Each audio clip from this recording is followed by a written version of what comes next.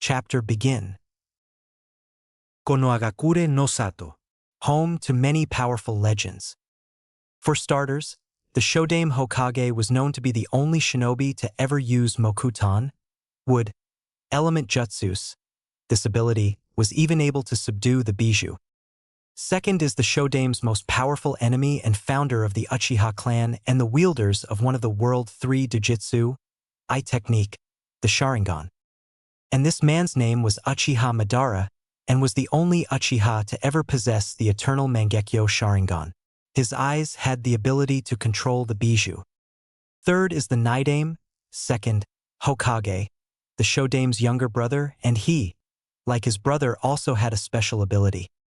He was able to hone his Suetun water element jutsus to the highest possible level. He was able to cast a Suetun jutsu with just the water molecules in the air, something no one has been able to do.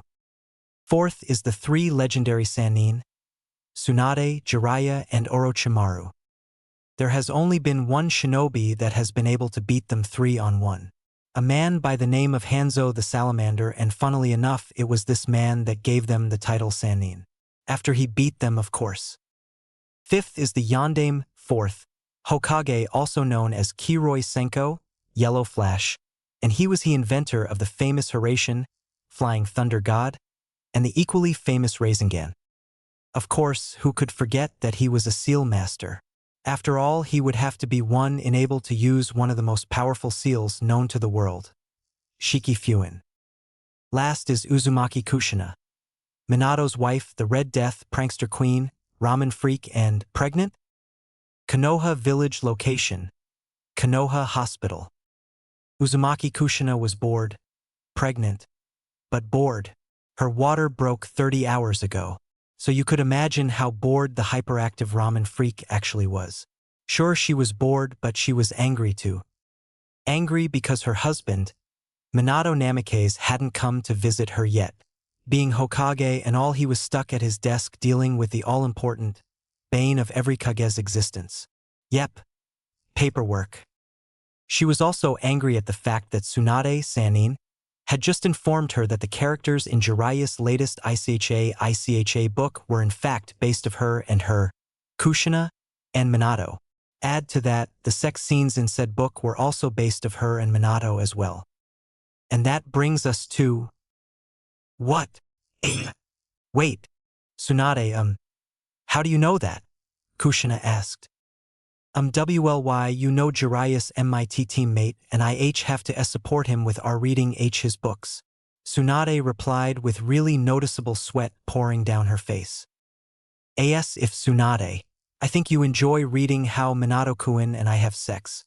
Now, even though I'm sure my pervert husband wouldn't mind the fact that you do, I have to tell you that I think it's really hot that you like reading about my hot sweaty body on top of Minato's, with my brie dash. Before she could continue, Jiraiya himself came through the window. What he saw, though, was something he didn't really expect coming from these two women. Silence.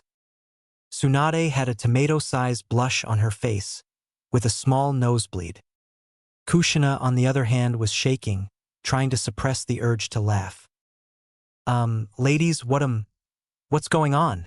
He asked them. At that question, Tsunade and Kushina both looked at each other for a moment. That was until Tsunade thought about what Kushina was going to say, and then she went flying backward with a massive shot of blood coming from her nose. And all Kushina could do was roar with laughter. Jiraiya just stood there shocked until he noticed that her right breast had popped out of her kimono. So, with a perverted giggle, he pulled out his research notepad and started writing down some notes, with a highly amused Kushina looking on. I wouldn't do that too, Tsunade. If I were you, Ero Sennin? Remember the hot springs? Minato asked as he too came through the window. Both Minato and Kushina couldn't help but giggle when Jiraiya had anime-style tears streaming down his face, muttering something about disrespectful brats, big-breasted teammates, and pregnant tomatoes. Now, even though she was pregnant, Kushina could still move pretty fast. That was proven by the fact that she punched Jiraiya straight out of the window both men came in from. With Jiraiya, unfortunately or fortunately for him, He landed in the women's side of the hot springs. Some men may consider that heaven. Those men always seem to forget the fact that the group of soaking wet, naked women might get extremely pissed off at the fact that a man was on the women's side. Such is the case for the well-known, self-proclaimed super pervert. Before he could even bring out his notebook, he could feel the killing intent, Ki, leaking off of the women. The poor man's girlish screams could be heard all over Konoha. Before he lost consciousness, his last thought was, who wouldn't want to be this close to a group of wet naked women? A heaven. Back at the hospital. While Minato and Kushina were chatting away discussing names for their soon-to-be newborn son, they heard Tsunade groan as she was coming to. "Welcome back, Haim," said Minato with perverted smile, as he saw Tsunade's breast was still out. However, the only thing Tsunade could do with her still perverted thoughts was to take one look at Kushina and blush, then take one look at Minato for a moment and then pass out with another nosebleed. Kushina just giggled perversely, although she did feel a little guilty with her friend's current predicament. Minato, well, he too let out a perverted giggle because he saw Tsunade's breast. He then took out his own notebook and started taking down notes. After all, how else could Jiraiya get information about their sex life? That lasted until he saw that Tsunade's other breast had popped out of her kimono when she had landed. The man couldn't help but fly backward with a nosebleed. Subsequently, though, he flew straight out the window and he too landed in the women's side of the hot springs. However, this time, when the women saw who it was, they glomped him and kept him in the water. With a big perverted grin, he winked at the now recovered and currently crying Sannin. The next day, Konoha Village location, Hokage's office. Hiruzen Sarutobi, the now retired Sandaime, 3rd Hokage, was in the office of the Yondaime, waiting for said person to arrive. He wasn't just sitting there. OHNO, he was reading the latest edition of ICHA Ica Paradise. Tomato. Because he was so absorbed in the book, he didn't even notice that the man he was waiting for jumped through the window, sat down, and pulled out his own copy. 30 minutes later, the Sandaime looked up from his book, and the only thing he could do was yelp in surprise when he saw Minato sitting in his chair reading. "What the hell?" he screamed. "How long have you been sitting there?" he asked, still trying to recover from the almost heart attack. About half an hour," Minato replied with a smile. "Cough. Anyway, how's Kushina-chan doing?" asked Hiruzen. "She's doing well, even though she's currently bored and suffering from the lack of Ichiraku's best," Minato said with an amused look. "That's good," said a chuckling Hiruzen, before he pulled out his pipe, filled it and lit it with an E-ranked Keton fire jutsu. With a serious, yet not so much look, he said, "Good work on gaining that peace treaty with Suna, Sand, Minato-kun." "Thanks, Gigi. But you know as well as I do it wasn't that hard to gain. They still haven't fully recovered from the war, so it's not they really had much choice in the matter." "Have you and Kushina worked out a name for your son yet?" the god of shinobi asked with a change of topic. "No, not yet."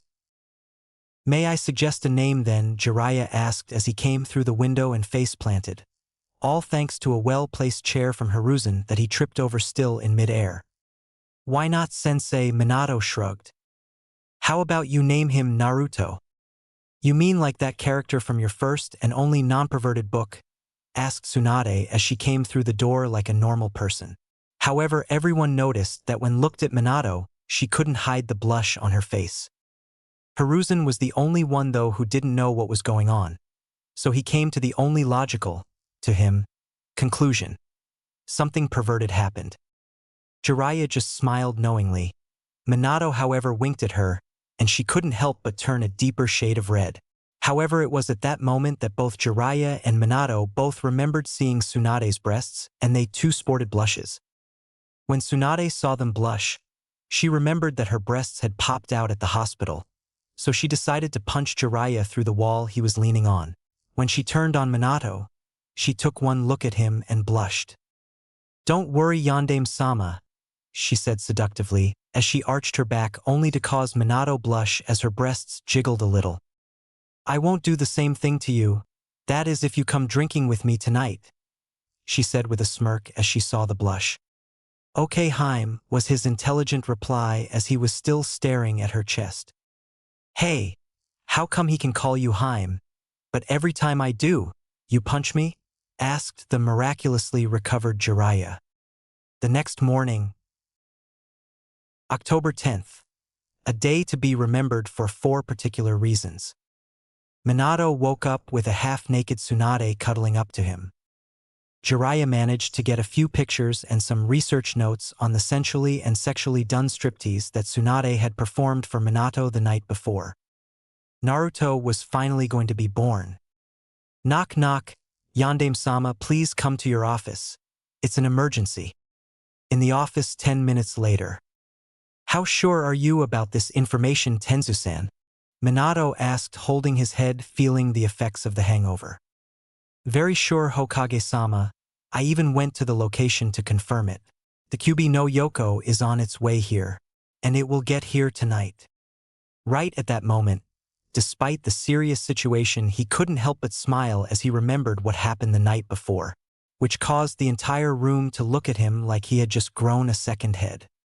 Meanwhile, Jiraiya just looked at him with a knowing smile and giggled, causing everyone to take a step away from the 2 men and think, what the fuck? Tell all civilians to evacuate through the cave, hidden behind the Hokage monument. With Kyūbi, the night before. I got bored today, hey HI, as if. What is this? She thought with a horror-struck expression on her face as she looked around her den and saw what was her worst nightmare. Her kits and her mate were all dead. That's when she saw a couple of dead snakes next to her mate. So, you finally show up, said a voice that belonged to a man. She whirled around and the first thing she saw was a pair of red eyes with 3 black circles that were connected by a black ring and 3 bars on the outside of the ring itself in between the circles. She tried to attack him but found that her body wasn't moving. I see you've discovered that you can't control your body. I'm afraid that that's my fault, the man said with a small chuckle. Who are you? Kyūbi growled. HN. The man said, I am Uchiha Madara and I control you now. It's all thanks to my eternal Manjikyu Sharingan. Now come with me, Fox. We have a village to destroy. Back in the village / October 10th. He's beautiful, Kushina-chan, Minato said. Yeah, he is. Too bad he got your looks instead of mine, said Kushina with a smile as she looked at Naruto. He's probably going to have your personality, but, he said with an amused look. Yandame-sama, the Kyūbi is here, panted an Anbu who just sunshined into the room. It's time for you both to go, Kushina said while she started crying. Minato kissed her on the forehead and said with tears of his own. I guess this is it, love. I'm going to miss you, Minakuin. Tell Hiruzen I'm going to be waiting here for him here, Kushina said. With that, Minato kissed her for the final time on the lips, walked toward the door. As he was walking out, he turned his head to the side and said, Goodbye. While he was walking down the corridor, he failed to notice a man who smelled strangely of snakes, wearing a black cloak with red clouds on it, walking toward the room. Konoha Village location, battlefield. Minato Namikaze. It's a pleasure to finally meet you, Madara said, his voice dripping with sarcasm. Madara Uchiha. And here I thought you were powerful, but here you are letting a demon do all the work, Minato replied. HN, was the only response Madara gave. Roar, I'm sorry human, he's controlling my body. There's nothing I can do, Kyūbi roared. He won't be for much longer then, Kyūbi-san, Minato told her. Ha ha ha, what are you planning to do, Namikaze? As if you could beat me, laughed Madara. I don't plan on beating you, Uchiha. I plan on beating the Kyūbi, responded Minato. How could you possibly defeat the Kyūbi? Many people have tried. Including me, it's impossible, asked Madara with a curious look. With this, Madara, Shiki Fun, cried Minato. Next second there was a blinding flash of light and before them stood Shinigami himself. Who summons me? Asked the death god. I did, answered Minato. You have invoked Shiki Fuin. So I assume you're willing to sacrifice your soul to seal the Kyūbi into that boy at your feet. That's right, Shinigami-sama.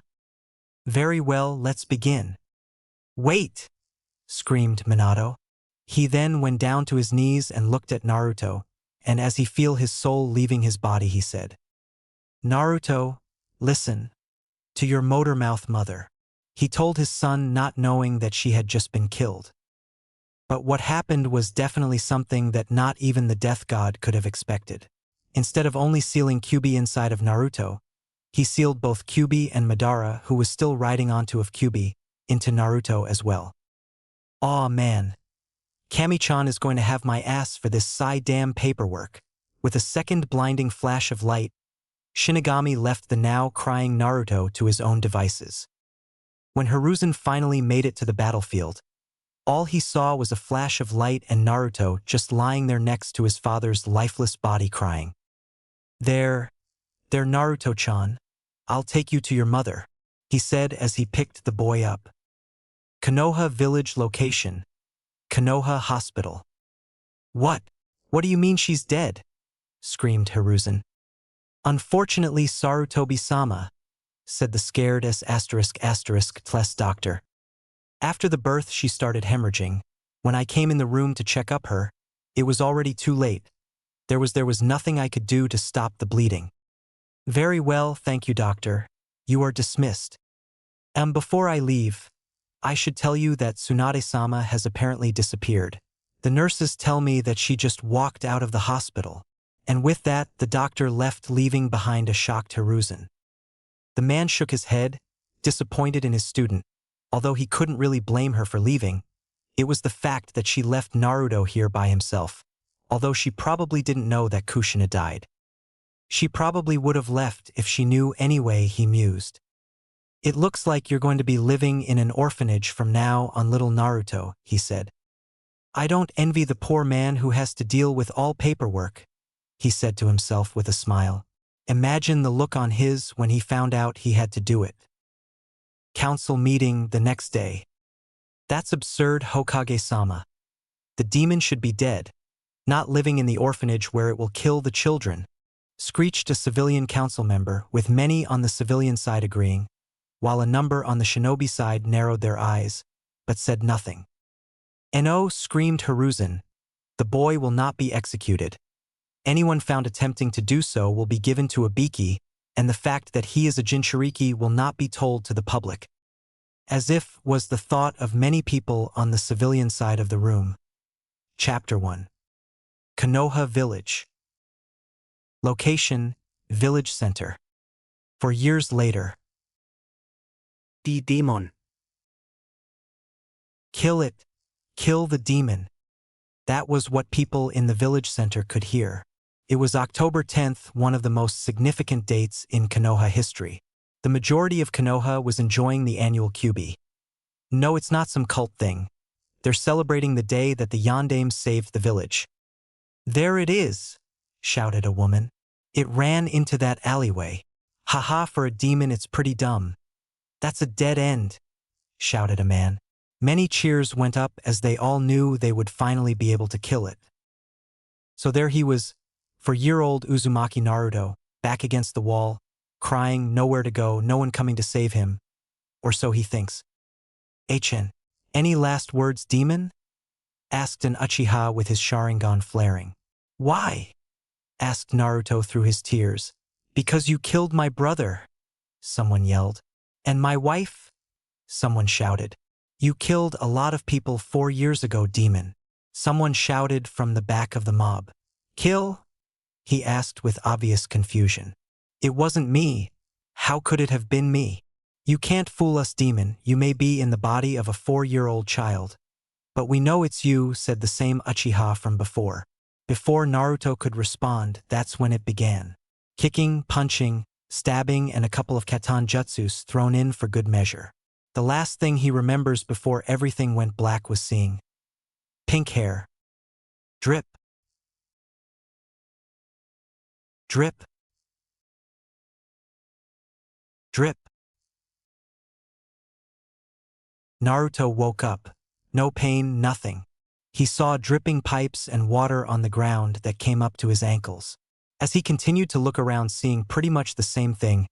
"Am I dead?" he asked no one. "You are not dead, little one," was the low grumbling answer he didn't expect. "Come to me," the voice said. "Follow my voice so you can find me." With that, he started walking down the corridor, turning corners as he saw more pipes.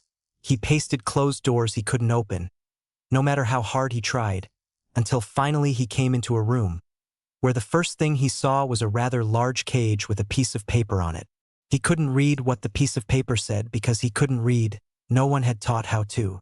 However, what he didn't expect was the large animal behind the cage staring at him with curiosity with a hint of sadness. "Hold on a second, Kit," it said. "I have to do something. Know that you're here, even though you weren't supposed to be here for a few more years." But anyway, a minute later there were two bright flashes of light, and two men appeared next to him. One had blonde hair, the other had black. What? Where am I?" the blonde man asked. "I could ask the same thing," said the other man.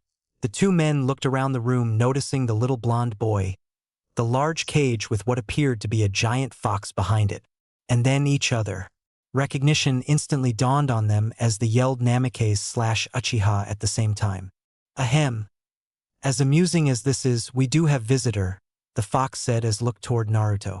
Both men looked at it with curiosity, and they looked at the little blonde kid, who suddenly found the water on the ground rather interesting. "Who's he?" both men asked. "Jinx," said the blonde one with an amused smile on his face. "HN," the other replied. "Who are you guys?" asked Naruto with a scared yet fascinated look on his face. "Oh," said the fox, a little embarrassed. "Not that anyone could tell. I am the great Kyūbi no Kitsune, the queen of all foxes and master of all 9 bijou." Blink. Blink. Blink. "You're a female?" both blondes asked, while the black-haired man just smirked. With a sweat drop, the animal known as Kyūbi said, "Of course I'm a female. How could you not notice that?" And then something interesting happened. Both blondes had the same sheepish smile on their faces as they both rubbed the back of their heads with their right hands. "Sorry/sorry," they both said. They then looked at each other and yelled, "Copycat/copycat. HN. I am Madara Uchiha," was what the black-haired one said. "HN," was Naruto's only reply. "And I'm Minato Namikaze, the Yondaime Hokage," the blonde man said with a smile. Wait, what, why Yondaime? But you're dead, aren't you?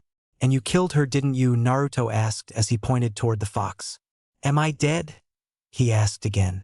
"No, you're not dead, Kit. Remember, I've told you that already," Kyūbi said. "Nor will you be if the three of us have anything to do about it." "What do you mean by that, Kyūbi?" "And who are little one?" Minato asked Naruto. "Heh. I'm Naruto Uzumaki, future ninja and future Hokage." "Believe it," Naruto replied with a goofy grin. Kyūbi chuckled as Madara raised an eyebrow, and Minato, well, he fainted. A minute later, when Minato finally recovered. "Uzumaki?" he screamed. "Yeah, so what, are you going to attack me too?" Naruto asked, looking depressed. "What? Why would anyone attack you, boy?" asked Madara, surprised by such a question. "Because I'm a demon," Naruto replied. "Kit, listen to me, you are not a demon. I am the demon. You are just a 4-year-old boy with a demon sealed inside your mind. Which is where we are now." Realization dawned on Minato as he said, "So the sealing worked then?" inquired Minato. "Yes, it did," replied Kyūbi. "If the sealing worked, then how come Minato and I are here?" asked Madara. "The sealing worked a little too well. The two of you somehow ended up sealed inside of him as well," Kyūbi said. "What sealing? What's going on?" asked Naruto, who had absolutely no idea what was going on. "When the Kyūbi attacked Konoha, the only way I was able to beat her was with a seal I had created. However, the seal would only work if I planted the seal on a newborn baby. However, I couldn't just ask any parent to sacrifice their own baby to a life of a sad life. So I had no choice but to seal the Kyūbi Insidio Myensin." He quickly spurted out. took a while for Naruto to understand what Minato had said, but when he did the only thing someone could do in that situation. He fainted. When he woke up, he saw the man known as his father looking at him with a sad look on his face. "I'm so sorry, my son. I wish I hadn't had to do it, but there was no other way." "What happened to my mother?" Naruto asked him. "I don't understand. Hiruzen was supposed to bring you back to where she was back at the hospital after I had done the sealing." "She's probably dead," said Madara. "What do you mean dead?" Minato asked as he glared at Madara. Before the sealing, I was the leader of a criminal organization known as Akatsuki. As you know, Minato, I was behind the attack. I had Orochimaru attack Kyūbi's den and then head to Konoha. When you came out to face me and Kyūbi like I knew you would, I ordered Orochimaru to kill your wife and son in case you succeeded in beating Kyūbi. What I didn't know is that you planned on sealing the fox inside of your son," he said. Naruto stood there stunned while Minato stood there gritting his teeth and clenching his fists. "Tousan!" Naruto screamed, surprising everyone, as he ran up and hugged Minato by the legs. When Minato got over the shock, he turned around and crouched down on his knees so he could look at Naruto in the eyes. "I'm sorry, my son. I didn't know that would happen." "It's okay, Dad," Naruto said with tears coming down his face. "I'm here now," Minato said. "Yes, that's good and all, but we do have a mob to deal with. Now I believe that you, Naruto, can actually use Madara's Sharingan to deal with them," Kyūbi said. "I suppose it's the only way. I mean, if he were to die, we would too, right? So go ahead and use it," Madara said. "Yeah, but when you've done that you need to run. You can't let anyone know you used the Sharingan," Minato said, still astounded by the fact that he forgot that there was a bigger issue at hand. "Getting out of there shouldn't be a problem. He just used my Sharingan's other ability, the time-space transportation jutsu. Being a 4-year-old, you can't go too far as this jutsu uses chakra, so you will have to go somewhere very close by. All you have to do is think of that place and you will transport yourself there," Madara said sagely.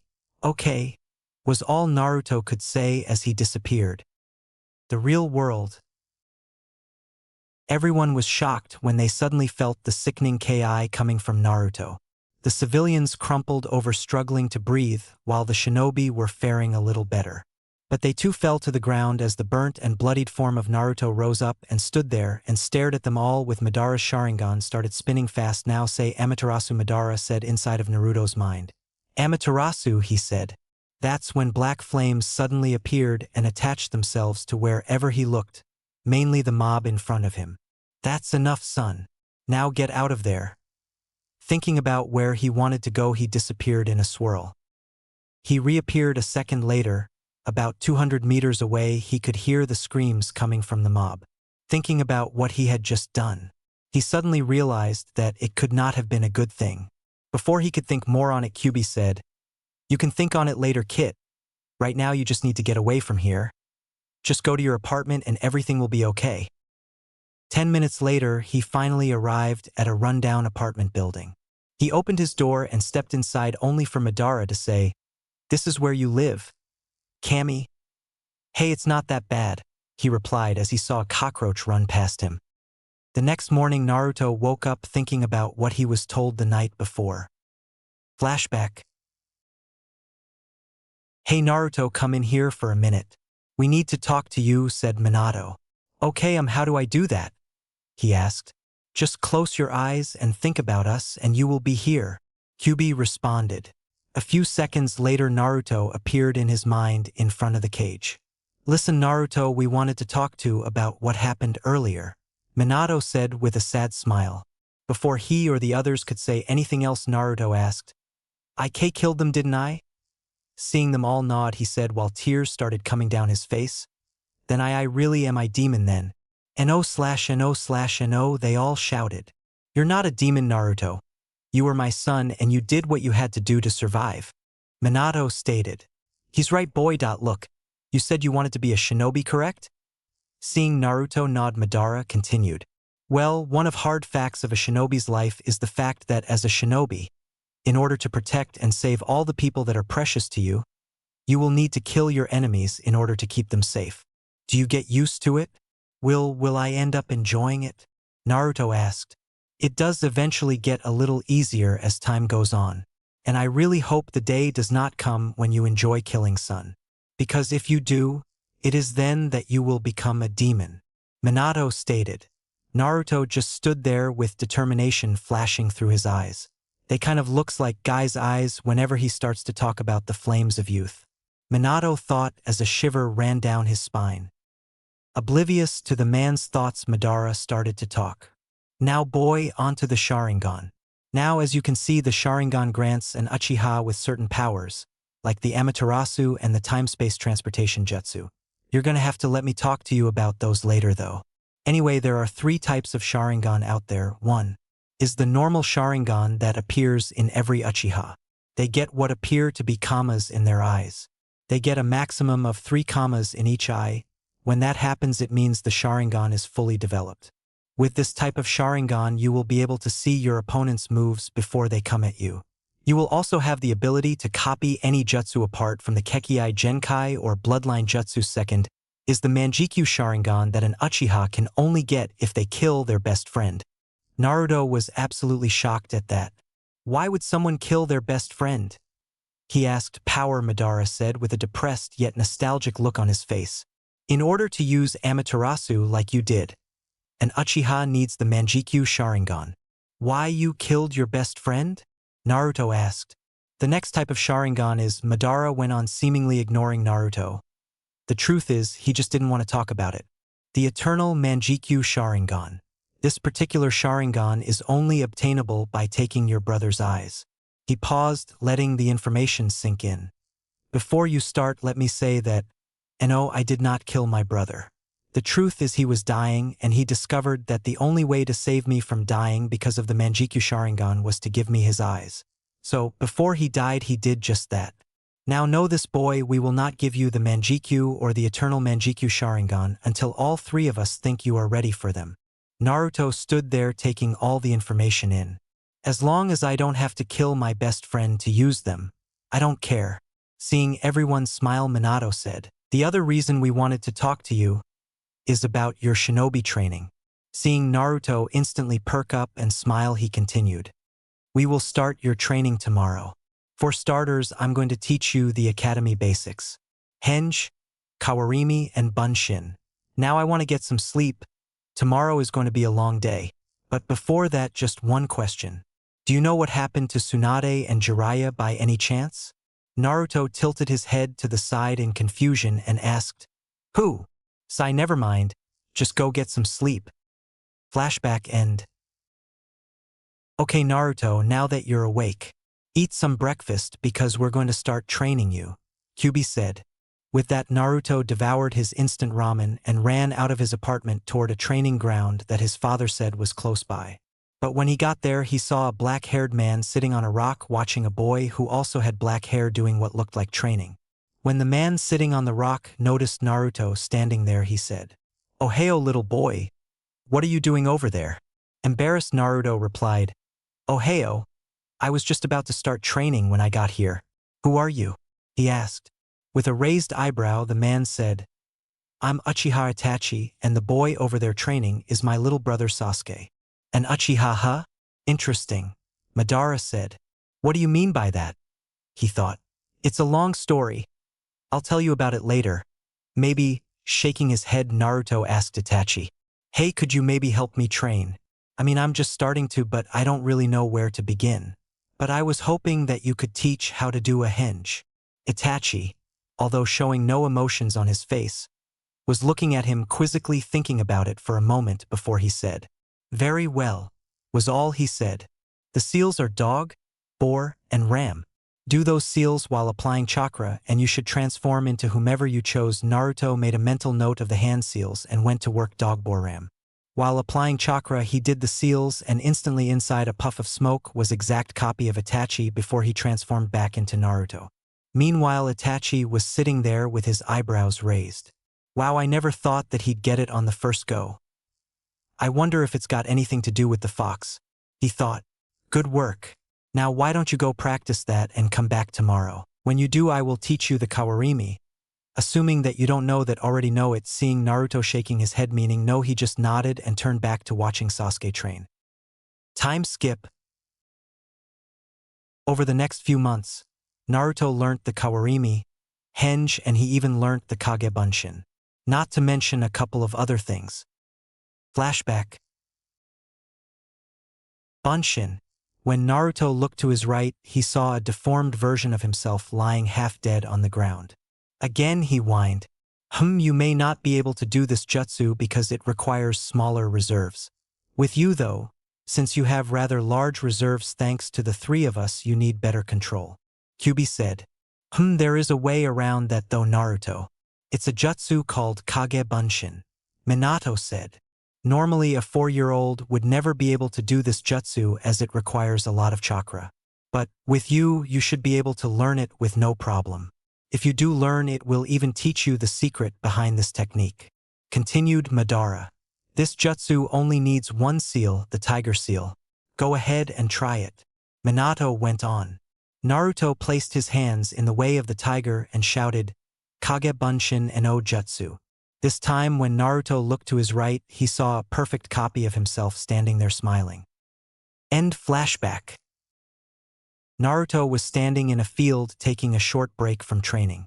But that doesn't mean there isn't at least 100 shadow clones still training. And all of them were trying to learn the final step of the Rasengan. Yatta, one clone yelled. I did it, well done son, his father said. Hee awesome, Naruto said. Someone's coming. Dispel your clones, Madara said. Hi was all Naruto said as he dispelled his clones. When he turned around he saw Itachi and Sasuke walking toward him. Hello Naruto-san, said Itachi. Hello Itachi-ni-san, Sasuke-kun. What are you two doing here? Naruto asked them. We're here to invite you to dinner, Sasuke said with a smile. Time skip. Later that night, Naruto arrived outside the Uchiha compound with the guards not letting him in. No demons allowed. One of the guards said. Before Naruto could respond, a man with blackened hair and brown eyes walked up to the group and asked, What's going on here? The demon is trying to get inside the compound, Fugaku-sama. We can deal with it, one of the guards said. That's quite all right, you two. In fact, I've been expecting him. You see, my sons invited him over for dinner, so let him in. Good old Fugaku. He's not a real Uchiha, is he? Asked Madara. No, he's not, but his wife Mikoto is. I was friends with the both of them. In fact, I was the one who introduced Fugaku to Mikoto. And I should mention that they both knew that Kushina was pregnant, so they should probably know who are. When they walked in the door, they could hear what sounded like a woman humming. When they walked toward the humming, it turned out to be a woman cooking in the kitchen. Naruto say, Hello, this is my wife Mikoto, Fugaku said. Hello, Uchiha-sama Urialiperty, he blurted out. I'm sorry dear, what was that? Mikoto asked. I said that you're really pretty, he said, suddenly finding the floor really interesting. Ha ha ha, I reckon you're going to be a ladies' man when you grow up, kid, laughed Fugaku. Later on during dinner. So Uzumaki-san, Itachi tells me that you've started training. What have you learnt so far? Asked Fugaku. Well, I've learnt Kawarimi, Henge, and Kage Bunshin so far, Naruto said with a huge smile on his face. Kage Bunshin? Asked Itachi, while he was thumping his chest trying to clear his airway as he nearly choked on his food. Hai, Naruto said. Are you sure you don't just mean Bunshin, dear? Mikoto asked. No, I can't do a normal Bunshin, so I learnt the Kage Bunshin instead. Kage Bunshin is a Jounin level jutsu. How do you know about your only 4? Asked Fugaku. Well, I saw a Jounin use it while he was training once and I thought it was cool. Naruto lit. Fugaku said. Can you use it properly? Hai Naruto riplit. And you don't faint from chakra exhaustion? Nope, Naruto said. It may have something to do with the Kyūbi, Mikoto thought. How many Kage Bunshins can you do, Naruto? She asked. About 100 of them, I think, he said. Yep, definitely, the Kyūbi, Mikoto thought. That's really interesting, Uzumaki-san. We will have to talk about something later, Fugaku said. Okay, was all Naruto said before stuffing his face with rice. Dad, Sasuke said, "Can I learn the Kage Bunshin Jutsu?" And oh, everyone shouted except for Naruto, who was still busy stuffing his face. "If you try and learn that now, it could kill you," Fugaku said. "You don't have enough chakra to learn it right now, Otuto, but you will when you're older," Itachi said. "Then how come Naruto can learn it now?" Sasuke asked, obviously curious as to why Naruto's not dead. Mikoto said, "That's because he's special, dear. The amount of chakra he has, well, comes from his clan, dear." "His clan?" Itachi asked. "Maybe it wasn't the Kyūbi like I thought it was," he thought. "The Uzumaki clan," Mikoto responded. "They were well known for incredibly high chakra levels." "Were?" Naruto asked. "I'm afraid so, dear. They were all, killed during the Third Shinobi War," she told him with a frown. Now Naruto knew that the part about them all dying was a lie, but he didn't know about them dying. "Sasuke, dear," said Mikoto, "if you're finished, go take a bath and brush your teeth." "Okay, Mum," Sasuke said as he stood up and walked up the stairs. "How long have you known about the Kyūbi Uzumaki?" Fugaku, "Damn," Minato said inside Naruto's mind. "A couple of months," said Naruto as he scratched the back of his while smiling. You sure are an interesting one, Uzumaki," Fugaku said. "So have you learnt anything else, Naruto?" Itachi asked. "Well, don't tell them anything, Naruto." "No, not yet. But I will." "Come on, Naruto, it's getting late, it's time for you to go home, dear. I'll escort you out," Mikoto said. 20 minutes later. Naruto's apartment. "Hey, Kyūbi-chan," Naruto said as he entered his mindscape. "What do you want, Kit? And it better be interesting or I'm going to sleep," she said. "Is there a way I can control all 9 of your tails?" Naruto asked. Kyūbi just stared at him. "I did not expect that," she thought. Minato was looking at Naruto with wide eyes while his jaw was touching the ground, and Madara was just smirking. "Why do you want to know that, Kit?" Kyūbi asked, definitely curious now. "Well, I remember Dad telling me that there are other Jinam Jinchuriki out there, and let's say I can't control any of your tails and we get attacked by any of them. I wouldn't stand a chance and we could die. And since you're the 9 tails, we can't let that happen, can we?" he said. "I guess we can't. It would be embarrassing if you lost to the others." "Very well, there is only one way you can control all my power. You have to beat me in a little competition," Kyūbi said. "Competition?" Naruto asked. "You're not telling me everything, are you?" "You're right, I'm not," she said. "Hey Madara, can I use the Manjikyu Sharingan for a minute?" Naruto asked him. Sure thing, kid, and you better win or we're all screwed," he said. "Okay," was all he could before the cage disappeared. Or more like, the bars of the cage transformed themselves into chains that wrapped themselves around both the Kyūbi and Naruto. "Ha ha ha ha, all you have to do to beat me is overpower me with your chakra. And remember, if you lose you die and I'm free. Get ready, Kit, because here we go." And immediately all Naruto could feel was intense anger and hatred and strangely, love and happiness. "Is it her or me that are having these feelings?" Naruto thought. That's when strange images started appearing in Naruto's mind. Kyūbi with a male fox and 3 baby foxes. Madara with Kyūbi. Kyūbi and Madara with Minato and Naruto with, well, that's me as a baby, but who is that lady? I know her from somewhere. That's when the lady looked down at baby Naruto and said, "Please forgive us someday, Naruchan. Just know I love you and I always will, my little maelstrom." Could it be Kasan?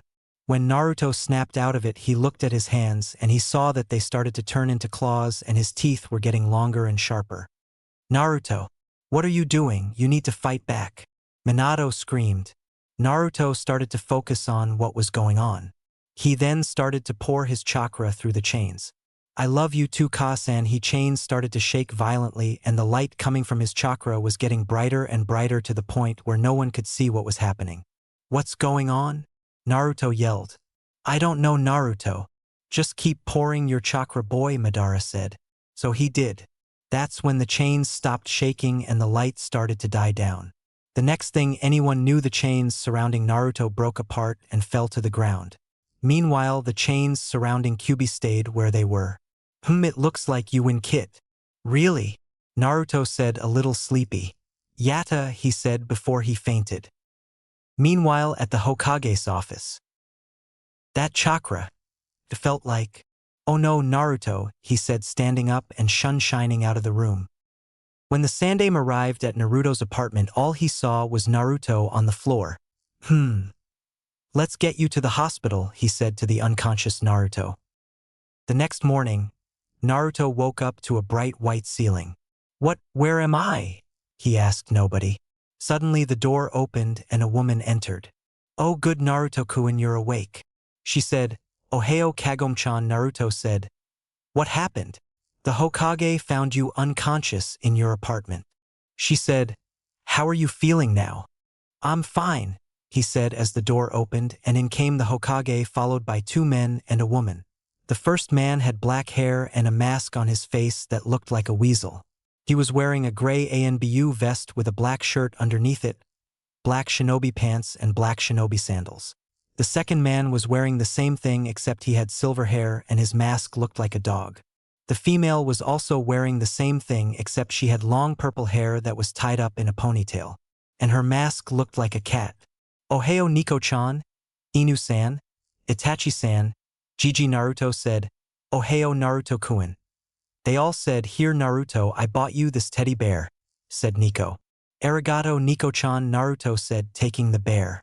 Naruto-kun, do you mind telling us what happened last night? Asked Hiruzen. Well, I can control all 9 tails of the Kyūbi, he said. Everyone stood there completely shocked. Not that you could tell considering 3 of them were wearing masks. What do you mean you can control all 9 tails? Inu said, that would mean you control the Kyūbi. Hi, Naruto said cheerfully. What happened last night, Naruto? Asked Hiruzen. So for the next couple of minutes Naruto explained to them what happened. I can't believe it, Itachi said. Incredible, Nico said. Are you going to tell the council, Hokage-sama? Asked Inu. I probably should. But it would be better if they didn't know. Hiruzen replied. I suppose it would. Hokage-sama, with your permission, I would like to train Naruto. You don't need to, Inu-san. Naruto said. And why is that, Naruto-kun? He asked. Because I've been training myself. Look, Naruto said. He placed his hands in the tiger seal position and said, Kage Bunshin no Jutsu. And with a puff of smoke, a second Naruto appeared. Wow, you're just full of surprises today, aren't you, Naruto-kun? Well done, said Nico-chan. Sorry to interrupt, but Naruto-kun can go home now. Kagome said. Alright then, thank you, Nurse-san. Naruto, why don't you come to my office so we can talk a bit more about this? Okay, Gigi. Naruto said. Goodbye, Itachi-san. Inu-san. He said, thanks for the bear, Nico-chan. He said to her as he went up and hugged her. We should get going, guys, Inu said. Gianni Naruto-kun, he said with a wave. With that, everyone shined out of the room. Come on then, Naruto-kun. A few minutes later in the Hokage's office, Naruto was explaining to Hiruzen all about his training and where he learnt Kage Bunshin, all the while leaving out Minato and Madara, of course. Yeah, I saw a shinobi practicing it, so I thought I'd try it. That's very interesting, Naruto, Hiruzen said with a smile. Now, how long have you known about the Kyūbi? He asked. Naruto was about to answer when there was a knock on the door. Come in, Hiruzen said. I'm sorry to interrupt, Hokage-sama, a woman said as she opened the door. But a woman called Mei Terumi is here to see you. Ah yes. Send her in, thank you. Stay here, Naruto, I want to keep talking to you. Haigg. Ah, Ms. Terumi, it's nice to meet you. Hiruzen said with a smile as a woman entered the room accompanied by 2 men. Likewise, Hokage-sama, she replied. When Naruto looked at the woman, he couldn't help but think she was, in his words, pretty. Her eyes were light green and she had long brown hair that went down to her ankles. She was wearing a dark blue dress that showed some her sizable bust. Underneath that she was wearing a mesh shirt. She was also wearing a dark blue skirt with mesh leggings underneath. On her feet she was wearing high-heeled sandals and she was wearing knee-high shin guards. So what can I do for today, Mei? Asked Hiruzen. Well, I'm sure you are aware of the civil war we are having right now in Kirigakure, Mei said. Yes, I'm well aware of it, actually, Hiruzen said with curiosity. Yes, well, we've come to ask you for your help. She replied. Have you now? Hiruzen asked. Forgive me, but the last I heard the Kekii Genkai side you're leading was losing this war. So why should Konoha help you? Because if you don't, that damn Jinchuriki Yagura will win, she said angrily. Jinchuriki Naruto thought. I'm sorry, Mei, but Konoha will not help you. Humph, very well, we will leave, Mei said as she turned around. I wish I could help you, Naruto said. Oh, and why is that little one? Mei said as she turned back around and faced Naruto. Well, just because this Yagura man is a Jinchuriki, that doesn't give him the right to try and kill those with Kekii Genkai, Naruto said with a smile. Mei couldn't help but smile at this. Do you really think that? Mei asked. Hi, I do. Mei smiled even wider as she asked, What's your name, kid? I'm Naruto Uzumaki, the next Hokage, he replied with a smile. You want to become Hokage, huh? She asked amused. HAI, and I'll be the best Hokage ever, believe it, he said.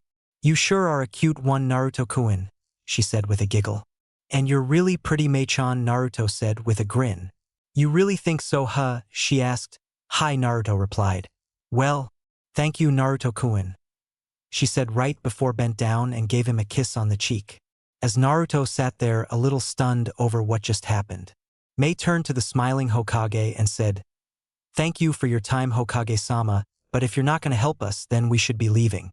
Hiruzen nodded and said, Very well, and for what it's worth, I hope your side wins. Thank you, we will try our best, Hokage-sama. She then turned to Naruto and said, Goodbye, Naruto-kun, as she gave him another kiss on the cheek. And with that, she and the two men accompanying her walked out of the office.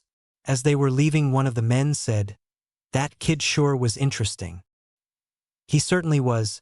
He was also a little too young to know about Kekii Genkai and Jinchuriki, she said.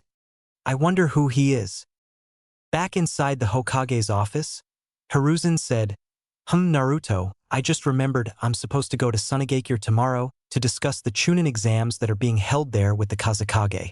Do you want to come with me? Hi, Gigi, I will come with you, Naruto replied. Excellent. Then I will ask Nico-chan and Inukuen to come with us. Hiruzen said, Really? Yada, Naruto shouted excitedly. So what do you think of Suna, little one? Asked the Kazekage. I like it, it's awesome, Naruto said. Haha, I'm glad to hear it, the Kazekage said just as the door to his office. Ohio Otosan, a boy Naruto's age, said as he came through the door. When Naruto looked at the boy, it looked that he had been crying. He had red hair and green eyes. He was wearing a long-sleeved green/gray turtleneck shirt and black pants and black sandals. Ohio Gaara, what are you doing here? The Kazekage asked. The villagers are throwing rocks at me again, Gaara said. I smell Shikaku all over this little one, Kyūbi said in Naruto's mind. Shikaku? Naruto asked her. The bijou, kit. The Ichibi no Shikaku to be exact. You see those dark rings around the boy's eyes? Those are signs of insomnia. Even though Shikaku is the weakest bijou, he's a bit, well, crazy. I bet every time that boy tries to sleep he has nightmares, so he stays awake at night. Were they? The Kazekage said as Naruto snapped back into reality. Yes, Gaara said before he started to cry. Why were they throwing rocks at you? Naruto asks. Because they think I am a DD demon. That's enough, Gaara, screamed the Kazekage. Don't talk about that right now in front of my guests. Sorry, Tusan, Gaara said. Interesting, I smell the Kyūbi on that kid. Ha ha ha ha, it looks like the mighty has fallen just like the rest of us. Musuko, be careful of the blonde one, he's dangerous. You should stay away from him, Shikaku said inside Gaara's mind. Kasan says I should stay away from you, Gaara says as he looks at Naruto. Kasan? Everyone except the Kazekage thought, thinking the same thing.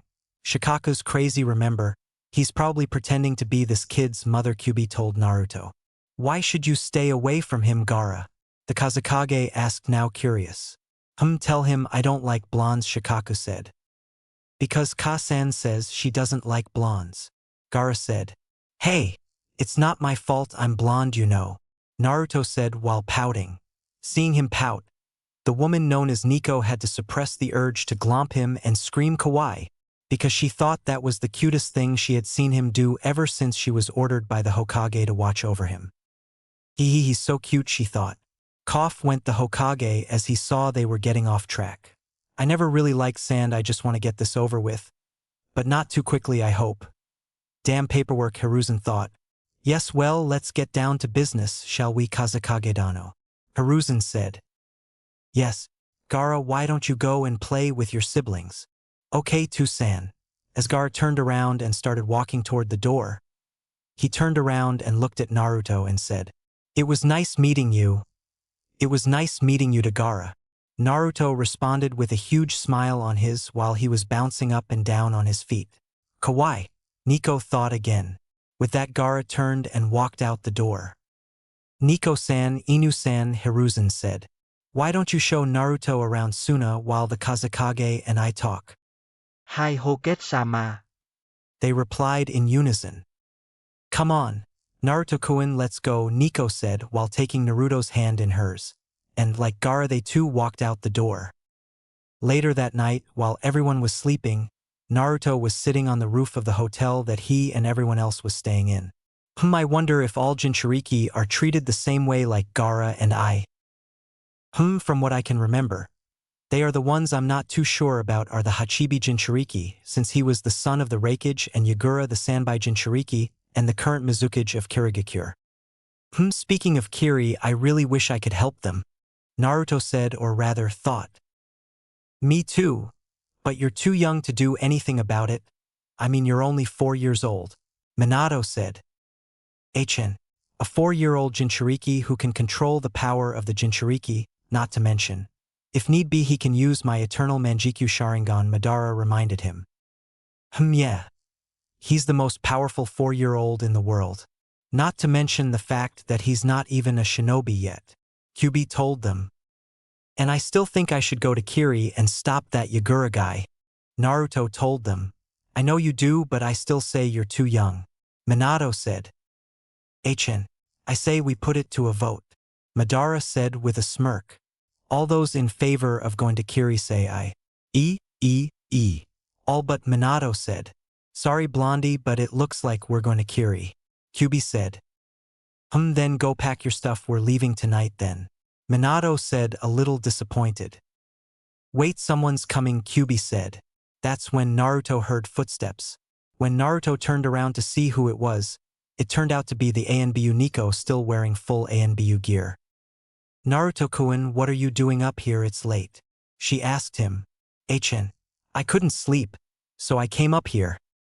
Okay. What's on your mind? Do you want to talk about it? Naruto thought for a second. Do you think she would come with us to Kiri? I don't know. It wouldn't hurt to find out though, Madara said. I'd definitely feel a lot better if she did, Minato said. I was thinking about that boy, Gaara from earlier, he said to Nico. You mean the Kazekage's son? She asked as Naruto nodded in response. What about him? Well, did you know that he's a Jinchuriki like me? He asked her.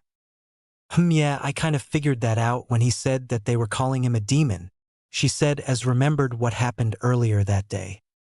Well, thinking of Gaara, he reminded me of another Jinchuriki called Yagura, he said. Wait, do you mean Yagura as in the current Mizukage? Nico asked, now curious. Naruto just nodded in response. Naruto, how do you know that he's a Jinchuriki? I was in the Hokage's office when the leader of the Kekkei Genkai side of the war came to see Gigi, and she told us. Oh, all right then, Nico said. This is why I'm going to Kiri, he continued. Wait, what do you mean you're going to Kiri? You can't do that, she said, completely shocked. I mean, I'm going to Kiri to stop Yagura, and I want you to come with me. What? Naruto, we can't just to go Kiri like that. We need permission from the Hokage, and besides you're too young. Madara. Naruto thought. Yeah, kid. What is it? Sharingan now, Naruto ordered, and Madara complied. Naruto looked down and closed his eyes as he said, If you're not coming with me, then I guess I'll just leave now then.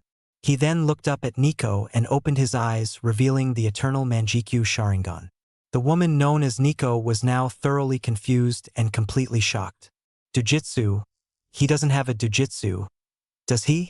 Were just some of the thoughts that were currently going through her head right now. Na Naruto W what? Was all she could get out. Goodbye, Nico-chan. I really wish you would come with me, but I'll be back, he said as started to disappear in a swirl of black. All Nico could do was stand as she started freaking out. What the hell is going on here? Sai, damn it. Naruto. I have to follow him. Hokage-sama will kill if I don't, she thought as she got out a scroll and brushed to write a note to the Hokage. With that done, she shunshined to where she hoped Naruto would still be. When Naruto appeared again, he was standing just outside the entrance to the village. Well, this should be fun, Minato said, still disappointed that Naruto was going alone. Yeah, Naruto thought as he started walking. Hey, you know you can train me along the way. I don't know, I've taught you mostly everything I know apart from Genjutsu, which I'm not very good at, Fuinjutsu, elemental manipulation, and the Hiraishin no Jutsu O and the Shunshin. I could teach him Genjutsu, and since he can use the Sharingan, I can teach him a couple of jutsus he will be able to use. Really? That's awesome. Hey Naruto. Wait up.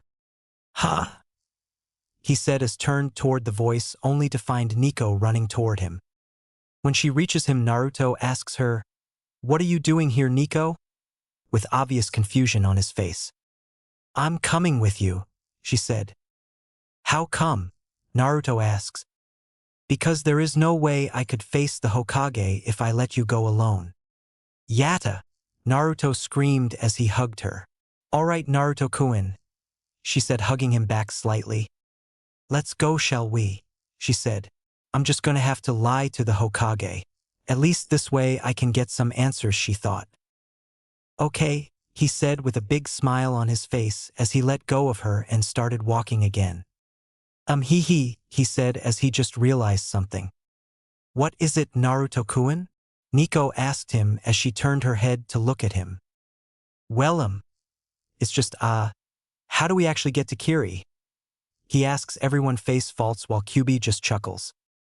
"You mean to tell me you were going to go to Kiri without even knowing the way?" she asks.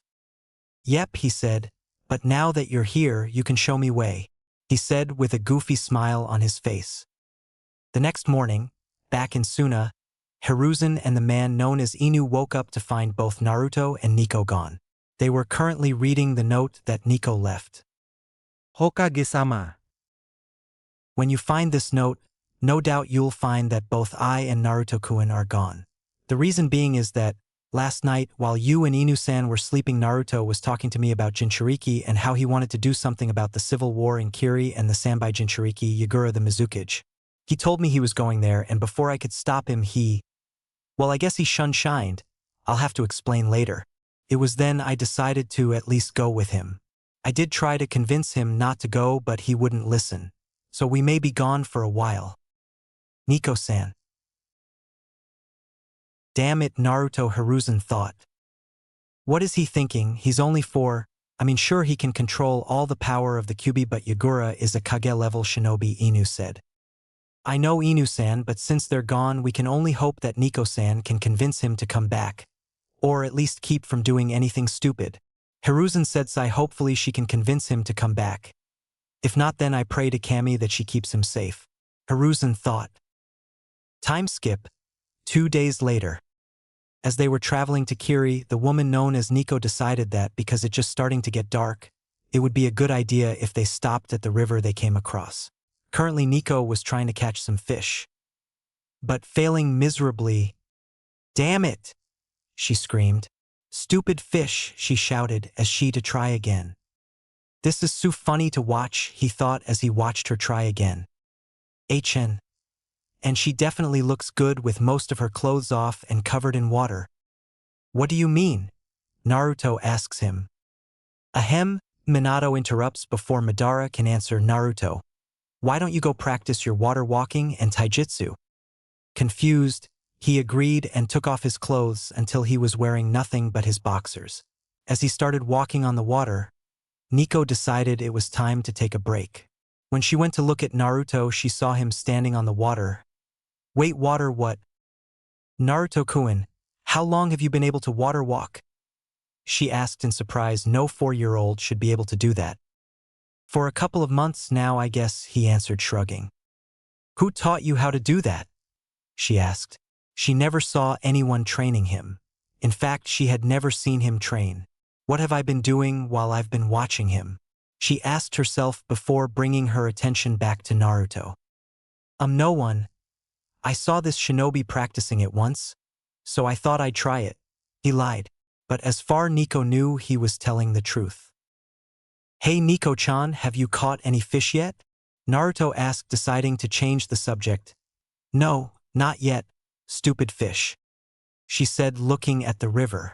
As she looked back at Naruto, she looked down and noticed that she could actually see his ribs. Oh my god. Even for a 4-year-old, no kid should look like that. He is definitely malnourished. He really needs to eat. She thought. Sigh breaks over, I guess. With that, she went back into the water. Later that night, after Nico had finally managed to catch some fish, they were waiting for them to be cooked, when Naruto finally decided to ask. Hey Nico-chan, can I ask you something? Ask away, Naruto-kun, she said as she turned to look at him. Well, I was just wondering. What's your real name? He asked. Well, I don't really think I can tell you that, she said. Oh, okay, he said, looking down, obviously a little upset that she wouldn't tell him. When Nico saw him get upset, she frowned. What the hell, I suppose I can tell him, she thought. Naruto-kun, my real name is Yugao Yuzuki, she said as Naruto looked up at her and smiled. But please remember that once we are in Kiri, and then when we are back in Konoha when I'm wearing my mask, that you call me Nico. Okay, Yugao-chan, I will remember, he said, still smiling. Thank you, Naruto-kun, she said as she smiled back. Oh, it looks like the fish is ready, she noticed as turned to check on them. She handed one to Naruto and they both started eating, falling into a comfortable silence. While they were eating, a question suddenly popped up in Naruto's head. Hey Yugao-chan, where do babies come from? He asked. Where did that come from? He wondered as he asked. What? Minato screamed as both Madara and Kyūbi both burst out laughing. Ha ha ha, that's too funny, ha ha ha. Meanwhile, Yugao was trying to recover from almost choking on her food. Cough cough, what cough, where did that come from, Naruto? She asked. The Kyūbi told me to ask, he lied. Ahem, well, you're too young to know. Sorry, Naruto-kun. Come on. Please. If you tell me, I'll tell you a couple of secrets that not even Gigi knows. Well, I would like to know about that Dojutsu I think he has. On the other hand, I really don't want to mentally scar the kid. But the answers I could get would probably be worth it. Okay, Naruto, but if I tell you, you have to answer the questions I've got for you, okay? She said. Hi. Naruto said. /N. I'm not going to explain how babies are made. If you don't know how they are made and you want to know, either go ask your parents or try Google. Several excruciating minutes later and one horrified Naruto. Yugao finally finished explaining how babies are made. Why did I even ask that? He asked. No one in particular. Ha ha ha, I don't know, but that was funny. Okay, Naruto, now that thankfully I'm done. It's time for you to answer my questions, she said. Ok, Naruto replied. Alright, firstly, what was it you did when you disappeared off the roof of the hotel? Should I just tell her everything? He asked. It's up to you. You did promise her you would, even though I wish you hadn't done. But if you do, make sure she promises not to tell anyone, okay? Okay, he replied. Before I tell you, can you promise me something? Depends on what it is I have to promise, she responded. You have to promise me that, with what I tell you, you can't tell anyone else. Seems reasonable, I guess. Must be something big if he doesn't want anyone to know, she figured. Okay, I promise not tell anyone. Arigato, Well, first off, what do you know about the Kyūbi attack? He asked. Not much. Just that it attacked, and to stop it the Yondaime sealed it inside of you. This could take a while, Naruto said. Okay, well, that part is true. But what you don't know is why the Kyūbi attacked Konoha in the first place. You see, the Kyūbi didn't actually want to attack. She was forced to. What do you mean by forced? She interrupted. She was being controlled by someone. Controlled by who? How is that possible? She interrupted again. She was being controlled by Madara Uchiha. And as to the how, he went on before she interrupted. Again. He used one of the powers of his eternal Manjikyu Sharingan. BBB, but that's not possible. The Shodaime killed him 80 years ago at the Valley of the End. Everyone knows that, she said. That's what Madara wanted you to think. You see, just after the Shodaime tried to kill him, Madara used his space/time jutsu and placed a dead corpse clone of himself in his place. So it only looked like the Shodaime killed him. He stopped for a few moments to let it all sink in, as Yugao was just sitting there too shocked to say anything. Anyways, back to the story. When the Yondaime went to face the Kyūbi, he discovered that Madara was behind it all as he was riding on top of the Kyūbi, and because, well, he told the Yondaime he was behind the attack. And when the Yondaime went to seal the Kyūbi inside of me, something went wrong. Wrong. You see, the Kyūbi isn't the only one sealed inside of me? What? Yugao screamed. Like I said, something went wrong. And both Madara and the Yondaime ended up being sealed inside me along with Kyūbi. Is this a joke, Naruto? Do you really expect me to believe all this? She asked, extremely skeptical. Madara, eyes please, he thought. Sure, kid. What I'm saying is the truth, Yugao-chan, and if you want proof, here it is, he said as Madara activated his Sharingan. Whoa. So wait, that's Madara's Sharingan. Naruto nodded in response. What can you do with it? Definitely curious. Well, there's the space/time jutsu. That's actually what I used on the roof of the hotel. I can use Amaterasu. Seeing the look on her face, he decided to explain. It causes black flames to appear on anything I'm looking at, and they cannot be put out by anything. And there's a few other jutsu that Madara wants to teach me, but I don't know what yet. So he's been training you then, she said, looking at him accusingly. Yeah, he said while rubbing the back of his head, looking sheepish. Kawaii Nico thought, do the best to restrain herself from glomping him. Well, they all have. That's how I learnt water walking and everything.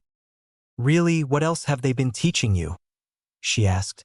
In response, Naruto raised his right palm facing up and poured chakra into it, causing a bright green sphere to appear in the palm of his hand.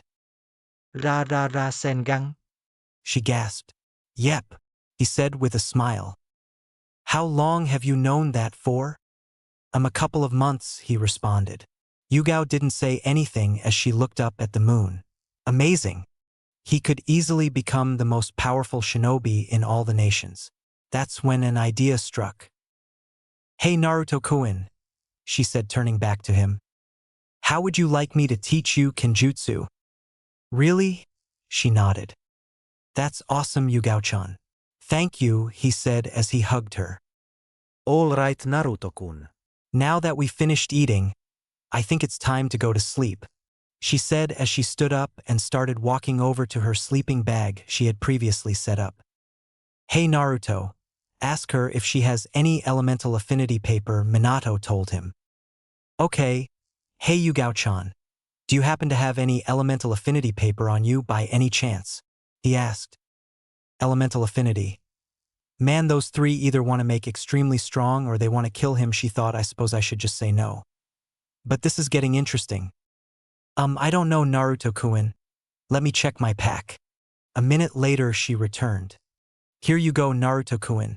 You're lucky, that's the only one I have on me right now, she said, handing the piece of paper to him. Just be careful, okay? Elemental affinity training is a high chunin/jounin level training. I don't even really think you should trying this out until you're older. Hi. Arigato, Yugao-chan. He said, thanking her. Okay, so now what do I do? He asked.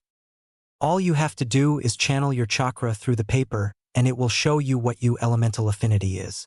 If the paper slices, that means you have a wind affinity like I did, he said with smile. If it burns, that means you have a fire affinity, which is common for shinobi in the Leaf Village. If it dampens, that means you have a water affinity. If it crumbles, then you have an earth affinity. And if it crinkles up, then that means you have a lightning element.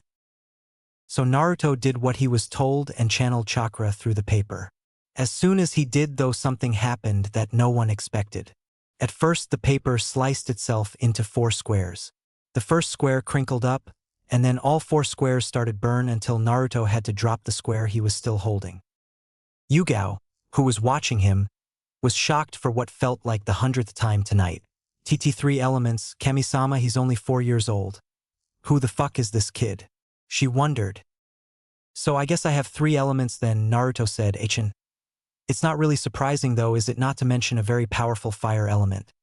Although that probably has something to do with both myself and Kyūbi being inside you. Your primary element though is wind. Since that the one that showed up first. So I think you should start your training with that. What do you think, Minato? Madara said in Naruto's mindscape as he turned toward Minato only to see that the man had fainted. Madara took one last look at Minato before shaking his head and shrugging. Eichin, I suppose we could start with fire, let's see how that goes. Chin, I suggest that when Yugao goes to sleep, I'll teach you some ajutsu then. Hey, what about me? I need to sleep sometime too, you know.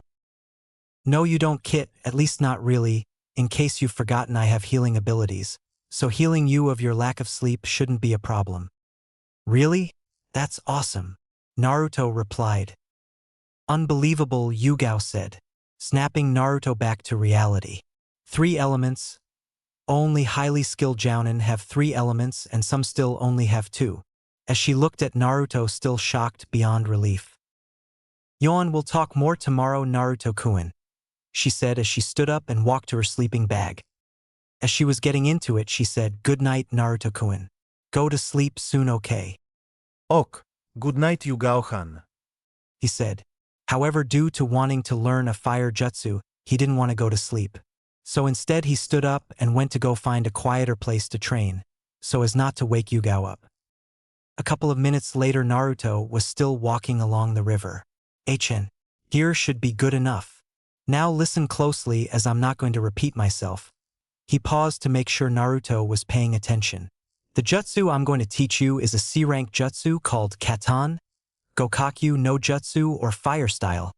Great Fireball Jutsu.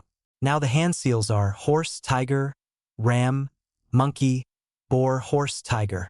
Now what I want you to do is fill your lungs with chakra. Do the hand seals and then place a ring around your mouth with your and index finger. You remember which one that is, don't you? He asked, only to receive a nod from Naruto. Good. So after you've made the ring around your mouth, that is when I want you to exhale. Okay, try it out now. YOSH. He then filled his lungs with chakra. Horse, tiger, ram, monkey, boar, horse, tiger, he thought as he did the hand signs. He made a ring around his mouth and shouted Katan, Gokakyu no Jutsu. Almost immediately, he saw a small ball fire come out his mouth before it turned into smoke and then disappeared. Eichin, that was pretty good, boy, at least you got some fire. I remember when I first tried it, I only got smoke and I was 8 years old at the time.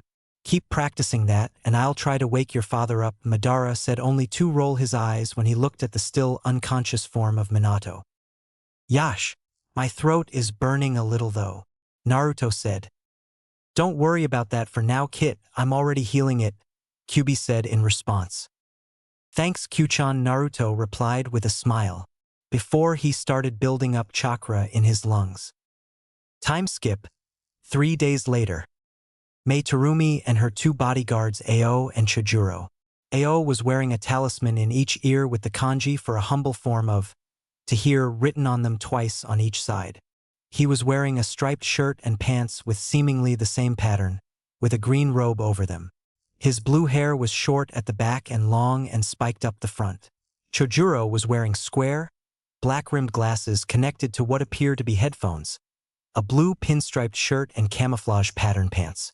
Also, instead of being on his head, his forehead protector on the front of his holster, which he uses to carry his double-handed sword Hiramakarei. The sword itself is wrapped in bandages, leaving only the double hilt visible.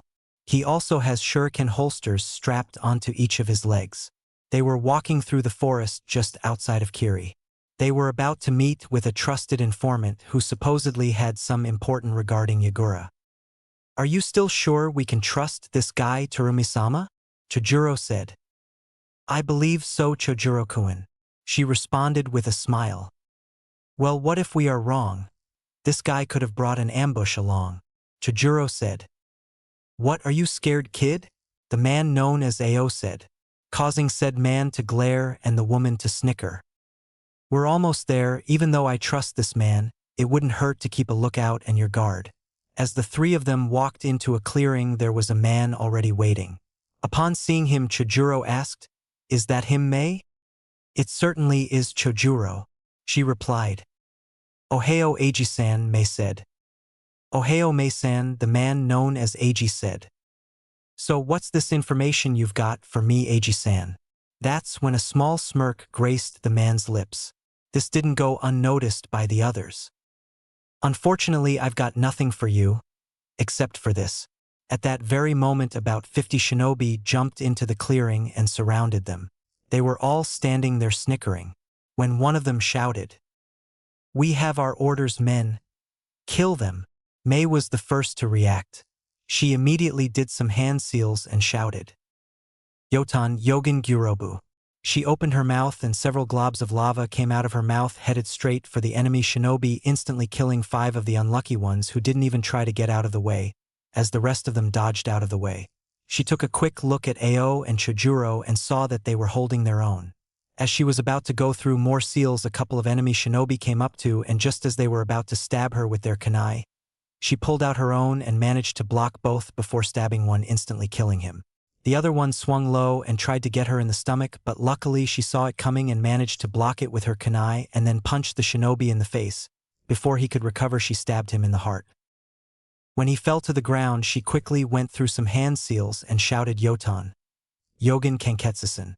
Instantly, as the name suggests, a geyser made from lava erupted from the ground and advanced into the ground, instantly killing about 10 shinobi. Meanwhile, Ao and Chojuro, although skilled, were struggling to keep so many shinobi from doing them any harm.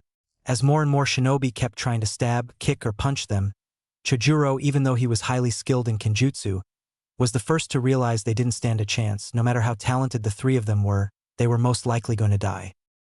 "Mei-sama, we need to get out of here now," was all he could say, as suddenly an ungodly amount of killing intent, ki, washed over the clearing. All the men started to shake and fall onto the hands and knees. Many couldn't take it as they passed out from the pressure. All the others that managed to stay conscious soon started having visions of them dying. What is this? This killing intent. It's so strong it couldn't possibly be human, could it? Mei thought as she tried to pull herself together. That's when she started to hear the screaming. When she looked up, she saw something she didn't think was possible. A little blonde kid with is that red chakra. She thought as she witnessed the kid punching one of the shinobi, who went flying backwards and ended up smashing his skull into a tree. He looks like a fox. That's when she noticed a purple-haired woman wearing a mask was quickly killing shinobi left and right. And who's that woman? Whoever she is, I'm thankful they're both here. When the ki died down, Mei noticed that the red chakra that was surrounding the little boy was receding back into his body. When Ao and Chojuro recovered, they quickly ran over to Mei and asked her if she was okay. She responded by saying, "I'm fine, Ao." Chojuro, while grabbing Chojuro's hand and pulling herself up. "That's good. What the hell was that?" Ao asked as he looked over at the blonde kid and the woman. "Whatever it was," she said, shaking head. "I'm sure we are about to find out." "Hey, are you three all right?" said the purple-haired women. "Hi. We are fine," Mei responded, still highly alert. "I wonder if they're friendly or are they a new foe?" "Who are you two?" Mei asked as she looked at the blonde kid. "He looks familiar. I wonder where I've seen him before," she mused. We are from Konoha," said the purple-haired women.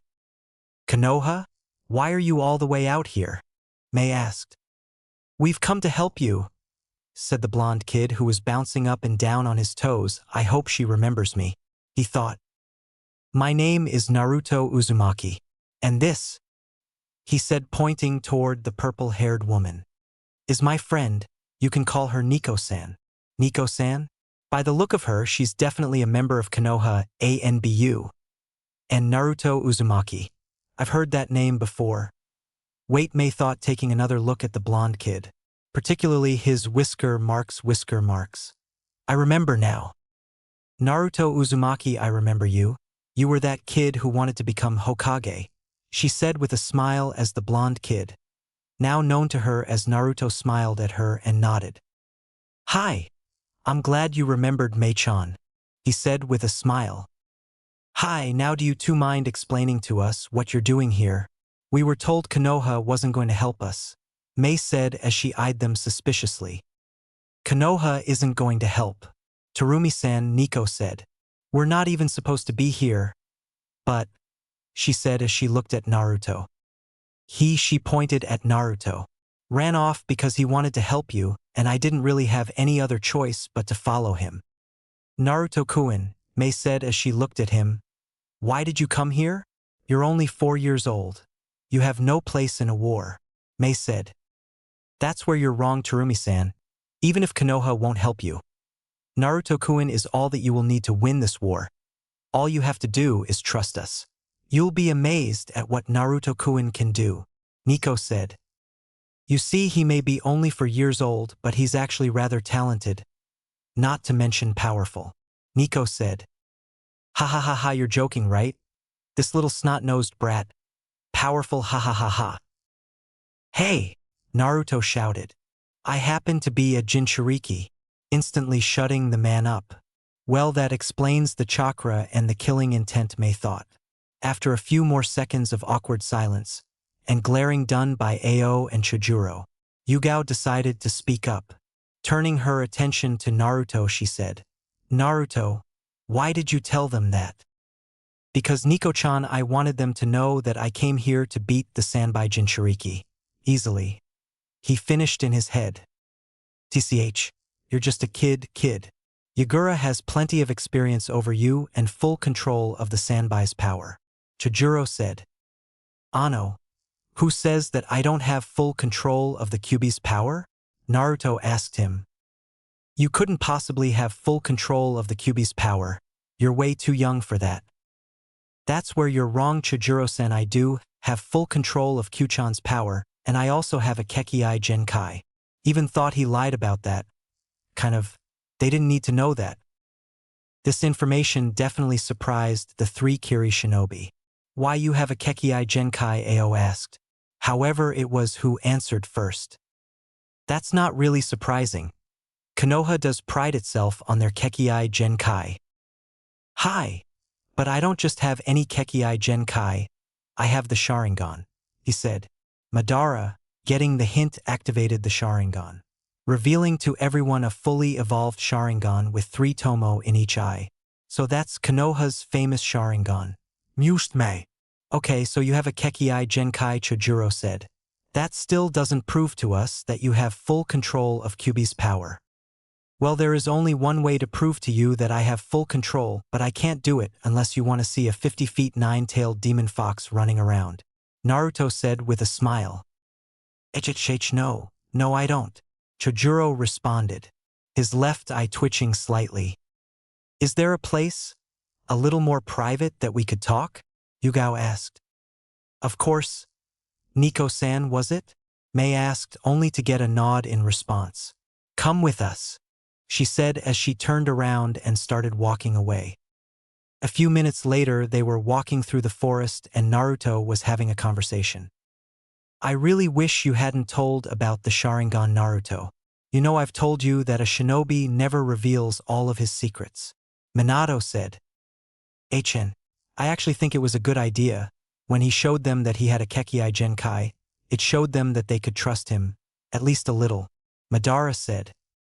Yeah, I guess you're right, but if Konoha ever found out, we'd be in trouble. And I'm still not sure if I trust Yugao enough not to tell anyone what she knows about us, Minato said. But what if I can get Mei-chan to promise not tell anyone too? Naruto asked. Give it a shot, Naruto, but it probably won't be easy. And remember, she may seem friendly, but you can never trust a shinobi, even if they are your friends, Naruto. Minato said with some degree on seriousness in his voice. Terumi-san, they heard a voice shout, Yugao instantly pulling her katana out and going on guard, when two jumped out of two of trees surrounding them. Ohio Goru-san, Ichiro-san. Did you meet the informant? The man named Ichiro asked. Yes, we did, but it seems he was working for Yagura since it turned out to be an ambush, Mei said. What? Screamed both of the men. Like I said, it was an ambush and we probably would have died if it weren't for these two, said pointing at Naruto and Yugao. They saved our lives, she finished. How did they do that? The man named Goru asked, eyeing Naruto. I don't know, Mei said, but I'll find out when we get back to headquarters. Oh, here we are, she said as she stopped walking when she saw what appeared to be a cave. This cave, Mei explained, is actually a tunnel that leads directly to the rebel headquarters, HQ. I will ask that you keep this a secret since no one on Yagura's side knows about this, she said, looking at Yugao and Naruto only to receive a nod from both of them. About 10 minutes later, they appeared in a building that had several people walking around, looking at papers. But most of them were training. This is our rebel HQ. Now, if you two don't mind, she said, looking at Yugao and Naruto. We can go to my office and talk privately. Okay, was all Yugao said as she was still looking around, taking it all in. Meanwhile, Naruto watching those who were training in Kenjutsu. That's what Kenjutsu looks like, Naruto. Watch their movements and their stances, because that's what you will learn one day, Minato said. Naruto gave him a mental nod and focused on their movements, before Yugao grabs his hand and says, Come on, Naruto-kun. This way, as she led him into an office and have him in one of the chairs. So, please explain everything from the beginning, Mei said with a smile. What do you want to know first? Naruto asked her. Let's start with you being a Jinchuriki, she said, smiling. Hi. Well, as I told you before, I'm the Kyūbi Jinchuriki, he said as she nodded. The Yondaime Hokage was the one who sealed it inside of me in order to save the village. He paused. Seeing her nod, he took that as a sign to continue. When I was 4, I was being attacked by some villagers when I met the Kyūbi. A few months later, in order to protect myself from the villagers, I asked Kyūbi-chan if there was a way for me to control all of power. She told me that there was only one way for me to do it, and I did it. He explained. Mei seemed deep in thought as replayed what she heard in her mind. Attacked by villagers. And he was 4. Disgusting. He seems to be telling the truth. And like he said earlier, if he were to prove to me that he could control the power of the Kyūbi, we'd see a 50-feet 9-tailed fox running around. Okay, Naruto, I believe that you're telling the truth. Naruto smiled in response and started to rub the back of head. Kawaii, both women thought. Naruto-chan, Mei said, do you mind telling me about the Sharingan? Knowing that people with Kekkei Genkai don't really like giving away information on it. Even if he is 4 years old. Mei-chan, Naruto said with a frown. I wish I could tell you everything, but all I'm going to tell you is that it's fully evolved. I thought as much, Mei thought. Okay, Naruto, but even if you have all these abilities, do you really think you stand a chance? I mean, Yagura may only be the Sanbai Jinchuriki, but he is the Mizukage. He has not only the power of the Sanbai, but all of the jutsu he knows as well. Mei said. I know, Mei-chan, Naruto said with a smile. I'm counting on it. I'll be able to use my Sharingan to help me out with that. And I know that I may not stand a very good chance against him, but I hope I won't be alone and you will be there with me. And the same goes for you, Nico-san. Of course I'll be there, Naruto-kun, Yugao said. Same goes for me. I wouldn't miss this for the world, Mei said. But before we get to that, have you been training? Mei asked. She really didn't want him to get involved, considering the fact that he's so young. but she could utilize the power of the little Jinchuriki and end the war, well, she will do whatever it takes to do so. Hi, I have been training for the last couple of months, and I have only just started my elemental training a couple of days ago, he said, sounding excited. Elemental training, huh? What elements do you have? Mei asked. I have 3, wind, fire, and lightning, Naruto said. 3? How is that possible? The majority of all jounins don't have 3 elements. For Kami's sake, you're only 4 years old, Mei said, a little exasperated. This kid is like some kind of chibi god or something.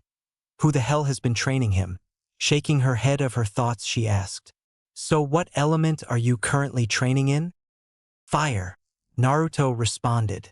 Since I've only started training in it about 3 days ago, I've only been able to learn the Keton, Gokakyu no Jutsu, he said, smiling. But Yugao was a little confused. I've never seen him train, she thought. Then it suddenly clicked. Unless, Naruto, Yugao asked. When we're training, I haven't seen you do it? Haha, well, you know how I was always awake before on our way here? He asked, only for Yugao to nod in response. Well, the thing is, I never actually slept. While you were sleeping, I was training. Just as I thought. Yugao thought. What else do you know, Naruto? Mei asked. Naruto considered the question for a moment. He had been told that he couldn't reveal everything about him. But to get Mei to trust him, he just had to show off his power, just like anything other kid would. As Mei was waiting patiently for him to answer, Naruto just raised him right palm, facing upwards, focused chakra into it. And a split second later, there was perfectly formed green sphere in his hand. This is called the Rasengan, Naruto said. It's an A-rank jutsu created by the Yondaime Hokage himself, a little pride evident in his voice. The Rasengan. Interesting. With all I know about him, being a Jinchuriki, having the Sharingan, and now having the very jutsu that the Kiroi Senko used to wipe out half of Iwa's army. If only he was a few years older. Shaking her head of those thoughts, she was about to ask another question. Knocking was heard coming from the door. Enter, Mei said. The door opened to reveal Ao. Sorry to interrupt, Terumi-san, but some of our scouts have returned with information you really need to hear, he said, with a sense urgency added to it. All right, she said as she stood. You too. Please come with us. Since you're going to be a part this war, you will need to hear this, Mei said. As they walked out of the office, they noticed that everyone had stopped what they were doing and were all standing there looking at the scouts. As Mei, Naruto, and Yugao walked past everyone, they all noticed that everyone was staring at Naruto and Yugao with curiosity and confusion evident on their faces. All right, everyone, before we hear what the scouts have to say, I would like to introduce you to Naruto Uzumaki, she said, pointing to Naruto. And one of Konohagakure's ANBU members, Nico-san, she said, pointing to Yugao. They are here to help us with the war. The entire room was silent for a few moments before a man decided to ask. What the hell? He's just a kid, how the fuck could he possibly help us? And suddenly, it was like damn broke. Every shouting random questions, accusing Konoha of being fucking bastards. And stuff like that. It all continued for at least a minute or so before Naruto unleashed his Ki that flooded the room, instantly causing everyone to freeze.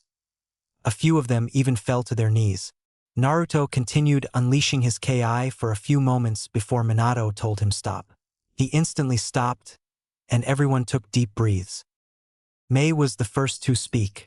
Thank you, Naruto-kun, she told him with a smile, before looking at everyone in the room. As you can all clearly see, she said, he is no ordinary child. He is in fact the Kyūbi Jinchuriki. She paused to that piece of information sink in as everyone paled at the news. And she went on, he also happens to have Konoha's famous Sharingan. When everyone heard that, they were a little relieved. They knew that because he had Kekkei Genkai, he was definitely on their side. Although some still had their doubts, seeing as he was a Jinchuriki because Yagura was one as well. One such person decided to voice her thoughts. How do we know we can trust him?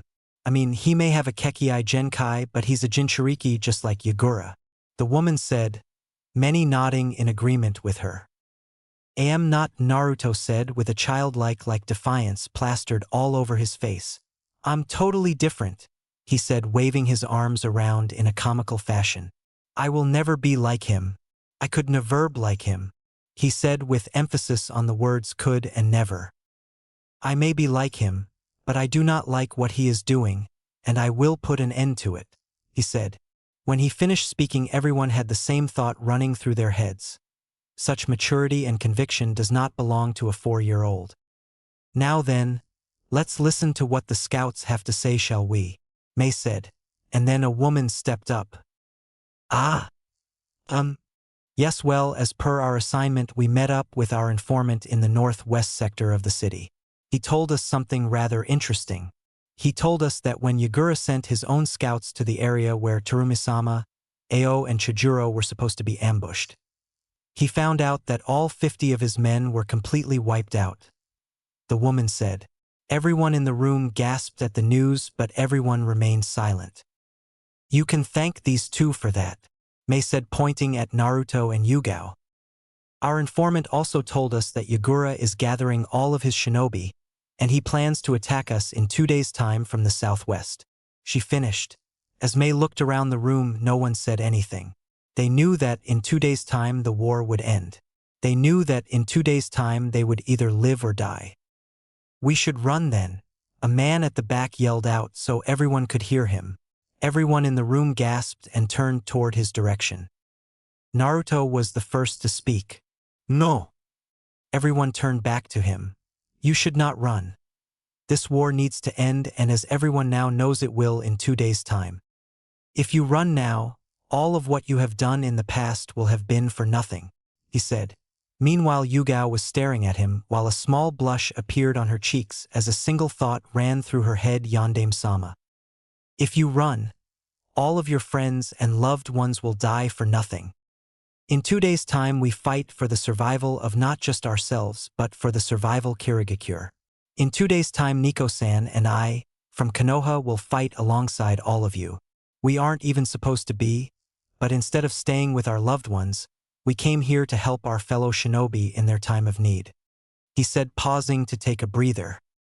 In 2 days' time I am willing to sacrifice my very short life and willingly fight alongside Mei-chan in order to bring an end to my fellow Jinchuriki's tyranny. In 2 days' time we will win this war. Believe it, he said, holding a V sign with his fingers and having a goofy smile on his face. For a few moments everyone stayed silent while they were all thinking the same. Is this kid seriously 4 years old? However, what no one knew was that Minato had been telling him what to say. Yes, that was a fine speech if I do say so myself, Minato said sheepishly. Yeah, it was. But the staring is starting to annoy me, Naruto told him. As everyone digested everything Naruto had said, they instantly started clapping and cheering. Mei, however, knelt down in front of Naruto and gave him a kiss on his left cheek. This made Naruto go bright red and scratch his cheek with his left index finger, and turn his away in pure embarrassment. This made Mei scream out "kawaii" before hugging him. Without realizing it, she had placed Naruto's head right between her D-cup breasts. And thanks to all of the perverted talkings and images of Kyūbi and Madara, that made Naruto's cheeks go from pink to dark red in an instant, before his world went black. When Naruto woke up a few minutes later, he found himself on a bed. He blinked for a few moments before he remembered why he was there, the heavy blush suddenly returning. I'll be remembering that for a long time, he said to no one in particular, only to get a response. Hi, I think you will. Naruto jumped as he looked to see Yugao sitting in a chair looking at him through her mask. The two of you made a lot of men jealous with what she did in there, including me. And oh, bad Yugao hentai. Bad. Shaking her head of those thoughts, she went on. That was a rather impressive speech you made, Naruto-kun. You actually reminded me of the yandame saying some of the things you did. Really? He said, rubbing the back of his head and smiling sheepishly. Yeah, I guess I did. I mean, my father was the one who was telling me what to say. Immediately realizing what he said, he put his hand over his mouth, as if to stop himself from saying anything else. Damn it, he thought, as all three of them in his mind could only nod in agreement. Why, your father? What do you mean your father? Yugao said, still trying to process the information Naruto let slip. Why am I so surprised? They do look the same. Realizing he had no other choice, Naruto said, Hi Yugao-chan. My full name is Naruto Uzumaki Namikaze. Although if you add the fact that I can use the Sharingan, I'd be Uzumaki Namikaze Uchiha. Hi, but technically you're not an Uchiha, so it's just Uzumaki Namikaze, Yugao said. Well, we'll talk about your father later. Right now Mei wants to talk to you. Come on, Naruto-chan, she said, standing up. Naruto blinked for a few moments before realization dawned on his face. She just called me Naruto-chan, he thought, instantly pouting at Yugao. Yugao-chan. He whined as he too stood up. Yugao just laughed as they walked out of the room. A minute later they walked inside of Mei's office, Yugao entering first. Ohio Nico-san, is Naruto-kun awake yet? Mei said as she saw Yugao walk in. Hi, here he is, Yugao said, pointing to Naruto as he walked in. Ohio Naruto-kun, she said with a smile. When Naruto was about to respond, he took one look at her before he remembered what happened and blushed before stuttering, Ohio Mei-chan, causing said woman giggle at his reaction. Now, Mei said, turning serious. When she saw she had them at attention tomorrow. We will be heading out to the southwest sector of the village to meet Yagura and his forces. The two of you will be coming with me to meet Yagura, considering you want to fight him as well, Naruto-kun. We leave tomorrow morning. Seeing them nod, she turned to Naruto and spoke. So Naruto-kun, did you like what happened to you earlier? Only for Naruto's face to turn red like a tomato, and Yugao to face fault. Of course I did, Mei-chan. I mean, after all, you are drop-dead gorgeous, he said while inwardly thinking thanks for that one Madara, only to receive a HN and a mental thumbs up. Now it was Mei's turn to turn beet red. If only he was older, she thought, fighting down her blush. Changing the subject, she said, Now I believe that. Until tomorrow morning we should all do some training. Seeing them both nod, she said, Naruto-kun, I want you to train with me, so that at the very least we can come up with a plan to take out Yagura. I'm sorry, Mei-chan, but I don't really want you getting involved with my fight against Yagura. What? You can't be serious, Naruto, Mei shouted. Why the hell not? She asked. And there better be a good reason. It's simple, really, Mei-chan. I think it would be easier to fight with the power of Kyūbi from the start, he said. Even if he is the Mizukage, he can't be as powerful as the Sanbai, so if I use 4 or 5 tails of the Kyūbi, it should be over pretty quickly. And besides, I don't want you or Nico-chan getting hurt when I use my demonic powers, he finished. Both women couldn't help but smile at that. Naruto-kun, we are trained shinobi, we can take care of ourselves, you know? Trained or not, I don't think the two of you should get in the middle of a demonic fight, Naruto said with conviction.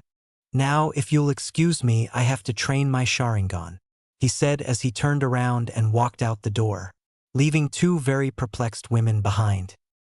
As Naruto made his way back to his room, Madara decided to speak up. All right, boy, since you wanted me to teach you about the Sharingan, let's start with what my Sharingan can actually do. Now, as you know, there are a few things that my Eternal Manjikyu Sharingan EMS is capable of doing.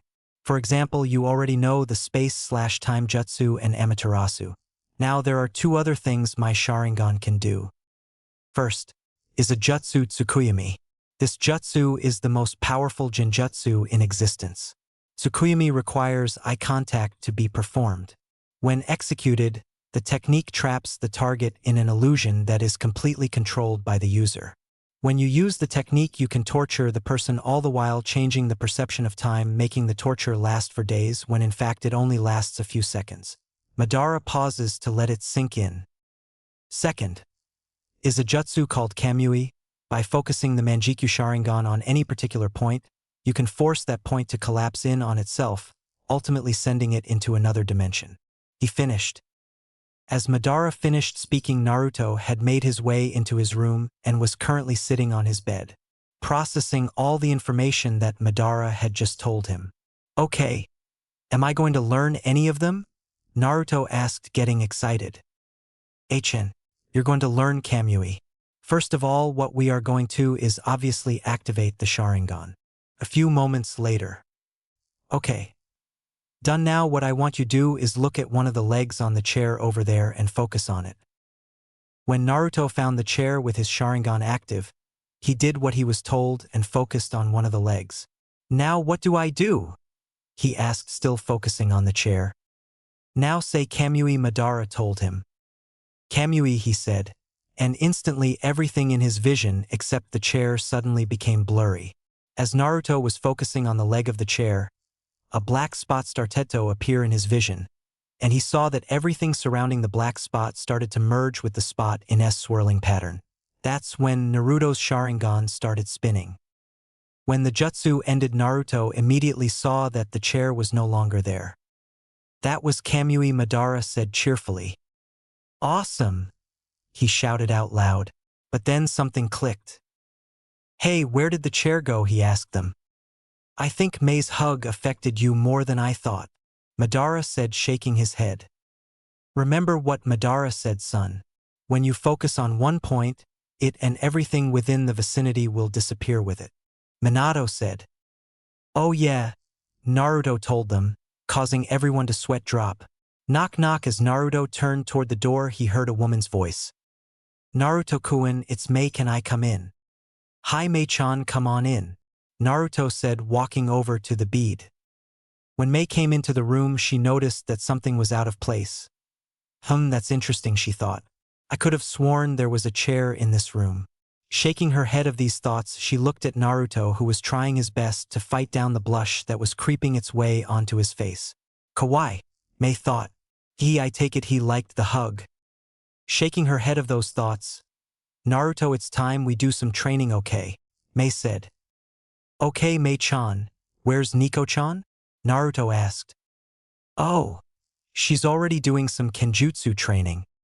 Now, Mei said as she walked over to the bed Naruto was sitting on and sat down beside.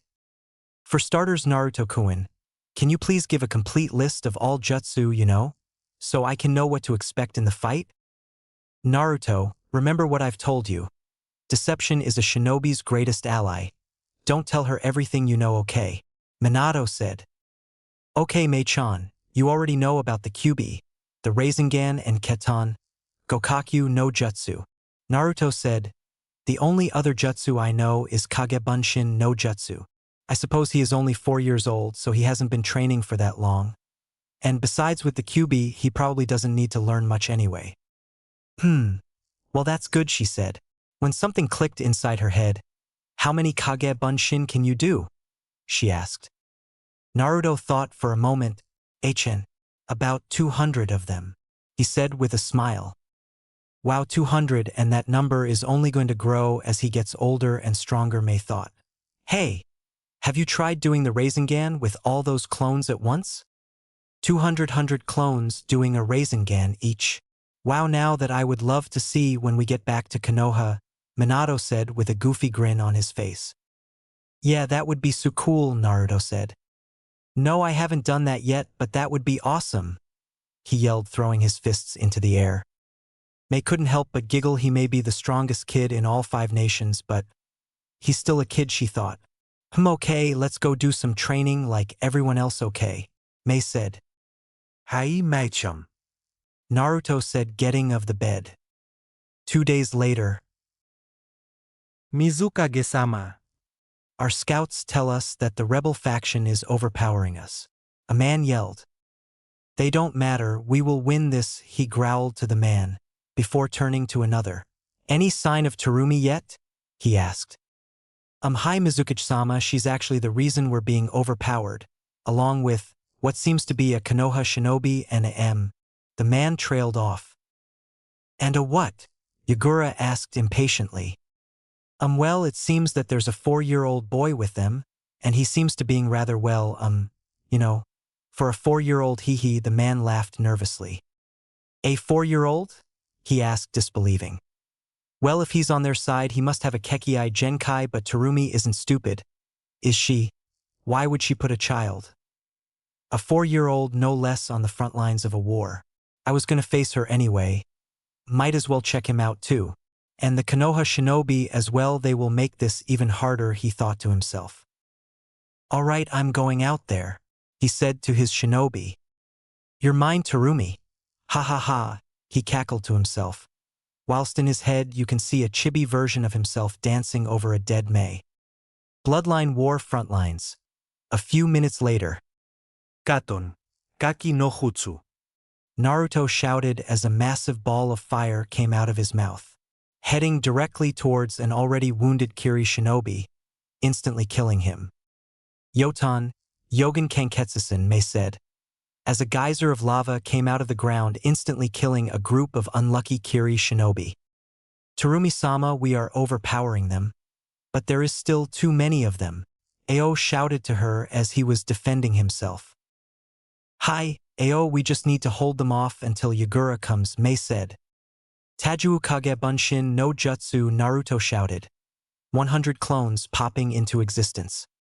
YOSH, guys, let's try this, Naruto told his clones. YOSH, was the general response, before they all held up their right palms and activated the Rasengan. Everyone in the vicinity, except for Mei, was a little perplexed by the fact that a 4-year-old just summoned 100 clones of himself. But when they saw each and every one of them had a glowing green ball in their hands, well, most of them started to freak out, while the other more battle-experienced ones were just curious. YOSH, IKKU, Naruto yelled as he started running toward the surprised Kiri-nin, his clones close behind. Rasengan, he yelled as he hit a number of shinobi in the leg, completely destroying them.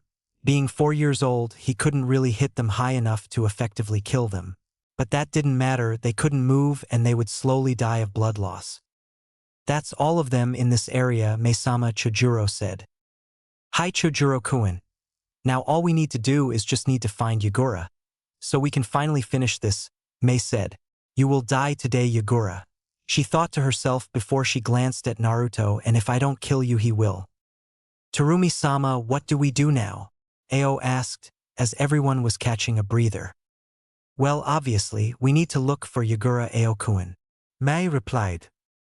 That won't be necessary, Terumi-san, a voice was heard.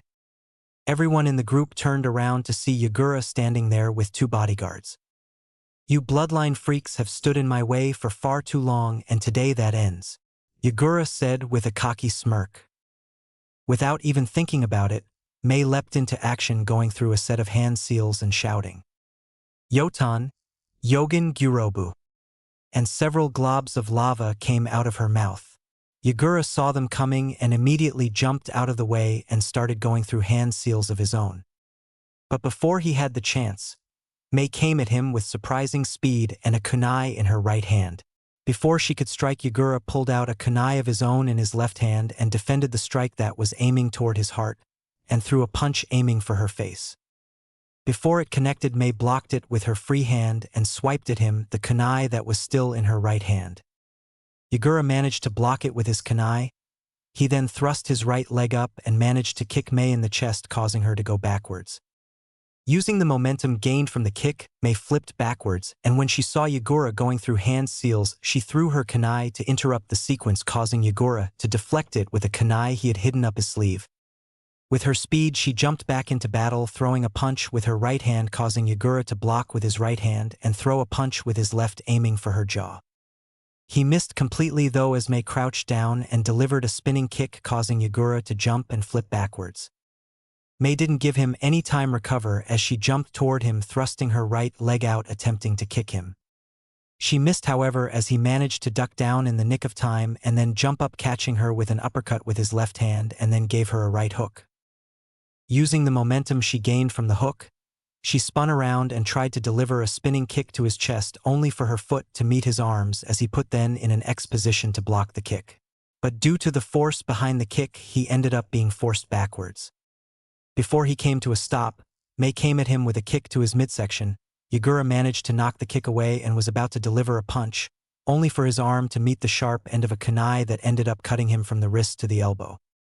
After the cut, Mei gave him a punch the nose, instantly breaking it, causing Yagura to stumble backwards. With his watery eyes and slightly blurred vision, He couldn't react in time to May capitalizing on his current state and giving him a hard punch to the jaw. Yagura fell to the ground, spitting out blood and a couple of teeth. Damn it, how is she beating me? He thought to himself, starting to think about a way he could beat her.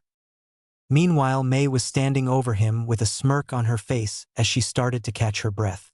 I can't believe this. I'm actually beating him. At taijutsu at least, and luckily there's no water around so he can't use ninjutsu. So until he uses IT, I'm fine. She thought to herself with a smile. The smile faltered, however, as Ki washed over her and she saw Yagura start to transform. Well, shit. Oh shit, May thought. And Naruto, you up? May told him, a little shaken up. Okay, Naruto said as he started to freak out. It's alright, son, you can do this. Just activate Kyūbi's chakra and you will be fine, Minato said. 4 tails should be enough to beat this fool, Kit. Kyūbi said, doing its best to encourage him. Go boy. Show him your power. Madara said. A sense of impending doom came over the now demonic Yagura as Naruto activated Kyūbi's chakra. Damn it! Sanbai screamed to Yagura. I can't believe I actually forgot that. What the hell, Sanbai? He's a Jinchuriki, isn't he? Yagura said, only to receive a mental nod from Sanbai. Which one does he hold? Yagura asked, not liking the odds. Kyūbi was the response he got. Nanny! Yagura screamed. And you forgot to mention this, why? You started fighting that Terumi woman. Sanbai answered sheepishly. Well, what the hell do I do now? Yagura growled out. Look, Yagura. The chances are that, since he's so young, the boy is only able to use one tail like he is now, Sanbai explained. Yagura was slightly happy about that statement. He could definitely handle one tail. That happiness, however, turned to fear as he, along with everyone else, saw the blonde disappear behind a dome of dark red chakra. What everyone saw next shook them to their very core. In the sky was an image of the Kyūbi's face, its blood red, slitted eyes looking down at them with pure malice. After a few moments, the fox head shot back down, creating a crater on impact to the ground. When the dome of chakra dissipated, what everyone saw made their skin crawl. Sitting in the crater was a miniature Kyūbi with 4 tails violently thrashing through the air. Ha ha ha, that's it, Kit. Show that 3-tailed fool who's in charge now. This feels really weird, Naruto said. You'll get used to it, Kit, Kyūbi told him. If you say so, but what do I do now? Well, right now, even though you don't need to use them, you have a serious amount of speed and power.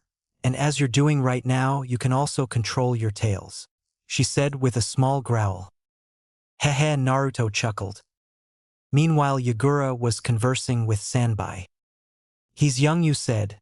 He'll only have control over one tail, you said. Yagura said with his left eyebrow twitching comically. Shut it, wimp. It's impressive, though not really surprising. I guess Kyūbi-sama didn't want a weak container, but for one so young to have so much power, there is definitely something special about him. Sanbai mused. I don't really care about that. What the hell do we do now? The Mizukage screamed. Ha ha ha, what do you mean, what do we do now? We can't do anything, team. The kid is far more powerful than we are. You're on your own with this one. You're as good as dead. Can't say it was nice knowing you, Sanbai said amusedly. Nanny, why aren't you helping me? And what do you mean I'm as good as dead? If I die, you die and all that crap, right? Right? Yagura asked, confused. Wrong, Sanbai exclaimed. I just said that Tio make you feel better about your life. Ha ha ha, when you die, I will be reborn a few years later. Ha ha ha ha, Sanbai went on cheerfully. TCH. I need to think of something soon or I'm as good as dead, Yagura thought to himself. If I stay and fight the blonde kid, I will die. If I don't use Sanbai's chakra and fight Terumi, there's a 50% chance that I could win. And if I do, then there's still the blonde kid. And if I stay and fight, there's no way I can get away, so the only thing I can think of is running, he mused to himself. Before he could even think about taking a step, one of Naruto's tails reached out and grabbed him around the throat, holding him in place. Ah fuck, Yagura thought as the tail lifted his demonic form into the air and then slammed him into the ground. After a couple more times, the tail let him go, only for two tails to wrap around his ankles and lift him into the air, only to slam him back down. Son of a bitch, Yagura thought as he was repeatedly slammed onto the ground. When he was lifted into air, he expected to be slammed back down, only for a demonic fist to connect to his demonic jaw, instantly breaking it. Naruto threw another punch, hitting him in the chest at the same time him let go of Yagura's ankles, causing said person to fly backwards. When he hit the ground, the momentum caused his body to bounce and roll along the ground for a few meters, until he came to stop in front of a nearby building. While Yagura was slowly recovering, thanks to Sanbai, everyone had different thoughts going through their minds. Wow, Yagura is taking one hell of a beating, although it looks like the Kyūbi is affecting Naruchan's lust for blood, May thought. So this is what it's like to see Jinchuriki fight each other. Can't really say it's entertaining. Of course the Kyūbi Jinchuriki will win, Still a part of me wishes that this was entertaining to watch. I mean, back in my day, were the thoughts going through Ao's mind while at the same time May felt a shiver go up her spine when she had the sudden urge to melt Ao's balls off. Kami, I hope Naruto-kun is alright after this. He's basically torturing Yagura. I hope the Kyūbi isn't affecting him. No telling what this could be doing to him. Yugao thought. Okay, Naruto. It's time to use Baijidama, Kyūbi instructed the blonde. Wowsh, Naruto exclaimed. Just tell me how to use it. Remember what I told you. Hold your paws out in front of you in an O formation and gather the required positive and negative chakra. Now we don't need too much. You only need to take out one guy, not half of the village. Kyūbi explained. When Naruto did as instructed, a small ball of black chakra formed in between his hands. Good work, boy. Now go ahead and swallow it. Kyūbi went on. UGH. It feels like it's burning my stomach, Naruto said as he swallowed it. Suck it up, kid. It will only last for a few moments. When it stops, you'll feel it come back up. When it does, make sure you're aiming for Yagura or we will have to do this again. Although next time it will be on a moving target. When it was time, Naruto could feel the chakra coming up his throat. When it entered his mouth, he felt his cheeks bulge. So he did the only thing he could and opened his mouth. Everyone watched as a Rasengan-sized ball of chakra shot out of his mouth and flew towards the still downed and healing Yagura. The Sanbai Jinchuriki could only watch in horror as the ball came towards him and hit him dead on. The ball didn't stop after it hit Yagura. It continued until it hit the building behind him and completely destroying it. Ha ha ha, well done, child. That was Baijidama. Even when it's that small, it's still very destructive, Kyūbi praised. Yeah, the destruction is awesome. That's why I based the Rasengan after it. Minato said, smiling. And that is one of the reasons why I tried to use Kyūbi to destroy the Leaf Village, Madara said with a smirk. Right, well, I'm pretty sure you transform back now, Kit. Even though he was in his three-tailed form, he took a hit from a four-tailed Baijidama. So he's dead. No doubt about it, Kyūbi said. That WA's awesome, Naruto said out loud as he started turning back to normal. Naruto-kun. Yugao yelled as she ran forward and gave him a bone-crushing hug, placing his head firmly between her sizable bust. You did great, Naruto, she whispered in his ear. Nicely done, kid, Ao said, with Chojuro nodding his head in agreement. Not that Naruto could actually see him. I can't believe Yagura is actually dead, May said with an ear-to-ear smile on her face. That means the war is finally over. She went on as Yugao finally let go of Naruto so that he could breathe. And I can't believe we actually won, Ao said with a smirk on his face as he saw May give Naruto a bone-crushing hug of her own. Yeah, and I can't believe we had to rely on four-year kid from Konoha, a jealous Chojuro said as he saw where Naruto's head was. Well, now we have to go spread the word that it's finally over. There's definitely still fighting going on, May said with a small blush as she let go of Naruto. A week of celebration went by and it was time for Naruto and Yugao to go back to Konoha. As the two Leaf Nin were standing at the gates of Kiri surrounded by May, Ao and Chojuro, but they weren't looking at them. They were staring wide-eyed at the hundreds of people who had come to say goodbye to them. It's to be expected, Naruto-kun, you helped end the war. They probably think of you as a hero, Minato said. Hn, not bad for a brat, Madara said appraisingly. Naruchan Mei said, making Naruto turn his attention to her. I have a gift for you, she said, reaching into her Kage robes. Close your eyes, she instructed. A little confused, Naruto did as he was told. The next moment, as he was wondering what was going on and what the gift was, he suddenly felt something soft press against his forehead and something lightly bouncing off his stomach. He opened his eyes and saw something he did not expect.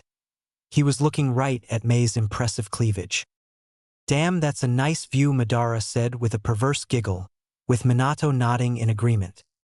Naruto, who didn't understand, just filed it away for later. As Mei pulled back, Naruto looked down at the object that was now dangling in front of his stomach. He took hold of it and looked at it inquisitively. It was a small silver, rectangular object that had 4 wavy lines on it. Naruto noticed that it was the same 4 lines that all the shinobi had around the foreheads. It was attached to a silver chain. That's a necklace, Naruchan, Mei said as she saw the curious look on his face. The next moment, though, she caught slightly off guard as Naruto rushed forward and hugged her. She, however, smiled as she hugged him back. I take it you like the necklace? She questioned as he let her go. He nodded in response before he looked down to take another look at it. I hope to see you again, Naruchan, Mei said with a sad smile. You will, Mei-chan, believe it, he exclaimed, although it was slightly muffled as his head was suddenly placed in her cleavage. I know how Jinchuriki are treated, Naruto, she whispered in his ear. If you ever want to leave Konoha, you will always be welcome here. You would do well to remember that, boy, just in case, Madara said. Agreeing with Madara, Naruto said, Arigato, Mei-chan, I'll definitely remember that, he said with a smile. Ahem. It's time to go, Naruto-kun, Yugao said impatiently as she had her arms crossed and was tapping her right foot. Hi, Nico-chan, he said, walking towards her and activating his Eternal Manjikyu Sharingan, EMS. Johnny Minna, Yugao said as she placed a hand on Naruto's shoulder, right before they disappeared in a swirl. It only took 2 days for the two of them to get back to Konoha as Naruto continually used his space/time jutsu. Although right now they were wishing it had taken a little longer, because right now they were standing in front of a very pissed-off god of shinobi. What the hell were you two thinking? Screamed a fuming Hokage as he unleashed some Ki, making everyone cringe. Strange, the old man thought when he saw that Naruto was unaffected by the Ki. What do I say? He asked the 3 residing in his mind who were currently appraising Naruto for not reacting to the Ki. Hn, just say what I tell you to say, Madara told him. Hn, I just wanted to test my capabilities, old man, Naruto said, making a certain black-haired ANBU member wearing a weasel mask raise his eyebrow. Anger forgotten for the moment, the elderly man had to ask, what do you mean by that, Naruto-kun? The Yonde Mizukage was the Sanbai Jinchuriki, and now, because of me, he's dead. So you killed him? Hiruzen asked, even though it was more of a statement than a question. Hi, was all Naruto said. How do you feel about that? The old man asked. He knew a little about Naruto's training. He didn't know who was training him and he hoped it wasn't the Kyūbi. But if it was, he hoped that the Kyūbi wasn't affecting Naruto too much. How am I supposed to feel? And, it's not like he was my first kill, he stated rather bluntly, making everyone in the room flinch. Well, do you feel happy that you killed him? The Sandaime asked. Yes, Naruto replied, making the old man go wide-eyed with shock. I'm happy I killed him because he had to die, so that all of those people in Kiri who had bloodlines didn't have to suffer anymore. And besides that, I couldn't just let a Jinchuriki get away with what he was doing. I may be 4 years old, but even I know that what was happening had to end. Sai, Naruto, what you did was wrong. and if you were a shinobi you would be punished accordingly. Hiruzen said. But since I'm not a shinobi, what are you going to do? Naruto asked. I'm not going to do anything, Naruto. I may be angry with you, but I'm proud of you, Hiruzen said with a proud smile on his face. And I'm sure your father would be proud of you too. He thought to himself. If only he knew. And because I'm still angry with you, I'm not going to buy you any ramen from Ichiraku's for a month, he said seriously, making everyone in the room sweat drop and Naruto to stare horrified at his surrogate grandfather. Now, as for you, he said turning to Yugao, why is it that you didn't drag Naruto-kun back here kicking and screaming? He asked seriously, while inwardly smirking. Oh, how he loved to make his Anbu sweat. Iiyyush Hokage-sama, she stuttered out nervously before Naruto saved her. He. She couldn't even if she wanted to, he said smiling, causing the old man to look at him with a raised eyebrow. Oh, and why is that, Naruto-kun? Hiruzen asked. Well, if she struggled to catch a couple of fish in a river, how well do you think she would have done trying to catch me in a forest full of Kagebunshin? Naruto said cheerfully, making everyone snicker slightly and making Yugao flush with embarrassment. Stupid fish, she thought. A week later. Hey. For the 7th straight night, Naruto was woken up in the middle of the night because of a nightmare, filled with burning, torture, and killing. Needless to say, Naruto was scared. Calm down, Naruto-kun. It's alright, Minato said. Ha, no it won't, ha, Kyūbi laughed. Why are you doing this to him? I would have thought he impressed you by now, Minato questioned. He did impress me, and it's simple really. I'm bored, Kyūbi stated bluntly. And besides that, do you really think I like being sealed in the miniature you? Kyūbi asked rhetorically. Probably not, but still Kyūbi, he is only 4. These nightmares will probably scar him for life. Madara paused when he looked at Kyūbi staring at him with a hint of amusement in his eyes. But I guess you already knew that, he finished with a sweat drop. Ha, was Madara's only response. Naruto, Minato said, trying to get the scared and shaking blonde's attention. When he succeeded, he went on. Can you look at the clock for me and tell me what time it is? He inquired. 5:30, the blonde responded as he did so. Okay. Since there's no point in going back to sleep, ignoring the mumbled, couldn't even if I wanted to, from Naruto, he went on, why don't you get changed and we can continue with your ketan manipulation? Why not futon? Whined Naruto, seeming to forget about the nightmare and perking up at the idea of learning new jutsu. Futon it is then, Minato said, happy that Naruto seemed to get his attention away from the nightmare. Make sure you actually cut the leaf this time, boy. It's boring, you know, watching you try to do it. Madara mused, making Naruto puff out his cheeks in embarrassment as he was changing. Several minutes later, when Naruto arrived at the training field, he was about to summon his clones when he heard something that Minato a bit scared. Yosh, who is this most youthful person up at this hour? The voice said, making Naruto wince and cover his ears. When Naruto turned around to see who it was, he didn't expect to see. Well, it was a man wearing a green and orange outfit. In Naruto's opinion, he also had the biggest eyebrows he had ever seen. Quite frankly, it scared him just as much as his nightmares. Em and Naruto ustatered. Yosh Naruto Kyūen. I'm glad to see your flames of youth are burning brightly. The strange man said, screamed. Thanks I guess, Naruto stammered, slightly scared. Yosh, it was an honor meeting such a youthful child. I hope to see you again tomorrow, the man exclaimed before running off. Naruto stared blankly at the spot where the man had been before he asked out loud, who was that?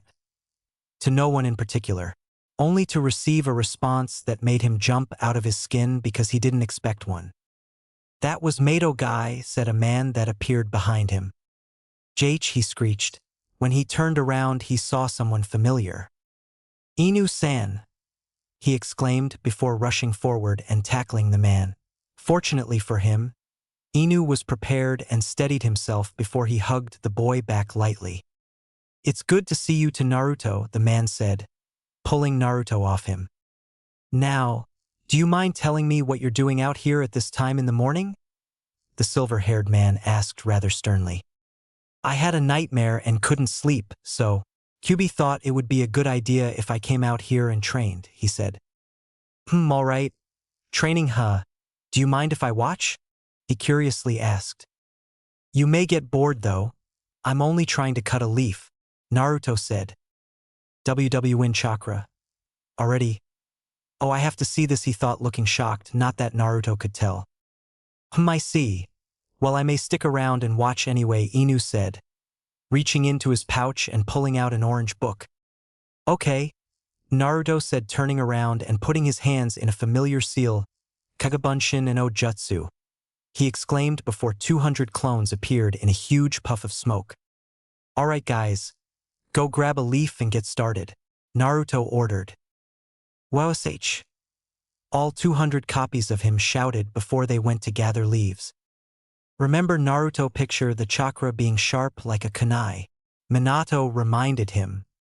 200 Kagebunshin, tree climbing and futon training. I wonder who's been training him. This kid is insane. I'm sure Sensei would be proud though, he thought as he watched the young blonde get to work. 2 hours later, as the sun was starting to come up, Madara saw that Naruto and his clones had managed to cut their respective leaves in halfway down the leaf. So he decided to get Naruto to stop so that he could practice something else. Naruto, you've done enough on futon. It's time to practice a new Katon Jutsu called Katon. Hozenka no Jutsu, Fire Style, Phoenix Sage Flower Jutsu. This jutsu creates a volley of small fireballs that will shoot out of your mouth. The seals for this jutsu are rat, tiger, dog, ox, rabbit, and tiger. Give it a try, Madara explained. Hi! Rat, tiger, dog, ox, rabbit, tiger, he thought as he did the hand signs and built up chakra. When Naruto opened his mouth, 2 small balls of fire shot out of his mouth and went about 10 meters before the flames dissipated. You're not using enough chakra, Naruto, Inu chimed in. He still did better than me the first time I did it. I only created 1 fireball. He mused to himself. Nodding in response, Naruto went through the hand seals and built up even more chakra. This time when performed 3 fireballs came out of his mouth, but this time they only went 5 meters. Good work, but still not enough. And why don't you use Kagebunshin for this as well? You obviously know it will make things easier, Inu suggested. How did we forget that, Minato said, making Naruto sweat drop. Naruto, I'm going to head home, okay? Maybe you should too, so you can rest for a bit and maybe get some sleep, Inu said before disappearing in a puff of smoke. The sun is coming up. Maybe we should find somewhere away from prying eyes to train. You know, deception and all that, we don't want people to know just how powerful you are already, Madara said, ignoring the silver-haired man's advice. In that case, I know the perfect place. It's called Training Ground Number 44, otherwise known as the Forest of Death, Minato said with a small chuckle at Naruto's expression.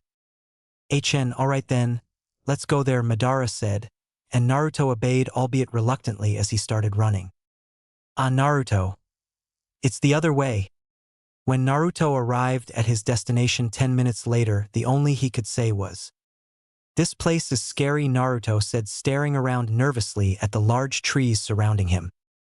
Well, at least it's private, Minato said. Are you sure no one comes in here? Madara asked. Hi, it's called the Forest of Death for a reason, you know, giant insects, tigers, and such. Giant insects, Naruto repeated. Yep, Minato replied. Tigers. Yep, Minato smiled, giving Naruto a mental nod. And you really want me to train in H here? He questioned. I sure do, Madara chimed in. Really? The blonde asked him. Yes, was Madara's simple reply. Really? Yes. Really? Yes. Really? Yes. Really? Yes, Madara shouted. Before Naruto could continue, Madara decided to change the subject. HN. Well, since you can't exactly practice any Keton jutsus in here, you can go back to cutting damn leaves. Madara said, twitching his eyebrow comically. Hi, Naruto said, smiling, before placing his hands in an all-too-familiar seal. Kage Bunshin no Jutsu, he shouted as 200 clones came into existence. 3 hours of non-stop training later, and Naruto, or rather, one of his clones, had finally cut one of the leaves all the way through. Yatta! The clone exclaimed before it popped out of existence. When Naruto received the information, he mentally ordered his clones to dissipate. When he did, he forgot to tell them to dissipate in groups. His brain couldn't handle the information and he fainted. The last thing he heard were the words, Oijaki. A full minute later, Naruto was woken by a splash of water hitting him in the face. GH! He yelped, automatically sitting up and rubbing his eyes to get some of the water out of them. When his vision finally cleared, he saw 2 women standing there looking at him. One had shoulder-length black hair. She was wearing a red mesh armor blouse with only the right sleeve visible. Over this is very broad material which resembles bandages. Her hands and upper thighs are also wrapped in bandages, and she wears the Konoha Hitai 8 on her forehead and regular shinobi sandals. But what caught Naruto's attention were her red eyes. When Naruto turned to the other woman, he saw that she had purple hair that was done up in a ponytail, with a bit of spike to it, to make it resemble a pineapple. She was wearing a mesh shirt that was covered by a tan overcoat. She was wearing a dark orange miniskirt. Her Hitai 8 was around her forehead and standard shinobi sandals. Her outfit was complete with a thick, almost rope-like cord necklace that had a small pendant attached to it which resembled a thong. Unlike the other woman, she had pupil-less hazel eyes. He looked at her for a moment before turning back to the other one. Looking at her red eyes, he asked, "Who are you?" while tilting his head sideways. "Kawaii." Both women, though, before the one with red eyes spoke up. "I'm Kurenai Yuhi. And this," she said, pointing to the purple-haired woman, "is my friend Anko Mitarashi." Earning a small chuckle from Madara. "What?" Naruto asked him. "Anko Mitarashi used to be Orochimaru's apprentice," he answered, still chuckling. Tuning back in, he realized he had been staring at Kurenai's eyes. "What are you doing here?" he asked her. "That's what we should be asking you. This place is dangerous. Children shouldn't be in here," Kurenai said. "Well, I'm not like normal children, am I?" he asked, causing both women to wince slightly. "And besides," he went on, ignoring their reaction, "I was training. We saw that Gaki. The question is why? And why here? I mean, aren't you a little too young to be training? Especially in a place like this?" Anko questioned, slightly afraid for the kid. "Hey, I may be 4, but I can take care of myself. And the reason why I'm training in here is because I didn't want people to know I was training," he told her, before turning back to Kurenai and staring at her eyes. "Fair enough, Blondie," Anko said. "Naruto, if you don't mind my asking," Kurenai said in a polite tone, "who's training you? I mean, there's no way you learned Kage Bunshin all by yourself." "Actually, I am training myself. I saw a Chunin practice it once, so I thought I'd try it." Naruto lied, but they didn't know that. "I'm surprised you were actually able to do it, let alone not kill yourself," Anko said. "Well, it wasn't dangerous for me. I do have Jounin level chakra after all," Naruto stated proudly. "This probably got something to do with the Kyūbi," both women thought. "How many Kage Bunshin can you make?" Kurenai asked. "Right now, 200, he said, causing both women to blink owlishly at the small blonde. 200. You definitely have higher chakra than that of a Jounin. I'd say you have at least Kage level chakra, Anko said, impressed. Try Kyūbi level chakra, Naruto stated nonchalantly. Nanny, both women screeched. Why you know about the Kyūbi? Kurenai asked stuttering. She definitely didn't expect that. Hi. When did you find out about it? Anko asked him. On my birthday. When I got attacked by the villagers, he stated rather darkly before he went back to staring at Kurenai's eyes. Damn villagers. First me, and now him, Anko thought. You seem to be doing well now though, Kurenai said. Yeah. Kyūbi healed me straight away, Naruto said, a little upset as he remembered the attack. Kami, 4 years old and to go through something like that, Kurenai thought. But since then, I've been training so I can protect myself, he went on. Smart move, Anko stated. HN was all he said. Hey, what are you two doing in here anyway? He asked, changing the subject, causing Anko to smile and Kurenai to turn as red as a tomato. Well, Kurenai stuttered, but Anko saved. Well, me and Nai-chan were going to have some fun, the purple-haired woman said with a cheeky smile before she appeared behind Kurenai and pinched her ass, making said woman let out an ippy. Naruto didn't know what was going on, but with all the giggling going on in his head, he decided not to ask. So all he did was tilt his head sideways. Anko-chan, please. Not in front of Naruto, Kurenai said, blushing, making Anko pout cutely.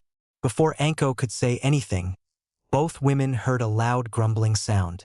Turning to look at Naruto, they saw him scratching the back of head and smiling embarrassingly, making both women giggle at his expression. I should go get breakfast, he said, standing up. I'll see you two later, he finished just before he ran off, leaving the two women standing there. So Nai-chan, Anko said, turning toward Kurenai. Are you ready to have some fun? She asked, purring as she wrapped her arms around her friend. Pant, that was pant amazing, Nai-chan, Anko managed to say as she broke the kiss. Pant, I think we should go back to my apartment, pant, and take a shower. What do you think? She asked the still panty-clad Kurenai. Sounds like fun, she said before kissing Anko. When they separated, they quickly grabbed their clothes and out them on before using Shunshin to leave the forest. A year had passed. Naruto was now 5. He still trained every day. He had successfully learnt Hozenka no Jutsu. He had even learnt a couple more Katan Jutsus, his favorite one being Katan. Goryuka no Jutsu, Fire Style, Great Dragon Flame Jutsu. He was doing so well, in fact, that Itachi had taken to training him. The first thing he taught Naruto was the Bunshin Daibakuha, Clone Great Explosion, and given Naruto's ability to create a couple of 100 clones, he thought it was an excellent idea. He then decided to teach Naruto his very own clone technique, Karasu Bunshin no Jutsu, Crow Clone Technique. Aside from the clone jutsus that Itachi taught him, Minato had taught him a couple of futon jutsus after Naruto had finished cutting a waterfall, that is. His favorite ones for the time being were Futon, Kami Oroshur, Wind Release, Godly Wind from the Mountain, and Futon, Kamikaze, Wind Release, Hair Wind. Minato had even taught him a couple of Raitun Jutsu, Raitun, Reiku Owanami, Lightning Release, Lightning Surge, and Raitun, Raikyu, Lightning Release, Lightning Ball. He had even tried to learn Jinjutsu when Kurenai had offered, but so far, thanks to his insane chakra level, he had no such luck. Kurenai had told him that Jinjutsu needed a high amount chakra control, something that Naruto may never be able to achieve, but that didn't keep him from trying. His favorite jutsu by far was one that Madara had taught him. Megura Tataki no Jutsu, Whack-a-Mole Jutsu, the variation of Doton, Mogurigakur no Jutsu, Earth Release, Hiding like a Mole Technique. His relationship with Kyūbi, though, was basically non-existent. The nightmares kept coming and Naruto had gotten so scared to point that he hadn't slept once in 1 year, but surprisingly, thanks to Kyūbi. He hadn't minded though, to him. It meant more training. Right now, Naruto was taking a break and was currently sitting on a swing having a conversation with those in his head. You should go talk to Hiruzen and see if he can enroll you into the academy next year, Minato told him. If you say so too-san, Naruto replied with a bored tone. HN, you know boy, the academy might do you some good. You need to stop training so much, Madara said. HN, going to the academy won't stop me from training, in case you've forgotten. I don't sleep, Naruto stated, still with a bored tone. TCH, get over it, Kit. You like training and power. Not sleeping is getting you both, Kyūbi said with a dry tone. Whatever, fuzzy, Naruto replied before getting off the swing. Talk to the old man, huh? Alright then, he said before using Shunshin. Yes, Shunshin to appear in front of the door to the Hokage's office. Not even bothering to knock on the door, he opened it and went inside. The first thing he saw was 3 people standing in front of his desk. The man on the left had dark brown hair and he was wearing a black and navy blue hakama, with a black Motsuki kimono over the top of it. But instead of a family crest, it had the symbol of Kimogakure on the back. He was wearing a pair of white socks and a pair of traditional black geta. The man standing in the middle had dark skin with a muscular build. He was wearing a white flak jacket with one strap on his left shoulder showing his arms and shoulders with red rope tied around his waist. He was wearing white shin guards and on his feet he was wearing a pair of white shinobi sandals and a white scarf on his neck. He had white hair and a white goatee. On his left cheek he had a tattoo of a bull's horn and on his right shoulder was the kanji for iron on it. On his forehead was a white Hitai 8 with the Kimogakure symbol on it. On his back, 7 swords were strapped to it. Standing next him, on the right was a woman with long, blonde hair in a braided ponytail that was bound with bandages.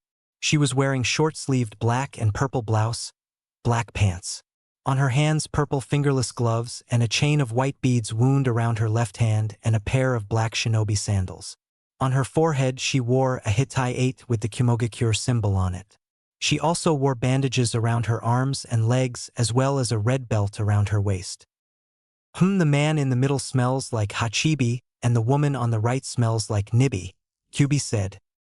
Jinchuriki, was all he said as he stared at the dark-skinned man. Hey kid, can't you see that we're in the middle of something here? The man on the left said. Achin, can't you see? I don't care, Naruto responded glaring at the man. Naruto-kun, we are in the middle of something here.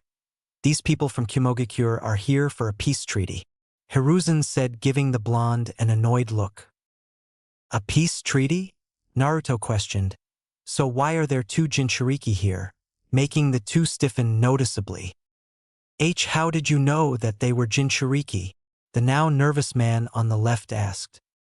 HN, was all he said to the man before turning to the old man. Gigi, I want to join the academy next year, so can you enroll me? Please, he asked with a smile on his face. Okay, Naruto-kun, if that's what you want, I will remember to enroll you later, his surrogate grandfather replied. YOSH, the blonde exclaimed before returning his face to a bored expression. I'll talk to you later, old man, Naruto said, just as he looked at the 2 Jinchuriki before turning around and walking out the office. Strange kid, it seems that Kyūbi-chan is messing with him. You saw the dark rings around his eyes, signs of insomnia, Hachibi told his host, getting a mental nod in response. Per Yujito, that kid already has a powerful aura around him. When he's older, you should definitely come back here so you can ride high. Nibi, Yujito mentally screamed, trying to fight down the blush that was starting to appear her face. Yo, Edo, what do we do now? We have our order, we have to get a Hyuga across the border. I told you not to call me that. And besides, it took you a couple of decades to control all 8 of my tails. So I highly doubt that kid, even with Kyūbi sealed inside of him, that he has control over 9 tails. So if it comes down to it, you can beat him or kidnap him. Either way, you should be careful. There's something strange about that kid I can't quite put my tails on. Hachibi stated with a bored tone before going to sleep, leaving B to think about things alone. Are you going to train more today, Naruto? Minato asked as Naruto was walking down a street that led to his usual. Yawn. Yeah. Maybe later. But right now I'm just going to sit under that huge tree that's next to the training field and try to come up with a way to deal with the Jinchuriki. if they try something. Naruto answered. Good idea. HN. TCH, you know what's gonna happen, Kit. You'll end up having to use all my power against the Hachibi, and even you or Hachibi's host don't use your respective bijou, he'll kill you for sure. Kyūbi stated smugly. Why do you say that, Fuzzy? Naruto inquired. I told you not to call me that baka, Kyūbi roared before Minato chimed in. Experienced Naruto? No matter how much training you have done in the last year, he's still far more experienced than you, he stated just as Naruto entered the training field and went toward the tree. As he was sitting there, he realized that they were right. Really, his only shot was to use Nine Tails against Hachibi. You know, that may not be the only way to beat him, Madara implied. Ha! Naruto intelligently asked. There's a Sharingan jutsu I have yet to teach you, Madara told him. Hearing this, Naruto instantly perked up. Really? What is it? Naruto asked. HN. It's a mind-control jutsu called Kodo Amitsukami, Distinguished Heavenly Gods. It's the most powerful genjutsu of the Manjikyu Sharingan. It allows the user to control the mind of their opponent without them even noticing they are being manipulated, Madara stated. But I can't do genjutsu, you know that? Naruto reminded him. Yes, I know that, boy. But like I said, it's the most powerful genjutsu of the Sharingan. Therefore, all you need to use is the Manjikyu. But unfortunately, there's no one to test it on right now, Madara informed his host. Of course, given your previous experience with the Sharingan, it should be rather easy, he finished. I thought you didn't want people to know that I had the Sharingan, Naruto stated. Hee. Yeah, I don't, Madara said sheepishly, causing Naruto to sweat drop. Now that you mention it though, I do have an idea. This idea better be good. Not like the last time, where you convinced him to sneak into the Hyuga compound and steal Hayashi's underwear and throw them all around the village, Minato said with a deadpan expression. Ha ha ha, it is, I assure you. I think you need to wear a mask, Madara stated, chuckling at the memory of the expression on the Hyuga's face. What kind of mask? Minato asked before Naruto could. Madara hummed, thinking for a few moments. Aha, I think I have the perfect one. Now we just need to find it. How am I supposed to get a mask? When I get thrown out of stores? There is a store we haven't tried yet, Minato said, thinking about it. It's called the Higurashi Weapons Store. Seeing that Naruto wasn't going to respond, he continued. The man who owns the store was a friend of mine, so there is a chance that he won't throw you out like all the others. HN. There's only one way to find out, Madara stated, causing Naruto to grumble slightly as he stood up. Let's go, Naruto, Minato stated. HN. So no training then, the 5-year-old said with a bored tone. For now, no, and I think it's about time to make some friends your age other than Sasuke, Minato said as Naruto started walking. Well, I don't, the smaller blonde retorted. Why do you hang around the Uchiha anyway? Madara asked. HN. Mikoto-chan is a nice person. I like being around her, and it was your idea to get Itachi Nizan to train me, remember? Naruto stated. Hee, you are pretty smitten with Mikoto, aren't you? I can't wait to see what happens when you get older, Minato said with a perverse giggle. You do remember she's married, right? Madara sweat dropped. Ah, whatever, Minato replied sheepishly. Speaking of Uchiha, I'm having dinner with them tonight, aren't I? Naruto asked. Yes, you are, Naruto, Minato answered. And while you're there, it would be a good idea to see if you can find out more about the peace treaty with Cloud, he said with Madara nodding in agreement. Yeah, it's either that or he's going to be staring at the Uchiha all night. Kyūbi snickered, causing Minato and Madara go into a fit of perverse giggles.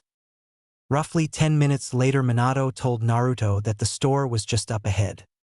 And there it is, Naruto, Minato said as Naruto had reached a building that had a big green sign above the entrance saying Higurashi Weapons in big gold letters. You think Madara stated with a deadpan expression as he saw the sign. As Naruto walked in the door, he was amazed as he saw weapons, and more weapons. He saw katanas, bow staffs, kunai, senbon needles, and plenty more. The masks should be up the back, Naruto, Minato said, breaking the smaller blonde out of his reverie. As Naruto made his way to the back of the store, he passed shelves that were full of shinobi clothes. When he passed one aisle, he saw a girl walking down it heading towards him. When she saw him, she paused for a moment before she yelled out, "Tu-san, we have a customer." Naruto looked at her for a moment before he continued walking until he finally reached the masks. He saw some dark blue and black masks that would cover the mouth and nose. He saw others that reminded him of Konoha's ANBU. He even saw a few that covered the whole face except for one eye. A couple of them were designed like a swirl that ended at the uncovered eye. Naruto thought they looked quite funny. "That orange one with the swirl is the one I want you to get," Madara said, smirking. "Nanny, why would I get that one?" Naruto asked, completely stunned. "It looks ridiculous, Madara," Minato said, looking at said man like he had grown two heads. "Sure it does. But that's one reason why I want you to get it," Madara said with a serious voice before he started laughing. "My guess is that it's all about deception, Naruto. No one would really take you seriously if you were wearing a mask like that," Minato said after thinking about for a moment. Naruto was about to respond when a man appeared behind him. "Hey kid, are you lost or something? This is a store for shinobi, not kids." As Naruto turned around, the man gasped. "Uzumaki," the man mumbled. "What can I do for you today?" he said, putting a smile on his face. Slightly stunned, Naruto responded. I was wondering if I could buy this mask," he said, pointing toward the orange one with a swirl. Blinking at the boy for a moment, he looked to the mask that was being pointed out and gawked slightly. He had had that mask since he had opened the store and no one had ever wanted to buy it, and he couldn't blame them at all. He considered talking the boy out of wanting it, but decided against it since he was finally going to get rid of it. Putting a beaming smile on his face, he quickly took the mask off the shelf and practically dragged the blonde back to the front of the store until they reached the register. "That will be 50 yen, the man said, wondering if the boy actually had the money to buy it.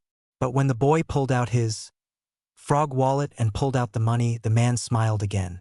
As Naruto handed the man the necessary money, a small bell rang, signaling the door had just opened. When both of them turned to look at who came in, Naruto narrowed his eyes while the other welcomed them to the store. It's the Jinchuriki," Naruto stated. When the two entered and saw Naruto, one smiled and waved slightly, while the other seemed to stare at him before turning to one of the aisles and walked toward it, with the female following close behind. Naruto gave them one last glance before he slipped on his new mask and walked outside. Later that night, as Naruto was walking home after having dinner with Sasuke and his family, he was going over what Mikoto and Fugaku had said about the peace treaty. According to his father, it was just like every other peace treaty Konoha had. Brand new trade routes, more missions, more money, better economy. You know, all the stuff that a 5-year-old doesn't know or care about. As he was making his way through alleyways to avoid all the drunks that want to kill him, he started hearing voices. "Well, that was a little easy. Our first day in this damn village and we've already managed to kidnap a Hyuga," a male voice said, making Naruto's eyes go wide. "Naruto, get over there now," Minato ordered. It's probably the Cloud Nin from earlier today," Madara stated. Naruto made his way over to the voices. As he was getting closer and closer to where the voices were coming from, Kyūbi decided to speak up. "It's definitely the Cloud Nin. I can already feel Hachibikuin's and Nibi-chan's presence from here," she said, causing Naruto to release some ki that covered the entire area. What the hell is that?" the same voice from before screamed. "I have a bad feeling about this," a female voice said. As Naruto turned a corner, he came across the 3 Kumo-nin trying to hold themselves up. The Nibi Jinchuriki was on her hands and knees, struggling to keep herself upright, whereas the Hachibi Jinchuriki was only down on one knee and breathing deeply. The 3rd Kumo-nin, however, was face down on the ground, eyes wide and struggling to breathe. Naruto noticed that he was carrying something on his back. When Naruto took a closer look, he saw that what was being carried had dark blue hair. The Hyuga, he thought as he immediately stopped his Ki, making the two Jinchuriki let out sighs of relief. "What are you two doing?" Naruto growled to both Kumo Jinchuriki. "What does it look like, brat?" the female replied with a smirk. It looks to me like I should kill the three of you for kidnapping a Hyuga," Naruto said bluntly. "Ha ha ha, don't make us laugh, kid, you may be a Jinchuriki like us, but there is no way you stand a chance against two of us," the blonde female retorted. "You really think so?" he said before his one uncovered eye became visible in darkness by glowing a slightly dark red color that showed off the black slitted pupil. "Did you ever stop to consider the fact that maybe the most powerful bijou in existence didn't want a weak container?" Naruto asked them with a hidden smirk. "Yo, Edo, I thought that if a Jinchuriki died, the bijou would just be reborn again later. Do you really think that Nino would help her container, especially one so young?" B asked his bijou. While it does seem unusual for Kyūbi-chan do something like that, I believe she would, you know how Jinchuriki other than yourself are treated," Hachibi said, making the man glance at Blonde standing next to him for a moment. "I know I asked you earlier, but do you think the kid has control over all 9 tails?" B asked, turning back to look at Mask wearing Blonde in front of him. Truthfully I have no idea. While he is young, it's like he asked you earlier.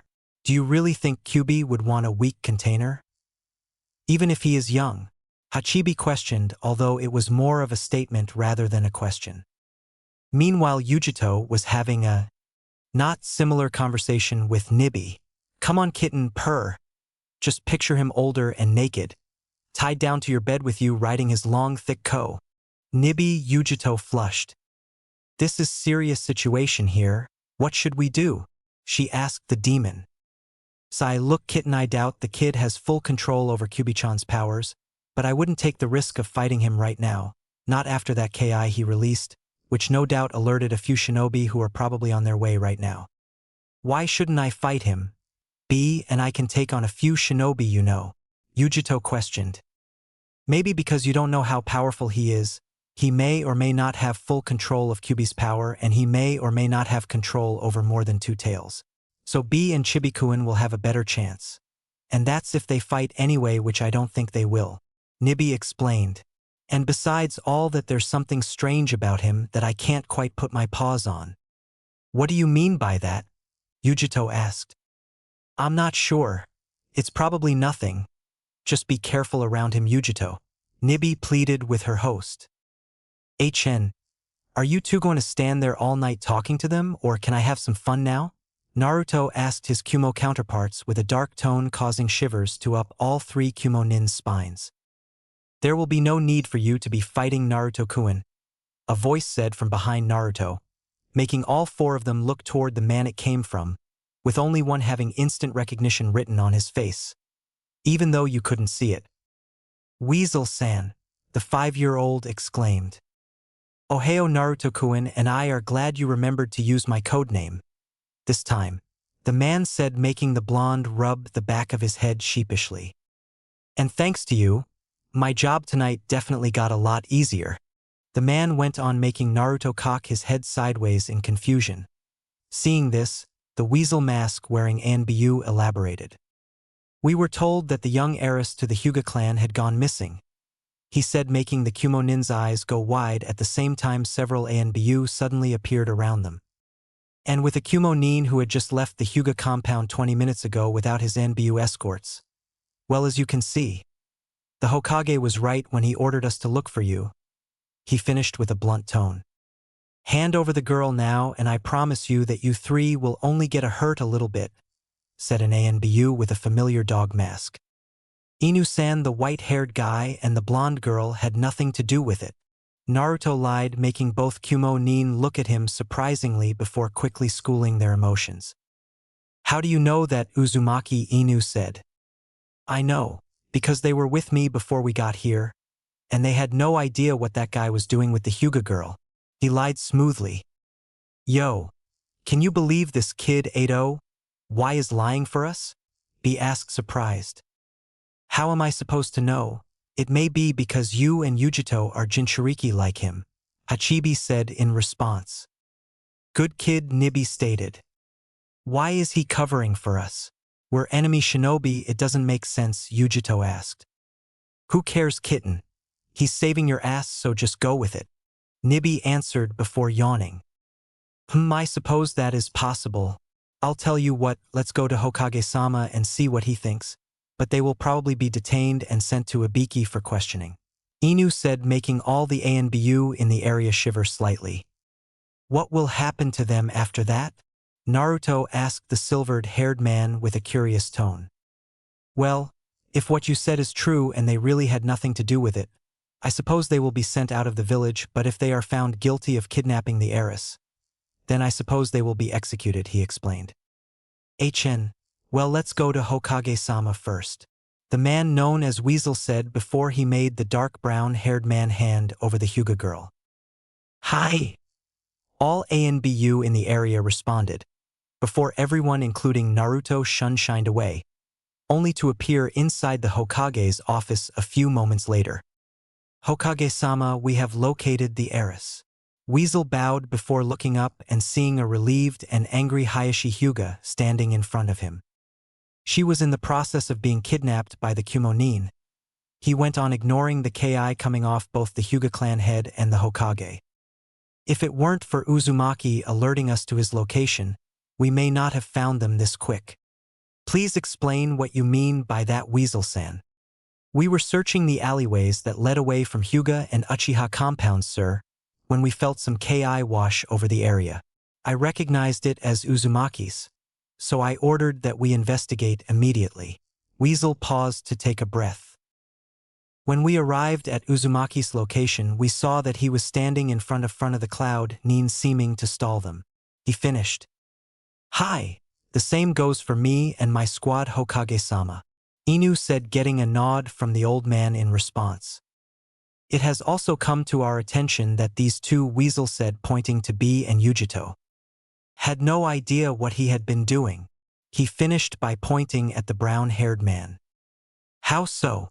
The old man questioned. They were with me, Gigi, Naruto said, making Hiruzen look at the orange mask wearing blonde with a frown. Show some respect, boy, a man shouted, getting murmurs of agreement all around. Enough, said a slightly annoyed Hokage. And who might you be? Asked a slightly confused Hiruzen. Only Naruto calls me Gigi. He thought to himself. Who else calls you Gigi? It's me, Naruto? Believe it! The blonde exclaimed, slightly causing the old man to confirm his thoughts. Naruto, do you mind explaining what these two were doing with you? The old man asked, taking a puff from his pipe. We were talking to each other about certain things before we ran into that guy, Naruto said bluntly, pointing at the brown-haired man who, by now, was sweating bullets. Certain things. Well, I guess I can believe what he's saying, and it's not like Naruto to lie to me, especially about something like this, although this morning he did say that they were Jinchuriki. The old man thought to himself, maybe he is just covering for them because they're the same. But he did kill Yagura a year ago, so maybe. All right, Naruto, I believe you. Those two will be escorted out of the village tomorrow morning, the Sandame said with a smile, choosing to believe the young blonde. Meanwhile, all three Jinchuriki let out a breath they had all been holding, and everyone else in the room to look at the old man disbelievingly. You cannot be serious, Hokage-sama. They tried to kidnap my daughter, they must all be punished for this, Hayashi yelled. I am quite serious, Hyuga-san. They will leave the village tomorrow morning, whereas Takashi-san here will be taken care of accordingly. The aged Hokage said, adding emphasis on the san, effectively telling Hayashi who was in charge. The next morning, B and Yujito and were currently jumping through the trees of the forest surrounding the village they had just been thrown out of, at a fast pace. B, I still can't believe that blonde kid covered for us like that, Yujito said, only getting a nod in response. He couldn't really believe it either. They were saved by a 5-year-old, a Jinchuriki, but a 5-year-old nonetheless. An hour later, when they were a considerable distance away from Konoha, they decided to stop, not because they were tired, far from it actually. They decided to stop so that they could come up with a plausible excuse that hopefully the Sandame Raikage would buy. So what do you think? Should we tell him that Takashi tried to kidnap an Uchiha first, but ended up being killed in the process, and that we didn't have time to try and kidnap a Hyuga because the village was on high alert, so we had to get out of there? Yujito suggested. Her fellow Jinchuriki was about to respond when, "There you two are," they heard a voice say. As they turned around and immediately got into defense positions, they both realized who it was. "It's just you, Blondie," Yujito mused, not letting down her guard when something suddenly clicked inside her mind. "How come we didn't sense you until you spoke?" she asked, causing Hachibi's container to lift his left eyebrow up in curiosity. "Achin, I'm awesome like that," he responded with a shrug. "And you're also pretty arrogant for a snot-nosed brat," Yujito retorted with her right eyebrow twitching rather comically. God, she hated kids. "Listen, kitty," Naruto said, causing Yujito to growl. "You should be a little more grateful that I saved one of your 9 lives." He joked slightly, which caused Yujito to flush with anger. "HN, the two of you have probably wondered how powerful I am, yes?" he asked, changing the subject, receiving nods in return. "Well, I'll tell you this, I have enough power to kill you right now, with or without Kyūbi's chakra," Naruto told them. If one were to take off his mask right now, they would see a big smirk plastered on his face as he saw the scared and unbelieving looks that were on their faces right now. "Oh, and just so you know, it wouldn't be the first time I've killed a Jinchuriki," he casually said, making both Cloud Nin's eyes bug out. Before they could ask about it, Naruto went on. "You two owe me for what I did in the village, and one day." He paused for effect, activating the EMS and somehow making it glow a dark red, making visible to Cloud Nin before he disappeared in a swirl. "I will collect," his lingering voice said with a slightly demonic tone to it. The 4 Guardians. Chapter 4. Naruto was bored. He was currently sitting in his classroom listening to his sensei drone on about how great the Yondaime Hokage was. He already knew all about this. After all, his father was the Yondaime and did help that the Yondaime was currently sealed inside of him. Not that anyone save 2 people knew that. He had given up listening to his sensei a while ago and was now looking around the classroom at some of the other students. He was debating with his father who he should make friends with. All he had was Sasuke, who he was sitting next to. As he looked around the classroom, he saw Shikamaru Nara. He has fairly long jet black hair tied in a spiky ponytail, brown eyes. He was wearing a green-lined mesh shirt under a short-sleeved gray jacket that has green edges, a pair of brown pants, and a pair of blue sandals. According to his father, the male Nara clan members are all lazy, but they are incredibly smart. However, you couldn't really prove that right now since he was currently sleeping at his desk. Sitting next to him was his best friend Choji Akimichi. He has brown hair, 2 swirls like marks on his cheeks. He is wearing brown shorts, a rather long white scarf that is currently wrapped around his neck, a short-sleeved green jacket over a white shirt with the kanji for food, sir, on it, and his legs and forearms are wrapped in bandages. He's a large boy, which, as he found out from his father, is a necessity in his clan to perform their techniques since they convert their calories into chakra. According to his father, anyone who calls an Akimichi fat usually winds up in the hospital. As he looked one desk down, he saw a blonde girl by the name of Ino Yamanaka. She has green eyes. Her was in a ponytail with bangs covering the right side of her face. She was wearing a short purple vest-like blouse with a raised collar, a skirt that was cut off on the sides, and she had bandages strapped to her stomach and legs with white elbow warmers with purple on the edges. They had only been in the academy for 2 months now, and Naruto didn't need Minato or Madara to know that she had the potential to become a powerful kunoichi. But they all figured that because of her age, only time would tell. His father told him that the Yamanaka clan specializes in mind-affecting techniques such as the mind-body switch technique, a technique which is mostly used for reconnaissance and espionage, which allows the user to briefly possess someone and control that person's actions. Sitting next to Ino was her best friend, a pink-haired girl by the name of Sakura Haruno. She was wearing a red cheapao one dress with white circular designs on the sleeves and a pair of tight dark green shorts. Unlike her best friend Ino, Sakura did not come from a clan, meaning that she didn't have any special clan techniques, but she more than made up for it in her book smarts. According to Irika-sensei, anyway. Next, he saw a member of the Aburame clan.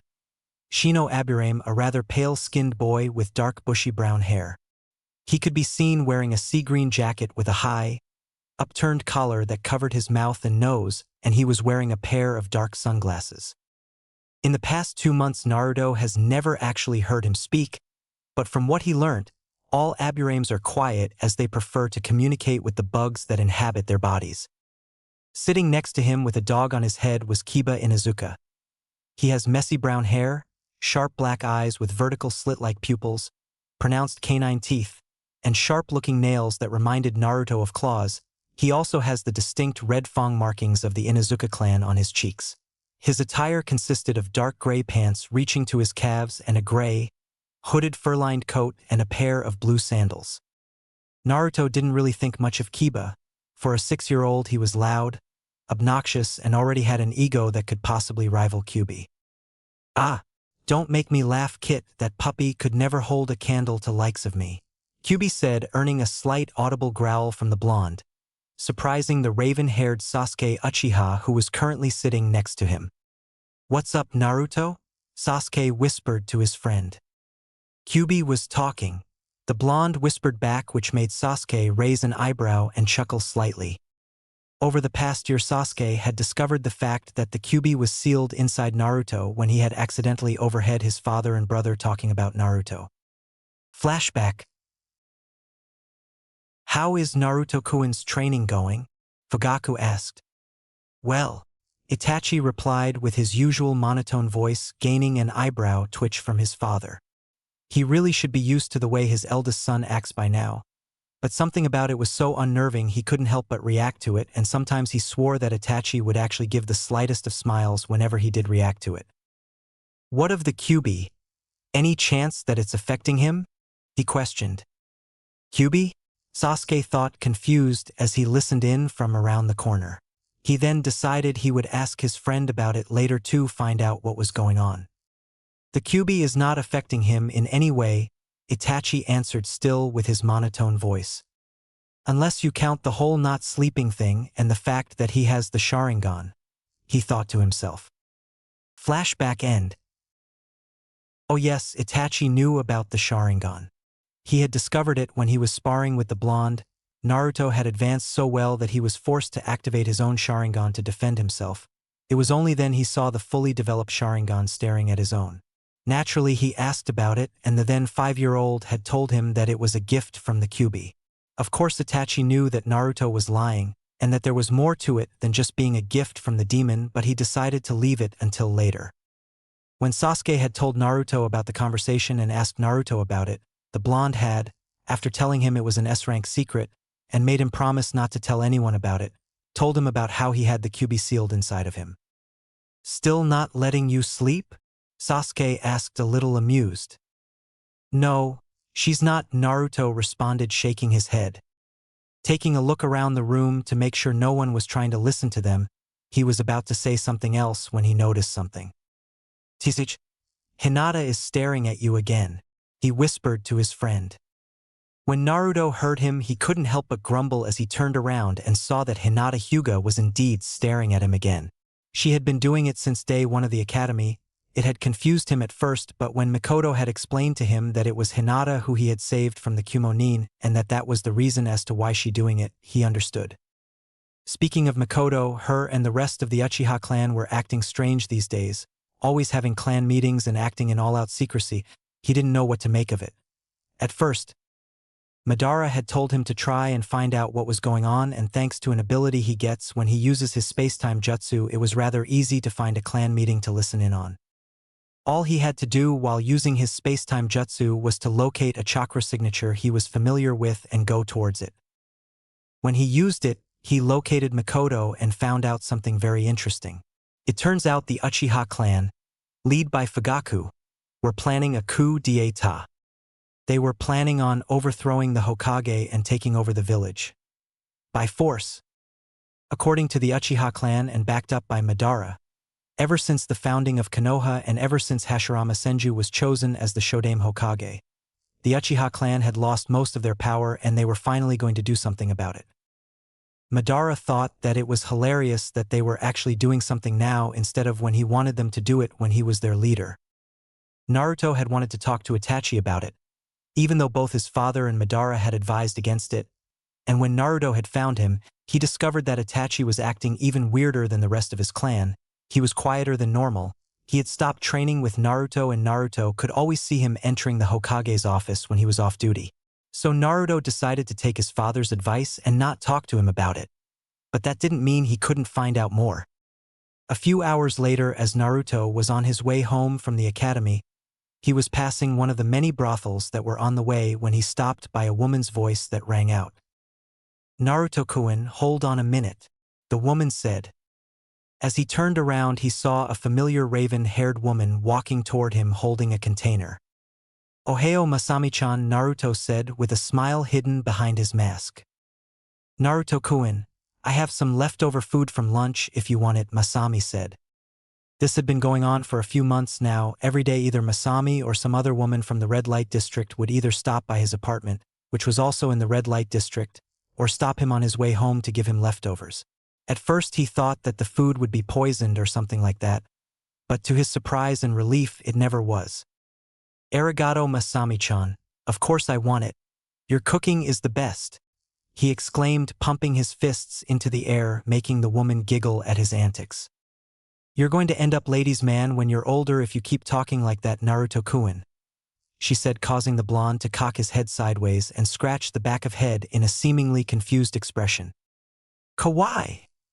the woman squealed before she glomped the 6-year-old, promptly putting his head in between her DD cup breasts for a few moments before she let him go. "Hee, you always end up between a woman's breasts, kid, and they always seem to be big ones as well. I have to say I am impressed," Madara said before he giggled perversely. "Hee, son. I cannot wait until you meet my old friend Tsunade. Knowing your luck, you'll end up between hers as well," Minato said while his hands were in front, his body seeming to squeeze an invisible pair of breasts before he was suddenly blown backwards by a fountain of blood that erupted from his nose. Naruto was about to say something when a familiar voice caught his attention. "Already going after older women, Naruto-kun?" a voice said from behind, surprising the two as Masami let out an EP. As she jumped backwards and put Naruto behind her defensively with surprising speed for a civilian woman. "Masami-chan, you can relax. It's only Itachi-san," Naruto said as he looked over at Itachi, who clearly had amusement visible on his face. I apologize for scaring you, Masami-san, but it is time for Naruto's training," he said. "That's quite all right, Uchiha-sama. Just be a little more considerate next time you appear like that," Masami said with an agitated tone. Moving away from Naruto, she turned around and told him, "I know it's not ramen, Naruto-kun, but make sure you eat it all, okay?" "Hi, Masami-chan. Naruto will eat it all because Naruto is a good boy," he said with a slightly high-pitched voice, which, according to all the women in the district, screamed cuteness. That was proven by the fact that, for the second time in a minute, his head was pressed in between her sizable bust as the women began to practically squeeze the life out of him. "Cough, Masami-san. Please let go of Naruto-kun. It appears he is starting to turn blue," said an amused Itachi. Always between the breasts of an attractive woman, he thought to himself, shaking his head slightly. When Naruto was let go, he walked over to Itachi before turning back to Masami and saying, "Johnny Masami-chan," with his high-pitched voice, which caused the woman to squeal slightly, but before she could run over and glomp him again, Itachi had grabbed Naruto by the shoulder, and the two had shunshined out of their sakons before she could get her breasts hands on him. A few moments later, when they reappeared in their usual training ground, Itachi began. "Naruto-kun, before we begin, I want to know something," he said in his usual emotionless voice, making Naruto raise a hidden eyebrow. Seeing that Naruto was paying attention, he went on. "Why have you been following me?" he questioned. "I know the Uchiha clan is planning a coup," he stated a few moments, causing Itachi to narrow his eyes. "How do you know that?" he asked. "Well, you weren't the only Uchiha I've been following, and as far as I know, you are the only one that knows I've been following you." So why have you been following me?" Itachi asked again. "Because I know you, Itachi. I wanted to see which side you were on," Naruto said. A few moments later, after Naruto saw that Itachi wasn't going to say anything, he decided to go on. You obviously know that I've seen you going in and out of the Hokage's office a lot lately, and you've barely left the village to go on missions for the past 2 months. So it seems to me that the old man is using you to spy on your clan. Is that right? He asked, getting a very surprised look in return. That is correct, Naruto-kun, Itachi said as he tried to sense if any was nearby trying to listen in. A few moments of silence. Naruto decided to ask, what is the old man planning to do? It's not just him, it's the elders too, but I'm beginning to suspect that they may try and kill the Uchiha before the coup can begin, and they may try and get me to do it, Itachi stated. And when the time comes, what will you do? The blonde asked. You said you know me, what do you think I will do? The Sharingan wielder questioned. I know how you feel about the Uchiha, I feel the same way, so if they ask you to do it, then you will. Of course I would sigh, but that depends on if they actually get me to do it. Itachi. Yeah, I suppose it does, the blonde said. Now he went on. What do you plan on doing about Shursui? He asked. What are you talking about? The raven-haired teenager asked. Don't tell me you don't know?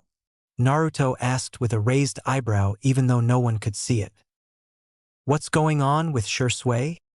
He's been following you like I have, Naruto responded, causing the ANBU captain to look at him in shock. What? How did I not notice? I mean, it was pretty hard to notice Naruto, even if he is a 6-year-old. An extremely talented 6-year-old. I'm an ANBU captain, I should have noticed my best friend following me, Itachi thought to himself. He's been following you, the blonde repeated. Obviously your clan is getting suspicious of you.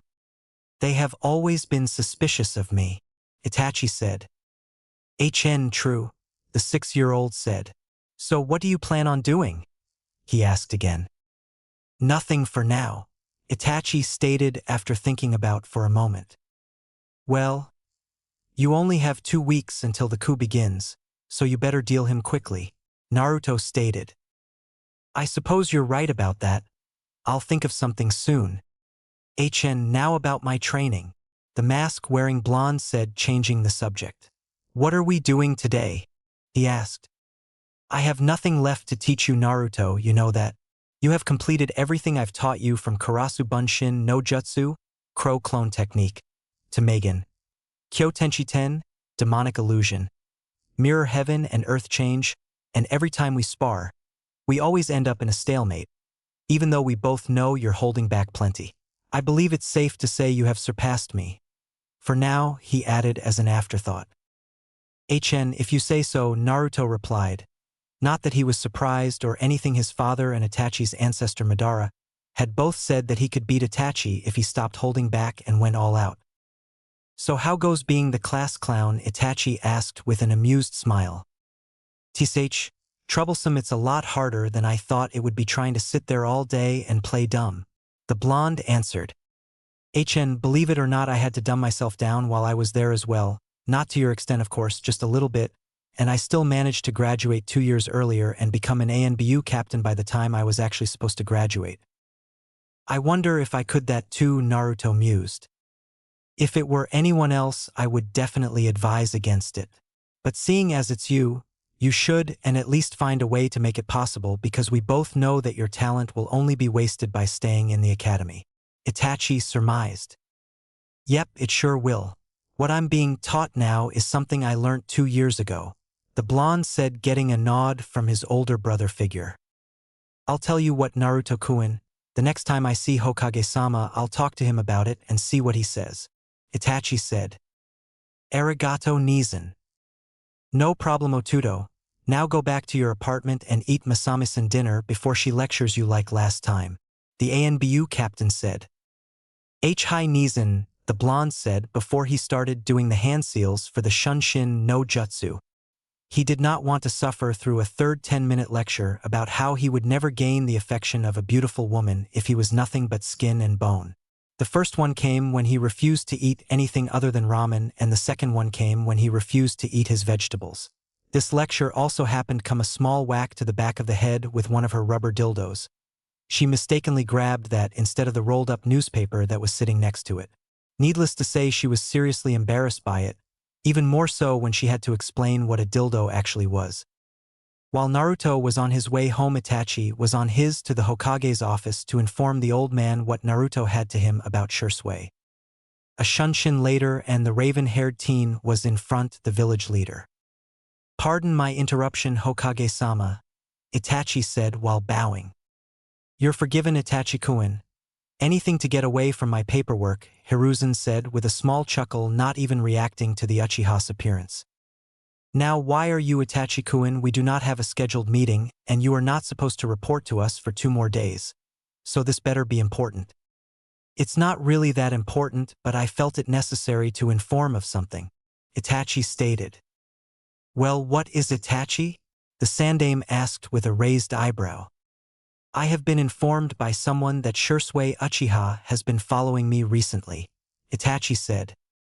"And who informed you of this?" This could be, to borrow a phrase, troublesome, the aged Hokage thought to himself. Letting a small smile appear on his usual stoic face, he replied. Naruto Uzumaki, causing both eyebrows of the Hokage to shoot up. "See, could you please repeat that, Itachi-kun? I'm not sure I heard you correctly." "Naruto Uzumaki was the one who informed me," the teen repeated. "How? How did he know Shursui was following you?" Hiruzen asked. "It appears that he has been following me for a while now," Itachi said. "How did you discover he was following you?" the Sandaime asked, definitely curious. He knew that Naruto was the one responsible for the theft of Hayashi's unmentionables, and if the so-called all-seeing eyes couldn't catch him in the act, he obviously had a lot skill in stealth. He sneezed, Itachi stated with a slight twitch showing his embarrassment. "He sneezed," the man repeated, receiving a nod in response. "Ha ha ha ha ha ha ha," the aged man roared for a minute, leaving an embarrassed NBU captain standing there with a visibly twitching eyebrow. "Ha ha, he ha ha sneezed, ha ha ha. Cough if we could continue, Hokage-sama," Itachi said. "Ha ha ha, of course, Itachi-kun," Hiruzen stated, calming down. "Thank you, Hokage-sama. I confronted him about it just now before I came here, where he informed me that Shursui was following me. It also seems that Naruto-kun has been spying on the Uchiha clan as well," the teen informed the aged man. "Sai, how much does he know?" the Hokage asked. "Everything. He knows about the coup and that it's being led by my father, and he knows that you and the elders are using me as a spy."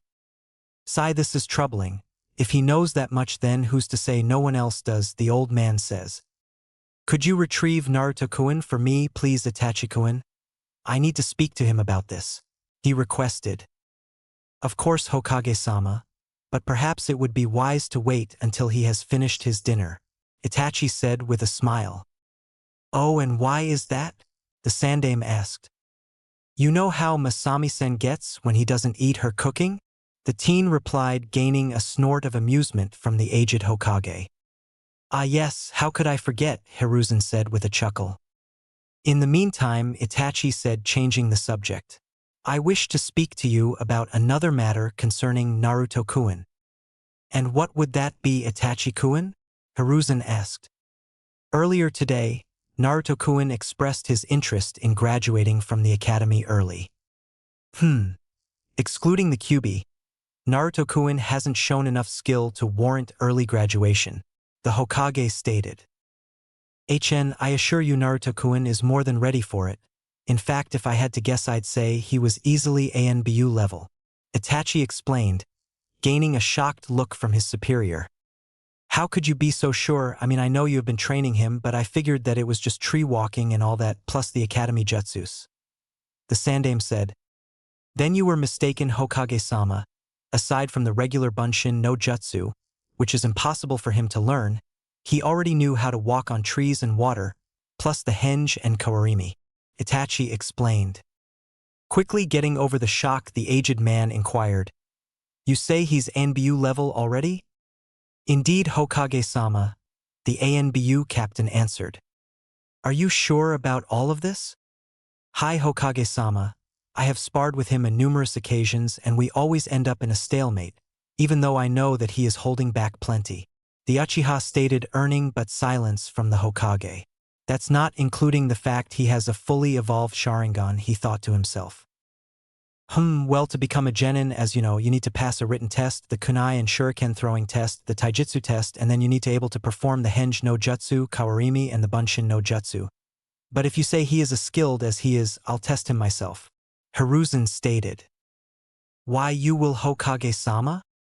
Hi, if it indeed turns out he has that much talent, I may decide to promote him to Chunin right off the bat. Considering his skills will just go to waste as a mere genin, don't you think? Of course they would, Hokage-sama, but when you decide to test him, be wary. There is more to Naruto-kun than meets the eye. Itachi stated cryptically. What do you mean by that, Itachi-kun? You will see, Hokage-sama, you will see, Itachi said, but before he could leave. Right, well, Itachi, I have a mission for you. After Naruto had finished his dinner, he had decided to train a little bit in the forest surrounding the village, and right now he couldn't believe what he had stumbled onto.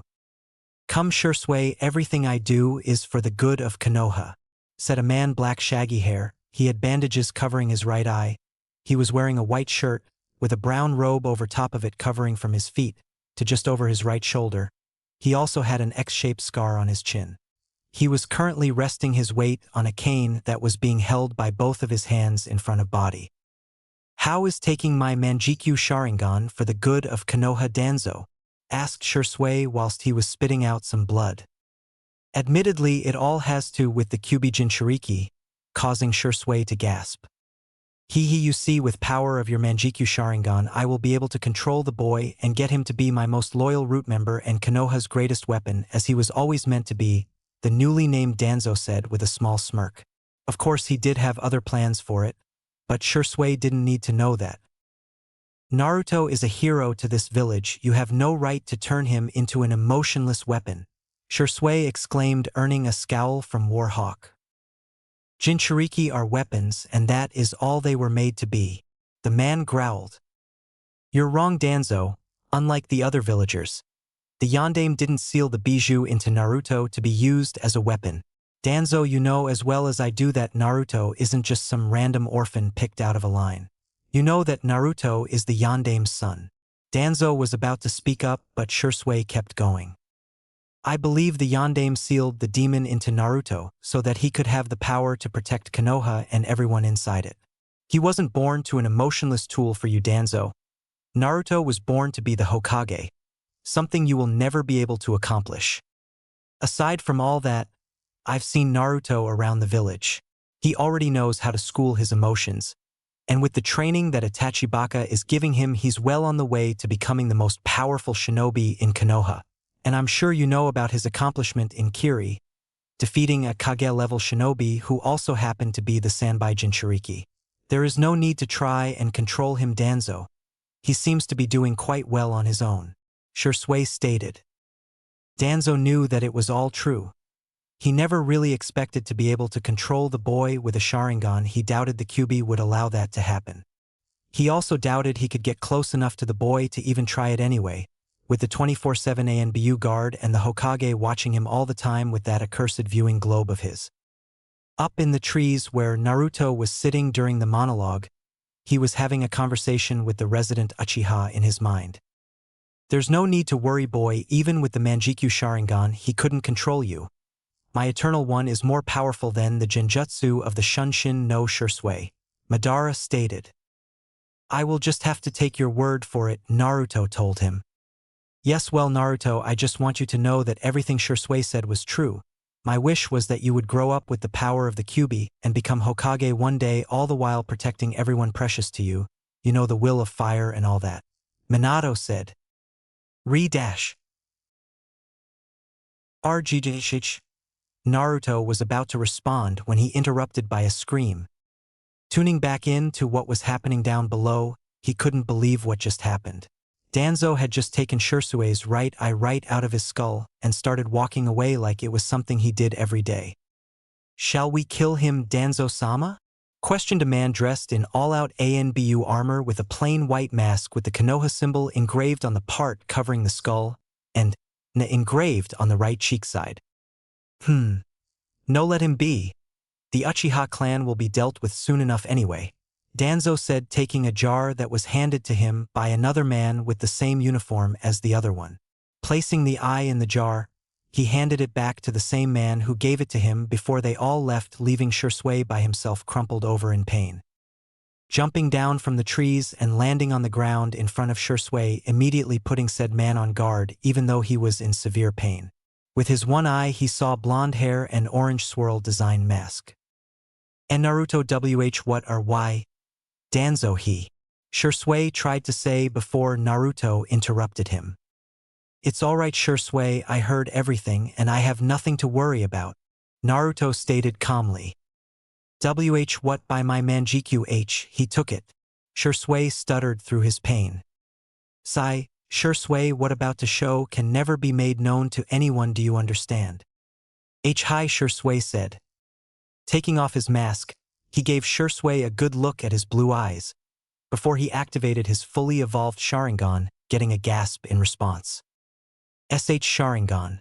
How is that possible? You're not an Uchiha. You're right, I'm not an Uchiha. It was a gift from the Kyūbi, the blonde said, getting another gasp from Shursui. And that's not the only thing she gave me, he continued before activating his EMS, getting yet another gasp from the one-eyed Uchiha. Manjikyu, Shursui stated. Yes and no, Naruto answered. Wa was all he could get out before Naruto raised his hand to stop him. These eyes of mine are what are known as the eternal Manjikyu Sharingan, the final and the most powerful Manjikyu Sharingan there is. It also serves as cure for the blindness one gets from the Manjikyu. And it also appears that aside from me, only one person has gained these eyes. Who? Shursui asked. As far as he knew, no one had this eternal Manjikyu. Madara Uchiha, Naruto stated bluntly. Before Shursui could ask any questions, Naruto changed the subject. It seems Itachi is next to the lake, most likely training. How do you know that? I don't sense anyone nearby, Shursui asked. Thanks to the fuzzy baka sealed inside me, I have heightened senses that can match the Inuzuka clan. I can smell him from here, the blonde stated. Creating a couple of Kage Bunshin to help Shursui stand, they slowly made their way through the trees to appear in front of Itachi a minute later. Itachi, who had sensed them coming, was about to ask what they were doing together, but at the sight of Shursui, the only question he had was, "What the fuck?" he asked as he ran toward the pair. What the hell happened? Itachi asked. Before Shursui could reply, Naruto decided to answer for him. Danzo took his right eye, he bluntly stated. What? Itachi asked, completely stunned. Danzo took his right eye, saying something about controlling me and using me as a weapon for the good of Konoha. Naruto said, drawing a very uncharacteristic growl from Itachi, startling both Naruto and Shursui. Even though that's not possible, right, Naruto-san? Shursui said slyly, getting over the shock of hearing his usually stoic best friend growl. Naruto replied. What are you two talking about? Itachi asked. Nothing, they both replied. Now, if you will both excuse, I have to go back to my apartment and finish my vegetables before Masami-chan finds them, Naruto said before disappearing in a swirl of fire. Before Itachi could say anything, Shursui had suddenly pulled out a kunai and lunged toward him. Acting on instinct, he pulled a kunai of his own and blocked the attack. Shursui, what the hell are you doing? Itachi asked, blocking another kunai strike before kicking Shursui backwards, creating a gap between the two. Shut up, Itachi, I know what you're up to. Spying on your own clan. Pathetic, Shursui said, lunging forward again, and this time he actually hit Itachi, causing him to go wide-eyed. That wasn't supposed to happen. It's not part of the plan. Only to smile when the Itachi in front of dispersed into a small flock of crows. You know how I feel about our clan, Shursui, he stated before blowing 3 shuriken with his kunai, only having rolled to the right to avoid a flying kick to chest. Yes, I know how you feel about us, Itachi. Which is why you must die so that our coup can be successful. Shursui exclaimed, much to the confusion of Itachi, who knew that Shursui loved the Uchiha clan, but he also loved the village.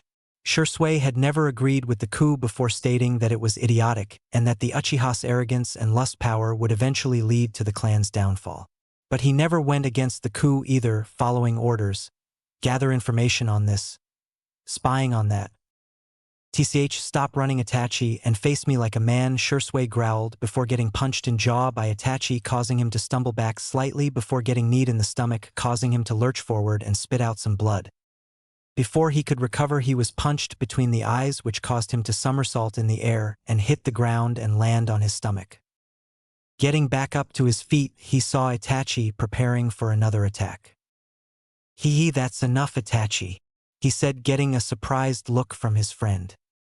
"I just wanted to make sure I was thinking straight," he said, now getting a confused look in response. "Hee, what's with all these emotions you're showing lately, Itachi Baka? Been spending too much time with Naruto, have you? Or is it Akemi-chan's fault your usual stoicness is crumbling?" the one-eyed Uchiha teased. "Shut up, Dobe," was his Itachi's intelligent reply, which caused his friend to laugh out loud. "What's going on, Shursui?" Itachi asked, trying to change the subject and still twitching slightly from embarrassment from his best friend, knowing about the small crush that he has on a certain store attendant that works at the shop that sells his favorite all-time food. Pocky, his favorite flavor being coconut. He even saw her eating a coconut one once. Well, not so much as eating, it was more like teasing him by essentially licking and sucking on it. It took all of his shinobi training, his usual stoic nature, and the chanting of Itachi is a good boy in his head countless times not to try and jump her right then and there. Yeah. Hanging around Naruto seemed to have its uses sometimes, like the time he was running away from a group of fangirls when he ran into the 6-year-old. After a few moments the girls caught up to him, he introduced Naruto to them as Toby. After that it went uphill for everyone. Naruto/Toby stated that he was on his way home to eat dinner because he was a good boy in his usual high-pitched voice, and all the girls suddenly screamed kawaii and had nearly hugged the boy to death, all because of the fact that every time one of them hugged him his head was always smothered into their chests. Not that Naruto had minded, of course. Coincidentally, that gave Itachi enough time to escape the gang rapists, fangirls, and enter his favorite store, where he saw Akemi bending over the counter giving him a nice view of her cleavage. Sigh, good times, Itachi thought, remembering those days. "What's going, Itachi, is that?" "Sigh, I want you take my other eye," Shursui stated, bringing Itachi back to the present. Could you repeat that?" he asked. "Sigh, I want you to take my eye." "Why?" Two reasons, actually. Firstly, for Konoha. You know I love this village, but I'm still an Uchiha. So as it stands right now, I cannot protect the village I love from our clan's power-hungry arrogance. And secondly, the Manjikyu comes with a heavy price, Shursui stated. "Such as?" Itachi asked. "If you use the Manjikyu too much, you gain a disease that starts at the eyes, making the user blind, and then it attacks the heart, killing the user." Saying all of that doesn't really make me want to shout out, "Why Manjikyu? You know that, right?" Itachi asked sarcastically with an eye roll. "Is there a cure?" the ANBU captain asked before his friend could respond.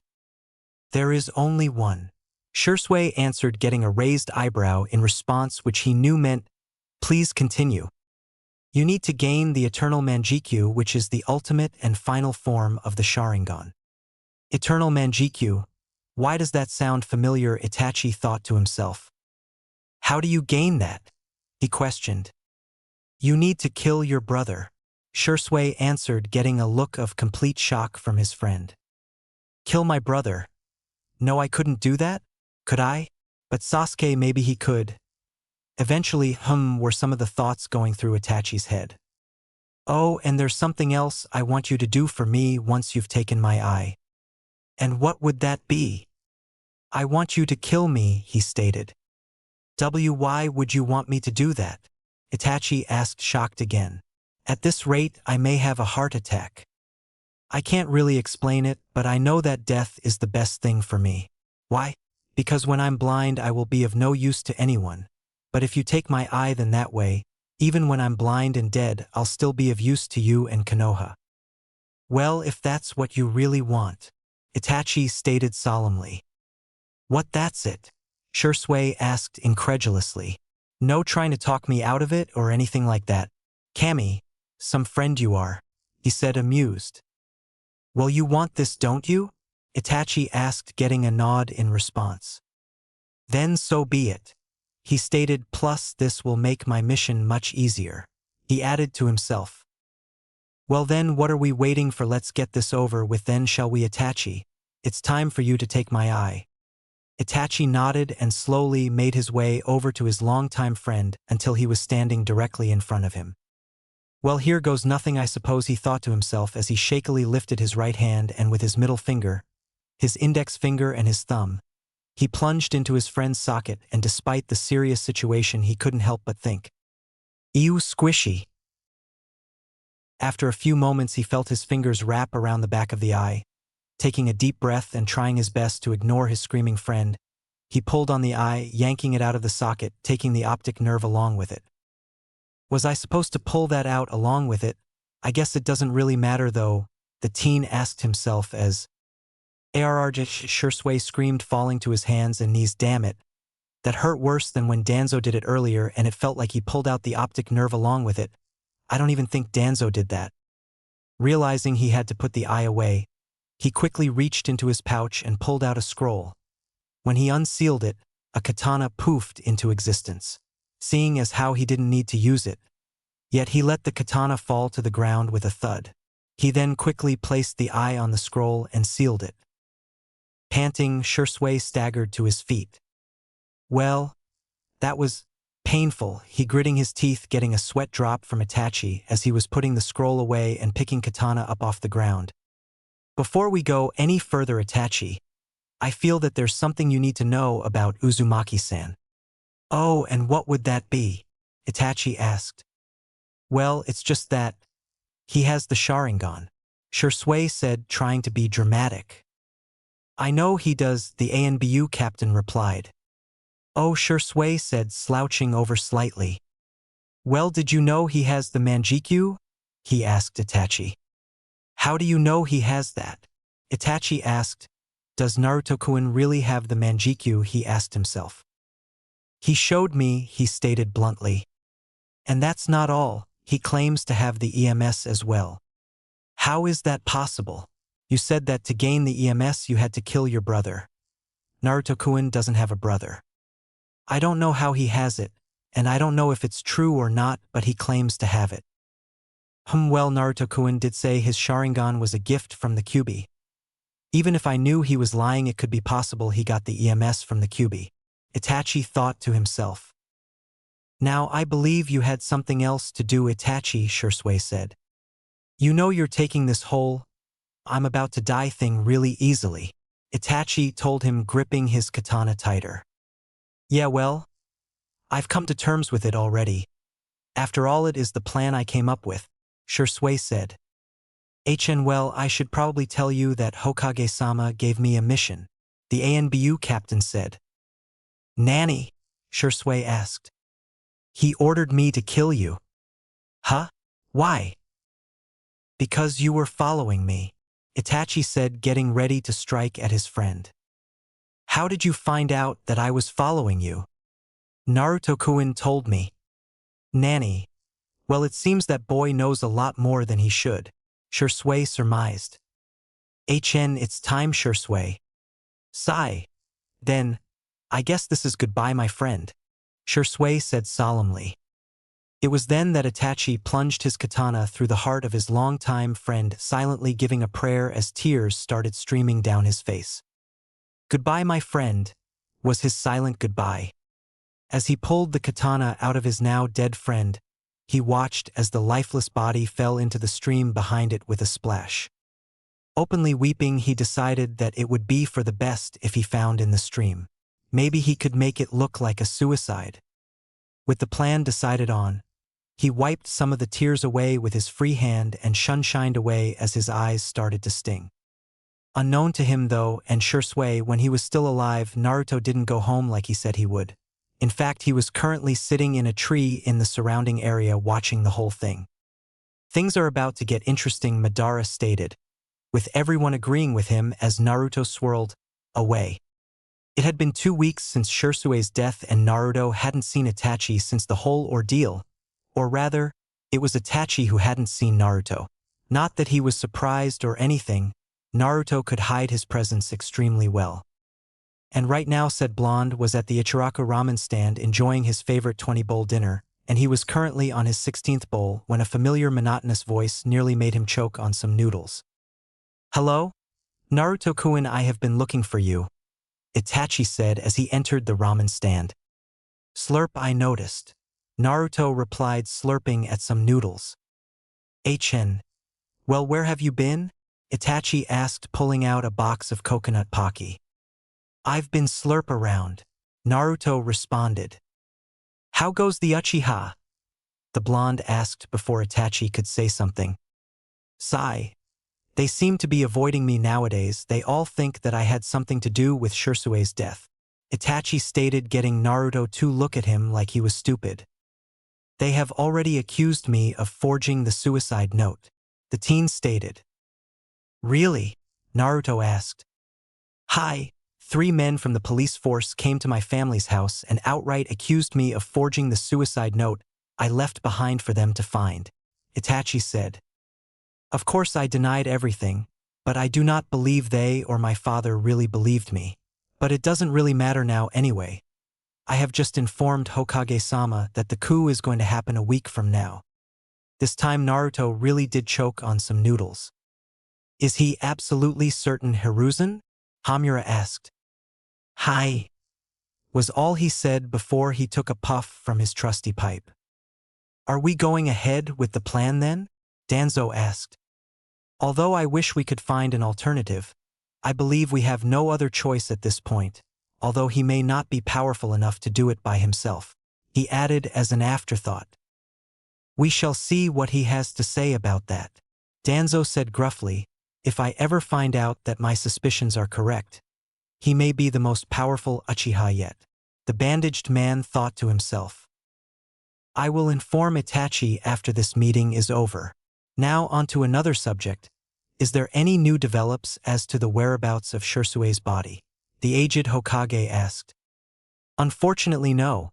It's like his body just disappeared into thin air," Koharu answered with a sigh. "If only she knew." "So, 1 week, huh?" Naruto repeated. "Has the old man given you any orders yet?" he asked the teen. "None yet, but I'm sure he will do so soon," Itachi replied. "Have you heard about Shirsue's body?" the Jinchuriki asked. "Of course I have," Itachi replied. "How do you know about it?" the teen asked. "Well, you're not the only one I've been spying on," Naruto stated.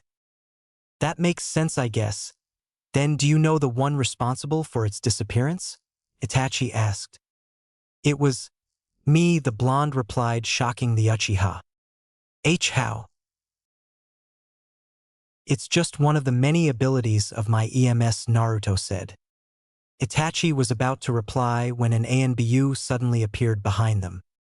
"Uchiha Itachi, Hokage-sama requests your presence immediately."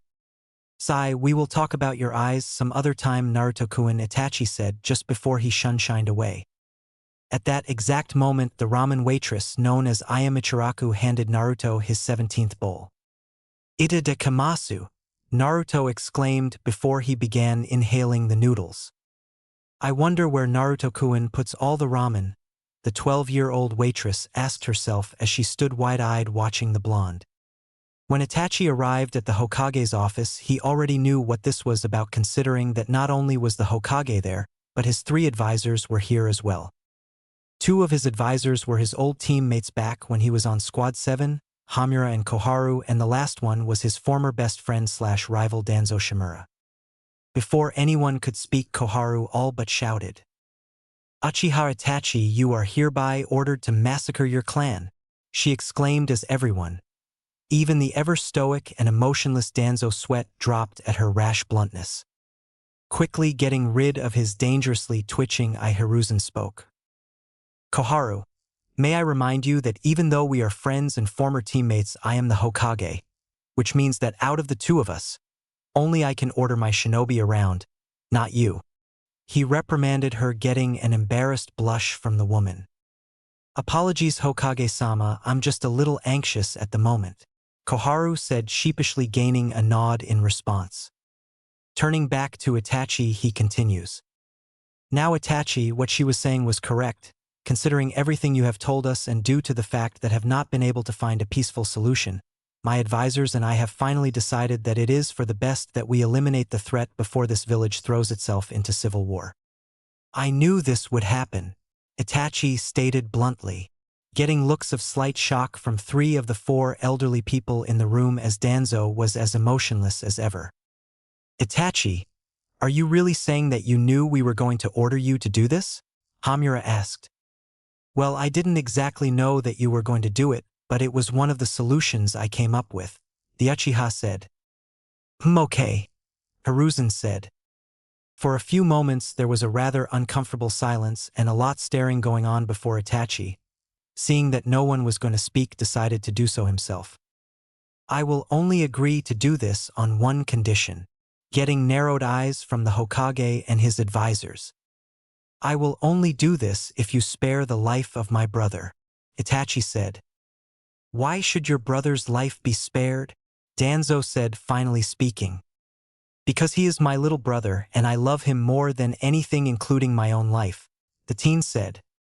And what would happen if we didn't spare young Sasuke's life? The Hokage questioned. After a moment of thinking, the ANBU captain spoke. If you do not promise to spare him here and now, I will tell my clan everything you know and what you are planning to do about their coup and bring this village into a civil war, he answered, complete seriousness on his face. After a minute of silence, the Hokage made his decision. Very well, Uchiha Itachi, your brother Sasuke will be spared, he said, while thinking this will be good for the village anyway with a Sharingan user still alive. Thank you, Hokage-sama, Itachi said, bowing. Your mission will begin on Friday, so unfortunately you have until then to come up with a strategy to pull this off, the god of shinobi said. Hai Hokage-sama, Itachi said. Good. Now Itachi, you are dismissed as my advisors and I have much to discuss, the Hokage said, dismissing Itachi, who bowed and silently shunshined away. Good, now that takes care of Sasuke, and hopefully after I tell Naruto-kun what's going on, he will come through with his threat to stop me if I try to harm Okasama. Itachi thought to himself before disappearing from the office to go find Naruto, who, in the meantime, was busy being the piece of meat in a D-cup sandwich. Squeal, Naru-chan is such a good boy for eating all of his vegetables, isn't he, Akiko-chan? A woman with purple hair asked. He sure is, Misako-chan, the woman said to the now-named purple-haired woman. At the same time, she smothered Naruto's head even further into her chest. Of course I ate my vegetables. Naruto is a good boy, spoke the high-pitched voice of Naruto that was muffled by Akiko's chest, which got another squeal from both women. Hee, I can't believe how lucky you are, son, Minato spoke up between perverse giggles. Before Naruto could respond, another voice rang out, surprising everyone, including Naruto. However, you couldn't tell since his currently unmasked was hidden between 2 sets of breasts. Again with the breasts, Naruto-kun, the voice said. Who are you? Misako said, tightening her hold on Naruto. It's okay, Misako-chan, Akiko-chan. It's only Itachi-sensei, Naruto said, prying himself away from the 2 women who were still looking at Itachi suspiciously. Excuse me, ladies, but I need to talk Naruto-kun for a minute, Itachi said while he was smiling at the protectiveness that all the women in the red light district seemed to have for Naruto. Walking over to Itachi, Naruto turned to the women and started speaking in his good boy voice, as I will call it now.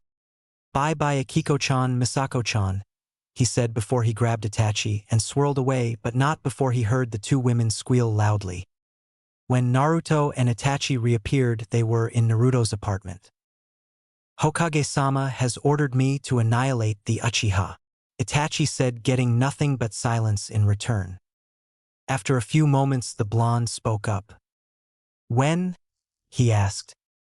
Friday, was Itachi's answer. was all Naruto said. Do you want some help with doing it? Naruto asked after a moment. Yes, I believe I may need some help with this, Itachi said after thinking it over. All right then, Naruto said, sitting down on his couch. Were you able to keep Sasuke safe like you wanted? The 6-year-old asked. Hi, as long as they keep their word, he is safe, the teen said. All right then, let's come up with a plan. I hope you know that if you do help me, no one in the village must know that it is you. Hi, I know I will have to think of something, maybe a different mask and a different hair color, so I'll have to think of something. Time skip. 3 days. Friday, the massacre. Today had been a strange day for Sasuke. First, at breakfast, his parents were unusually silent and didn't even wish him a good day like they usually do. Secondly, on his way to school, a bird just happened to do its business on his head. Thirdly, his best friend Naruto wasn't at school. Not that anyone but he and possibly that Hinata minded much. And last of all, as he entered the Uchiha compound, it was eerily silent, which was highly unusual. Normally there were people around talking and kids playing games, but tonight there was no one. No one at all. Deciding to run to his family's home, well, that's what he did. But on his way, he failed to notice the dead bodies that littered the alleyways, nor did he see the pools of blood on the ground. What he did see, though, was the fact that the door to his house was off its hinges. Running inside, he saw something he did not expect. There in his lounge room was his older brother having what seemed like a sword fight with a man who had long black spiky hair and a familiar weasel ANBU mask. Looking past them, he saw his mom on the floor looking at the two in fear and confusion. Where was his dad, though? He asked himself as looked around. Seeing something leaning against the wall, he took a closer look. What he saw? Well, he didn't really know what to think because his mind shut down. It was his dad and he was dead. WHWH, what is going on here? He asked himself. Turning back around to face the two men, he realized that they were no longer fighting each other. In fact, they were now looking at him. Itachi, what's going on? He asked his big brother. Foolish little brother, you shouldn't be here, Itachi said emotionlessly. What? Who is he? He asked, looking at the stranger in front of him. His only answer was the man activating his Sharingan. An Uchiha, but how, why? Otudo, Itachi said, activating his Manjikyu Sharingan as Sasuke turned to look at him. Tsukiyomi, Itachi whispered. Arrgdh. Sasuke screamed 3 seconds later, his brother's words echoing in his head. You've always wanted to surpass me. That's why I'm going to let you live. If you wish to kill me, then hate me, despise me. And by all means flee, cling to your wretched life. What did you do to him, Itachi? Why are you doing this? She asked between sobs. However, it wasn't Itachi that spoke, it was the other man in the mask. You know exactly why we are doing this, Mikoto, the masked man said. The coup, she told herself. Who are you? She asked. You can just call me Tobi, he said, showing her his Sharingan. Tobi Uchiha, he finished as she gasped. Kachan, Itachi said, getting her attention. Raise Sasuke, train him, make him strong and take care of Naruto-kun, he said as he disappeared into a flock of crows. Mikoto Uchiha, tonight. You are lucky to be alive. Like I could actually kill her anyway, Naruto thought to himself as he swirled away. It had been a month since the massacre, and right now Naruto was trying to graduate from the academy already, even after getting into the same year as the last year class. Come on, Gigi, Naruto pouted. No, the old man said. Come on. No. Please. No. Come on. I'll be your friend, Naruto said. Why do you want to graduate now? You just got into your last year? The Hokage asked. Because you know I'm already past Genin level Gigi. You know I'm even capable of killing a Kage level shinobi. You've seen my skills, old man. And besides all of that, My class is so boring, everyone's still talking about Sasuke this and Uchiha that. The blonde said. Sigh, hi, I do know all of that, but you're still way too young to be a genin. Not even Itachi or even Kakashi was a genin at 6 years old. Well, I'm not Kakashi, whoever that is, and I may not be Itachi, but I was trained by him. Plus I know that you know that I was training before that. The Jinchuriki said. And of course, who could forget, he can control Kyūbi's chakra. Hiruzen thought to himself. He definitely is stronger than any genin I've had the pleasure to come across. But the only reason why Kakashi and Itachi graduated from the academy early was the fact that not only were they talented but both times were war times. Right now it's peacetime, so there is no need for extreme measures like turning a 6-year-old into a genin. He mentally ranted. Although even I have to agree that he is strong enough to beat most chunin, possibly even some low-level jonin, and that's without using Kyūbi as well. Only Kami knows how strong he is when he uses that. Please, old man, I'm way stronger than any genin you have. I've even invented my own jutsu. Now that had the god of shinobi's attention. A 6-year-old inventing a jutsu. Now this I must see, he thought. Your own jutsu, huh? May I see it, Naruto-kun? The old man asked. Of course, Gigi. But be warned, this jutsu is so awesome it will knock your jocks off, the blonde said, smiling behind his orange mask. Does he mean socks? The Hokage wondered.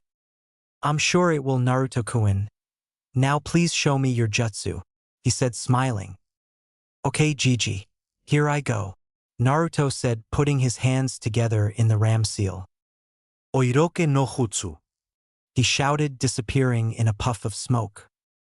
10 seconds later, right where Naruto was previously standing, was a grown woman, with jet black hair and brown eyes and 3 familiar whisker marks on each cheek, doing a sexy pose. Not to mention that there was smoke covering her, at least E-cup breasts and something else a little lower. Hiruzen-sama, why don't you come play with me?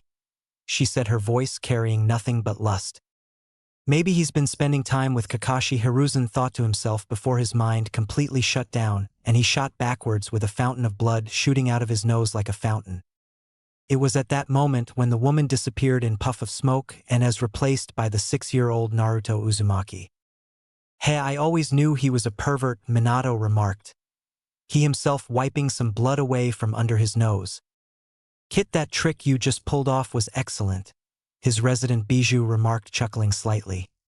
Which says something about you, since foxes, like myself, are natural-born tricksters. She went on, surprising the 3 males that she could actually talk to. Was that a compliment, Kyūbi?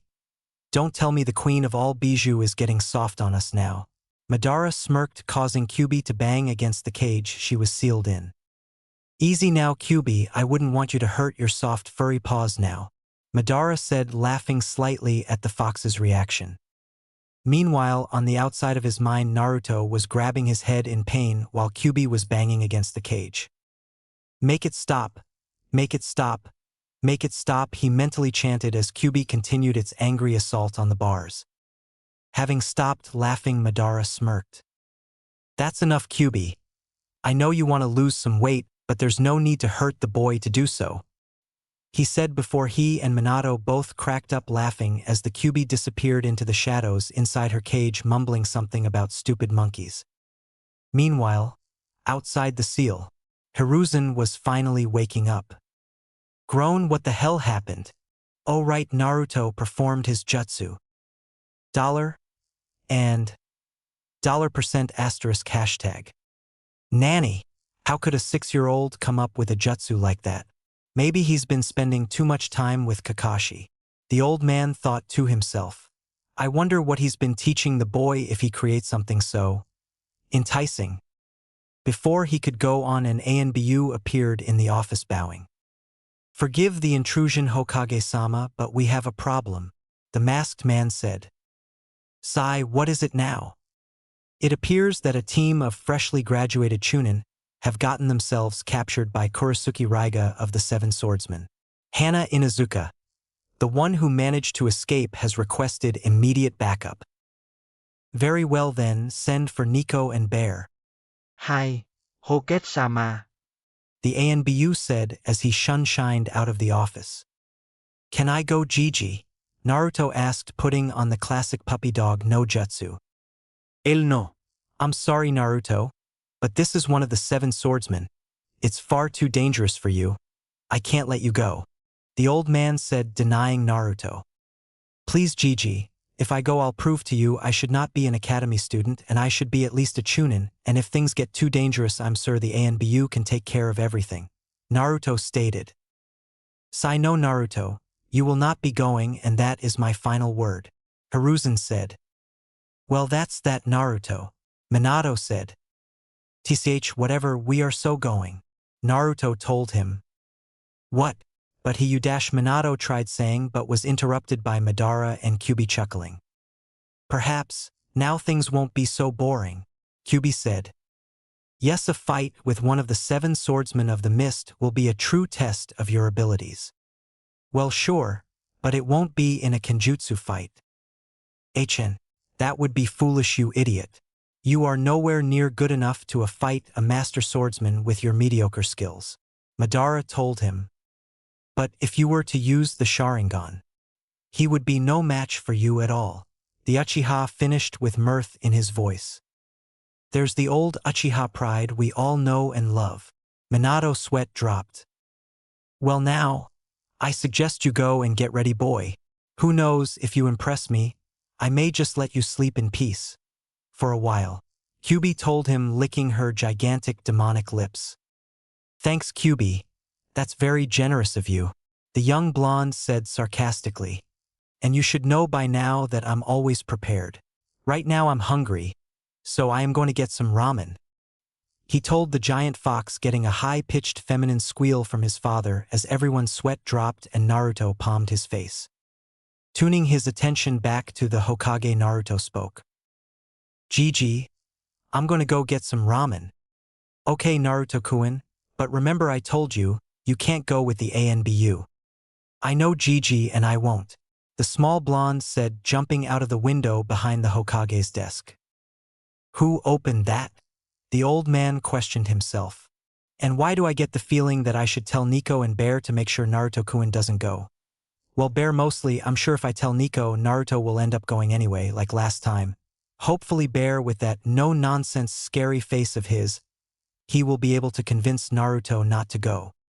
Half an hour later, Naruto was following the 2 ANBU through the surrounding forest as they were making their way toward Katabami Kinzen, where Kurisuki Raiga was currently located.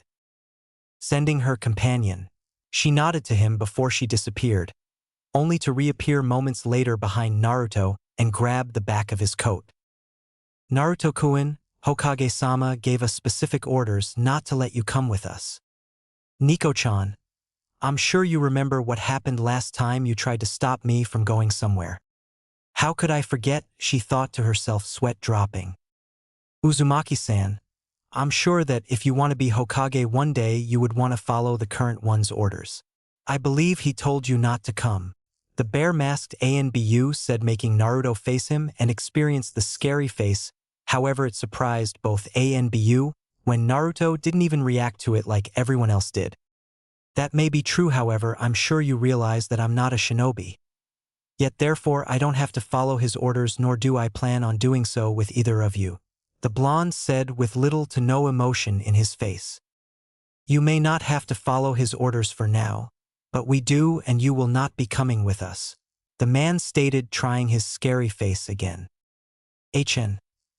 Whatever face you're trying to pull may work on babies or something, but you forget that I have the Kyūbi sealed inside of me, and whatever face it pulls is 10 times scarier than that. Besides, isn't there a team of Chunin in need of rescuing? I wouldn't want them to die, but I suppose if you want me to go back to the village, we will have to fight. But that's entirely up to you, the blonde said, casually pretending to check his fingernails, which were currently covered by a pair of black metal-plated gloves. Sweat dropping, both ANBU had to agree that they were wasting valuable time by standing here talking. Sighing, Bear decided it was time to go. All right, Fine. You can come with us. Just make sure that you stay out of our way and let us deal with Kurisuki Raiga. Sure, Naruto said. Naruto will stay out of your way because Naruto is a good boy, Naruto said in what his occupants had dubbed his Toby voice, which made both adults visibly shiver. They hated that voice. Whenever he used it meant something big was going to happen, which always ended up being a prank on someone. Sure, the woman inside of Yugao thought the voice was cute and had to hold herself back from glomping the kid every time she heard him use it. But the ANBU inside of her wanted nothing more than to punish him for ever using that voice to begin with. Well, are we going to get going, or are the two of you going to stand there all day gawking at me? He asked them. Right? It's going to take us at least 2 days to reach Katabami Kinzen, so let's get going, Yugao said. Right/hi. Both males nodded. 1 day later, when they taking a break near a stream, the ANBU known as Bear and Naruto were currently being amused by Yugao trying to catch some fish. Why doesn't she just use a jutsu or even a kunai for that matter? Bear questioned. I don't know, Naruto said. Although this way is far more entertaining, he said before he heard her swear for the umpteenth time. Maybe. The man chuckled, but we really don't have any time to waste. Getting Naruto to nod in agreement. Nico, we need to get moving, the man told her. Damn, I haven't eaten yet, she pouted as she made her way out of the stream. That's your fault for wasting time. TCH, whatever. Just give me a ration bar and then wait a few moments while I put my clothes on. Fine, here you go, the man said, tossing her a ration bar. Arigato, the woman said, catching the bar with little effort. A few moments later, they had everything packed up and were already moving through the forest. Can you tell me more about this Raiga? Naruto asked Yugao. Well, he was the youngest member of the 7 swordsmen until Chojuro came along. What about his sword? Naruto asked. Let's see, I believe he uses the Kiba or lightning blades that, from what I'm told, can utilize actual lightning instead of just Raiton chakra. That's interesting, Madara told him. I've also heard that he has a weird fetish for funerals, Yugao stated. Funerals? Naruto repeated. Yeah, I don't really get it either, but like I said, he is one of the craziest swordsmen. She shrugged. Supposedly, he was the last of the swordsmen to remain loyal to Mizukage, but apparently after Hoshigaki Kisame left, he left as well. Yeah, after he tried and failed to kill the leader of the bloodline side and the Mizukage threatening to kill him, Bear stated. Well, at least he failed to kill the rebellion leader, Naruto stated. Yeah, you're probably just glad that he did fail, so that you could enjoy those hugs and kisses that she gave you all the time. Yugao teased him, making him blush slightly behind his mask. What are you two talking about? Bear asked them. Nothing, they said simultaneously. Well, obviously it's something, the man said, quirking an eyebrow behind his mask. Will you see this necklace?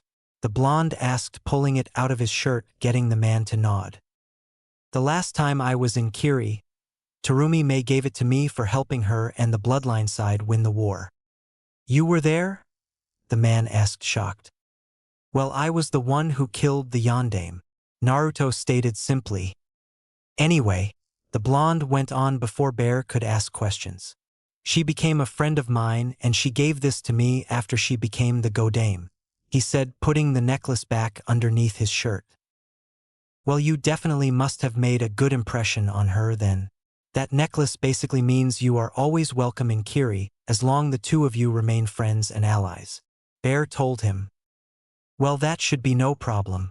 She's actually one of the only friends I've got aside from Sasuke and his older brother Itachi, Naruto told them as both of them stared at him for a few moments, both out of pity and curiosity. You were friends with Itachi? Bear asked him.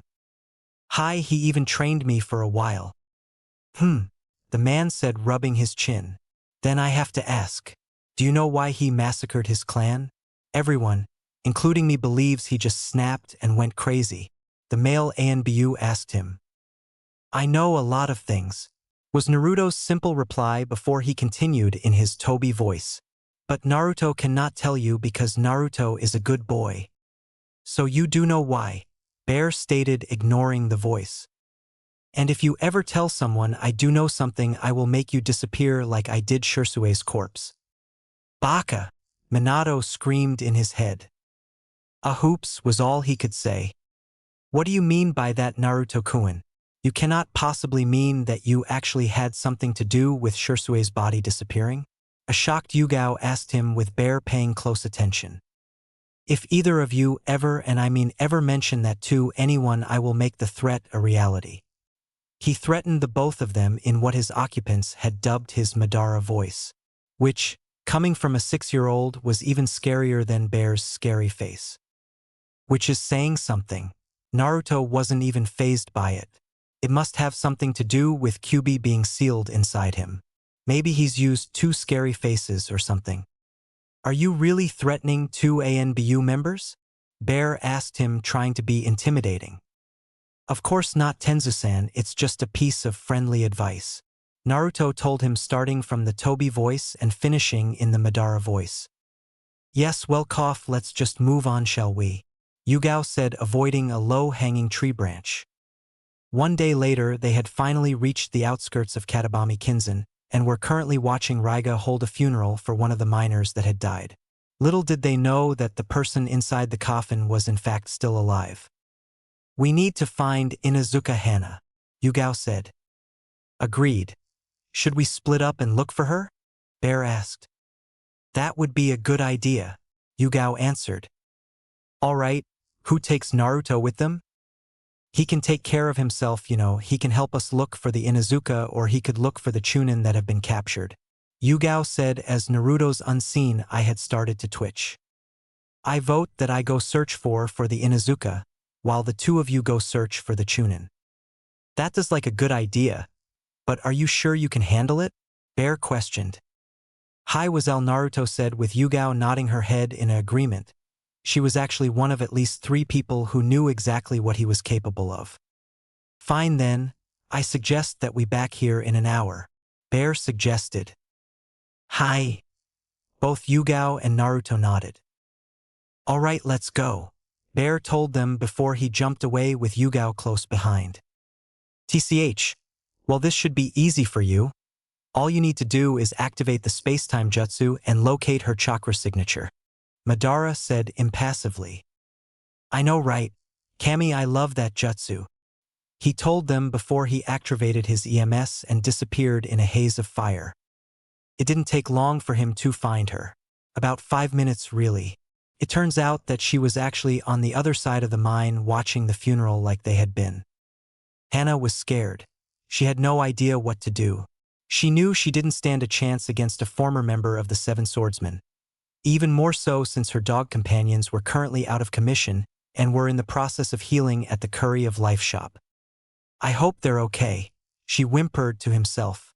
I also hope that backup is on its way, she thought to herself before she saw a swirl of flame appear suddenly out of the corner of her eye. Getting ready to attack, she threw a kunai at the body that had manifested itself. Ah, that could have really hurt, Naruto told her, acting surprised. That should have killed him, how did? It was like the kunai went straight through him, Hana thought before she recognized who it was. Oh Kami, Naruto-kun, what are you doing here? You can't possibly be the backup I sent for, Hana asked. Well, I am, but only part of it. There are 2 ANBU members with me currently looking for the 3 Chunin you said had been captured, the blonde explained. Oh, well, there's only 2 now. One of them has just been buried, she told him sadly as she looked down at the funeral only to see a hysterical Raiga on his knees crying. HN, was all Naruto said. Where are your companions? He asked, looking around, only just now noticing they weren't there with them. They got injured. They're recovering at the Curry of Life shop, Hana explained, wiping away tears that had threatened to drop. They will be fine, Hana-chan, Naruto said, trying to reassure the young woman. I knew I should have just become a veterinarian from the beginning, like I had always wanted to, trying to get the image of her 3 companions limping and bleeding rather heavily. It had happened when she tried to rescue her teammates but herself. She was outnumbered, and when Raiga arrived, she was clearly outclassed. How could I have been so stupid? She yelled to herself. After we are done here and we've rescued your team and beaten Raiga, you can become one. I'm sure Gigi would be fine with it, he stated. Hi, I think I will, Hannah said, putting on a smile. Good. Now let's go find the others, he said, grabbing her hand, both of them disappearing in a swirl of fire, appearing moments later behind Yugao. Where are they? Yugao asked herself as she continued looking for the captured shinobi. I found Hana Nico-chan, Naruto said, surprising Yugao so much so that Shrew threw a kunai at his head. Nico-chan, that's not a nice thing to do, Naruto stated in the Toby voice. Thank Kami, he can actually do that, otherwise that kunai would have been embedded in his skull, Yugao thought to herself. Naruto-kun, you shouldn't sneak up on trained shinobi like that. I would never forgive myself or you if I had just killed you, Yugao told him, leaving Hana to wonder how Naruto actually knew her.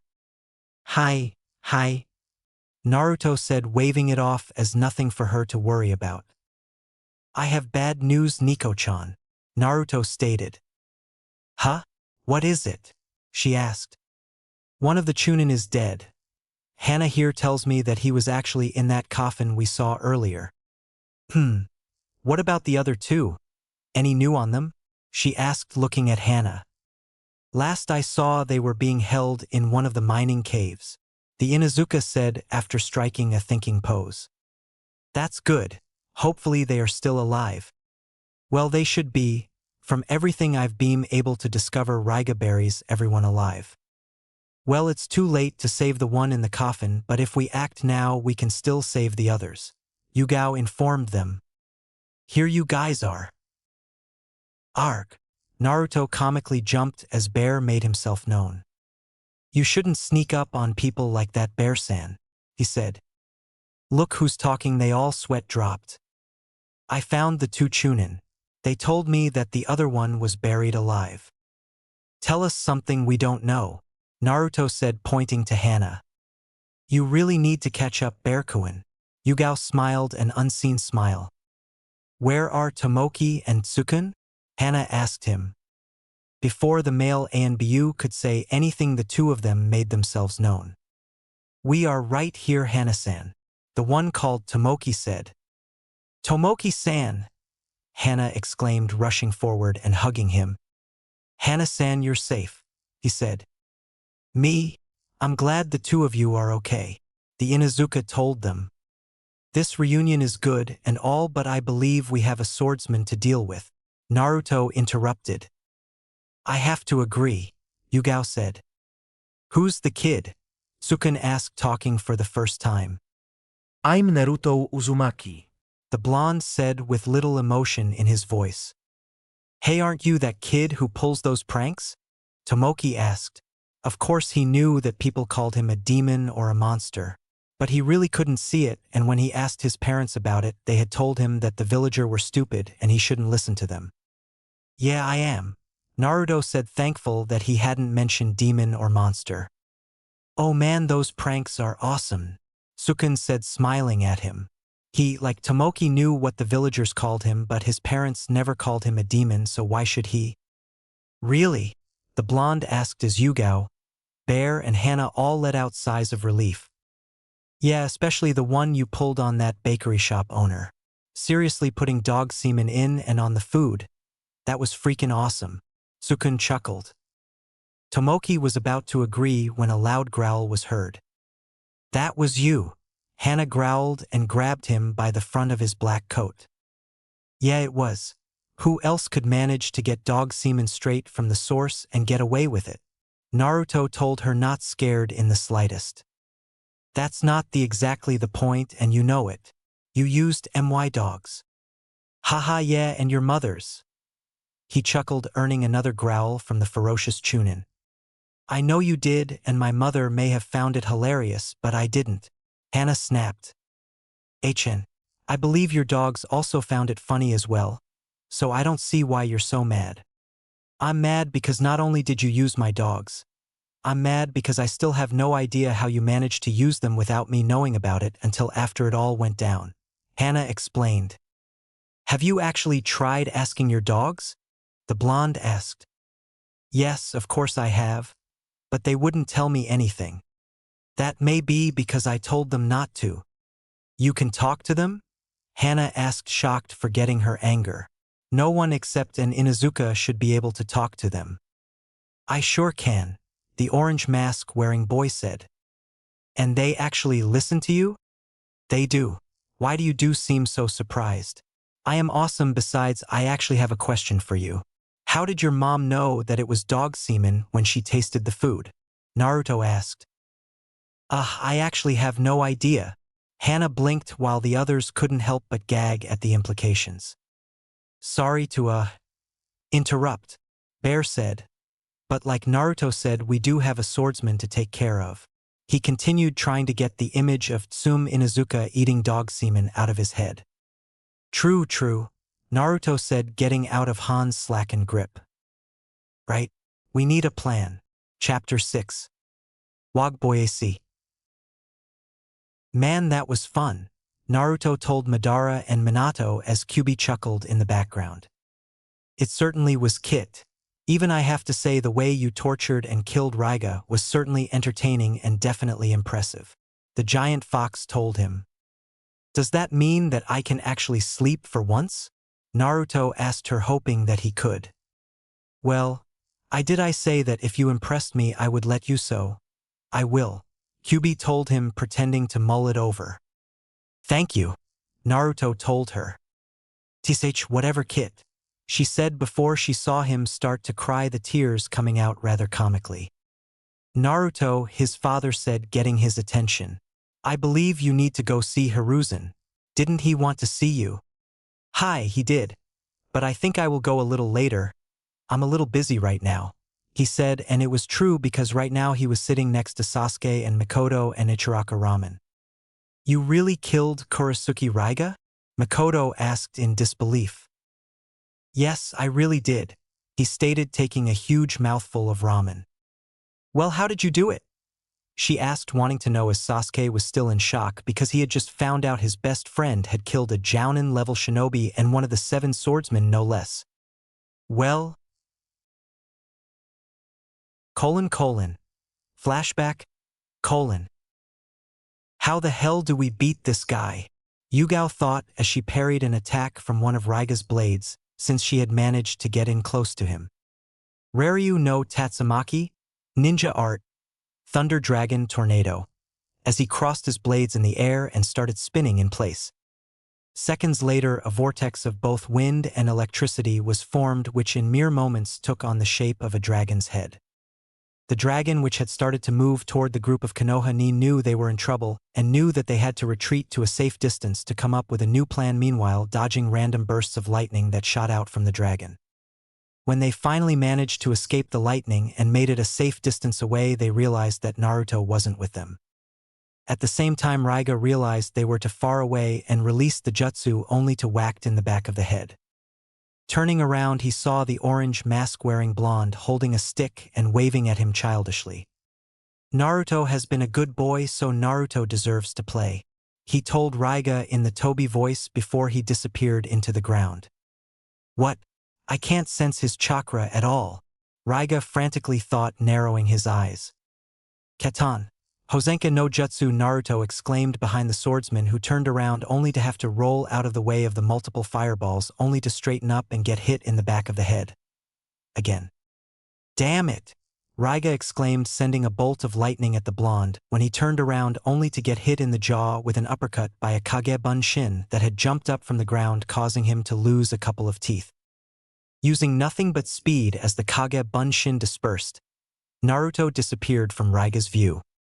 Behind you, a small voice coming from Raiga's back, which made Raiga turn around as Naruto, who had stopped because of the voice, had to dodge a bolt of lightning that was sent his way. Who the hell was that? Naruto asked his green-haired enemy. Ha ha ha, that, my boy, is probably my greatest defensive weapon. Ranmaru, Raiga told him. What do you mean by that? Does he have a bloodline? Naruto guessed. You could say that he has a dojutsu so powerful that it can even stop Konoha's Byakugan from working properly. From what I've been able to gather, he has the ability to see through walls, cast genjutsu, and from what he tells me, he can see the physical life force inside of a human body to see if they're dead or alive, and he can also predict a series of attacks that an opponent could use against me. Raiga exclaimed. What the hell? It's like a mixture of the Sharingan and Byakugan. Naruto exclaimed. Seems like it, but it's not. Being able to see a person's physical life force to predict any and all attacks an opponent can use against you is something that the Byakugan and Sharingan can't do. Madara informed him. This dojutsu is something completely new and definitely something I have never seen before. Is he really able to stop the Byakugan? Naruto asked Raiga. Hi, it's been tested and proven to work quite well. The swordsman chuckled. Do you know if it works against the Sharingan? The blonde asked. Well, Raiga said, rubbing his chin in thought. The Uchiha Sharingan has the ability to stop and cast any and all illusions, so I guess that part's out. The man shrugged. That's not the only thing, Raiga, Ranmaru said. Huh? What do you mean? The green-haired man asked. This boy is different than everyone else. When he disappeared, I couldn't see any life force coming from him. The only time I did was when I told you he was behind you, Ranmaru explained. What about now? Raiga asked him.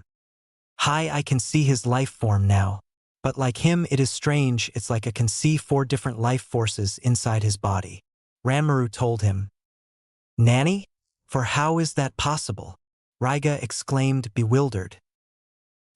Obviously, like all the others, his dojutsu needs to develop more. Naruto stated, covering for himself before he activated his EMS and disappeared from view. Smiling, Raiga asked Ranmaru. Where is he? Ranmaru? I am sorry, Raiga, but I do not know. Nanny! The angry man exclaimed, gritting his teeth only to get hit in the back of the head for the 3rd time. Kyūso! He exclaimed, turning around only to this time get kicked in the back of the head, which caused him fall forward and for Ranmaru to roll across the ground, coming to a stop a fair bit away from Raiga. So this must be Ranmaru, Naruto said, slightly shocked to see a boy no older than himself. Ranmaru, Raiga shouted as quickly got up and ran over to the boy. So it seems his abilities are useless against the Sharingan after all. Naruto informed them, seeming to be uninterested in the way things were going. Why, you have the Sharingan? Raiga stuttered. The blonde said, making his red eye glow through the only hole in his mask. Why do you seem so shocked? It was the only reason I asked if you knew if his abilities worked against mine. And since you really only know a little bit about the Sharingan, I thought I'd show you a bit more, he said, only making Raiga angry. Oh, and just so you know that I know that your friend is useless against me, this fight is boring. So I hope the two have said your goodbyes because I'm done playing around. He informed both of them as he activated Kyūbi. You can't be a swordsman if you don't have any arms. What the hell? He screamed as he felt a weird sensation suddenly come over his body, or precisely his left arm. A few moments later, the man couldn't help but fall to one knee as immense pain suddenly washed over him. Aerg!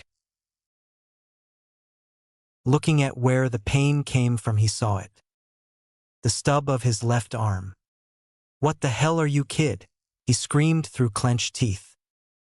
Technically, I'm a civilian, but if me killing the Yonde Mizukage is anything to go by, then I am way out of your league. The boy shrugged, activating Amaterasu. RJH, Raiga screamed again as the eternal black flames landed on Raiga's right arm. After a moment or two, Naruto activated Kyūbi for a 2nd time, making Raiga's remaining and burning arm disappear like the other one. When the jutsu finished, he noticed that the swordsman was barely conscious. Must be from the pain. Walking over to the now armless man, Naruto raised his head so that he could right into Raiga's eyes. Tsukiyomi. Raiga, who barely knew what was going on, realized that world had changed. Instead of being cloudy and gray like he had made it, he saw that the sky was in fact red and clouds were black. "Is this hell?" he asked out loud, though it came a little groggy. "Your own personal version. Welcome to one of the greatest genjutsu ever made, Tsukiyomi. Now let's see how you like being buried alive. For the next 70-2 hours you will experience what it's like," Naruto told him before Raiga suddenly found himself inside a coffin. On the outside world, only 3 seconds had passed before Raiga's body slumped to the ground unconscious due to the bloodless and because of the effects that Tsukiyomi has on the mind. "Raiga!" Ranmaru shouted as he tried to run over to the man, only to get knocked out by a chop to the neck by Naruto, who let his body fall to the ground before he went over and picked up the Kiba blades. Walking over to the body of the unconscious and half-head Raiga, he said, "I'll be seeing you," before he plunged one of the blades into Raiga's back where his heart would be instantly killing him. Pulling the blade out, he took a scroll out from his pouch and sealed the blades inside it as everyone, who was watching from the distance, stood there completely shocked at what they had just witnessed.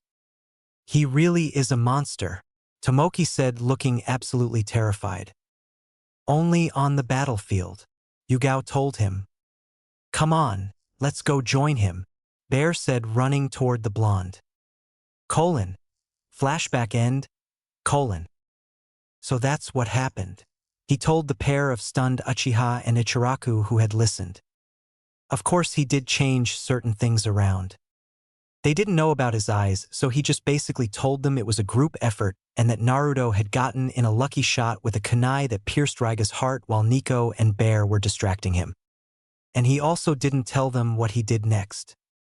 Flashback, Well, now that that's over, Bear said, what do you say we head on over to the Curry of Life shop and see how Hana-san's dogs are doing? What do you mean over? What do we do about him? Sukun asked, pointing at Ranmaru. I've got that covered, Naruto said. What do you plan on doing? Hana asked him. He said after a moment's pause. That's really none of your concern, he told them in the Madara voice. But don't worry, Naruto won't be too long because Naruto is a good boy, he said in the Toby voice, making everyone there shiver visibly. It's like he's 3 different people, Hana thought to herself before turning to the others. Come on, let's go. If he says he won't be too long, let's just head on over to the Curry of Life shop and wait for him there, she told them, eager to see her dogs again. Watching as they all hurried away, most of them doing so that they could get away from the blonde boy, Naruto turned his attention to the dead Raiga and the unconscious Ranmaru. Well, let's get this over with, he told no one, creating a group of Kage Bunshin that picked up Raiga and the knocked out boy and slowly made their way over to the graveyard Raiga had made when he started burying people. Placing the 2 on the ground, the clones went to work and started digging a hole 6 feet deep. A few minutes later, half the clones made their over to the 2 bodies and half of them jumped into the hole. The ones that picked up Raiga and Ranmaru slowly lowered Raiga into the hands of the ones inside the hole before they lowered him onto the ground, before they did the same with the still alive Ranmaru. Naruto just stood there as his clones started filling the hole up, effectively burying Ranmaru alive. If Minato wasn't worried about Naruto's state of mind before, he certainly was now. Naruto the man thought to himself, frowning at what his son had just done. Flashback end, Just what the hell were you thinking? Hiruzen yelled at the boy when he finally made his way over to the old man's office. I thought I told you not to go.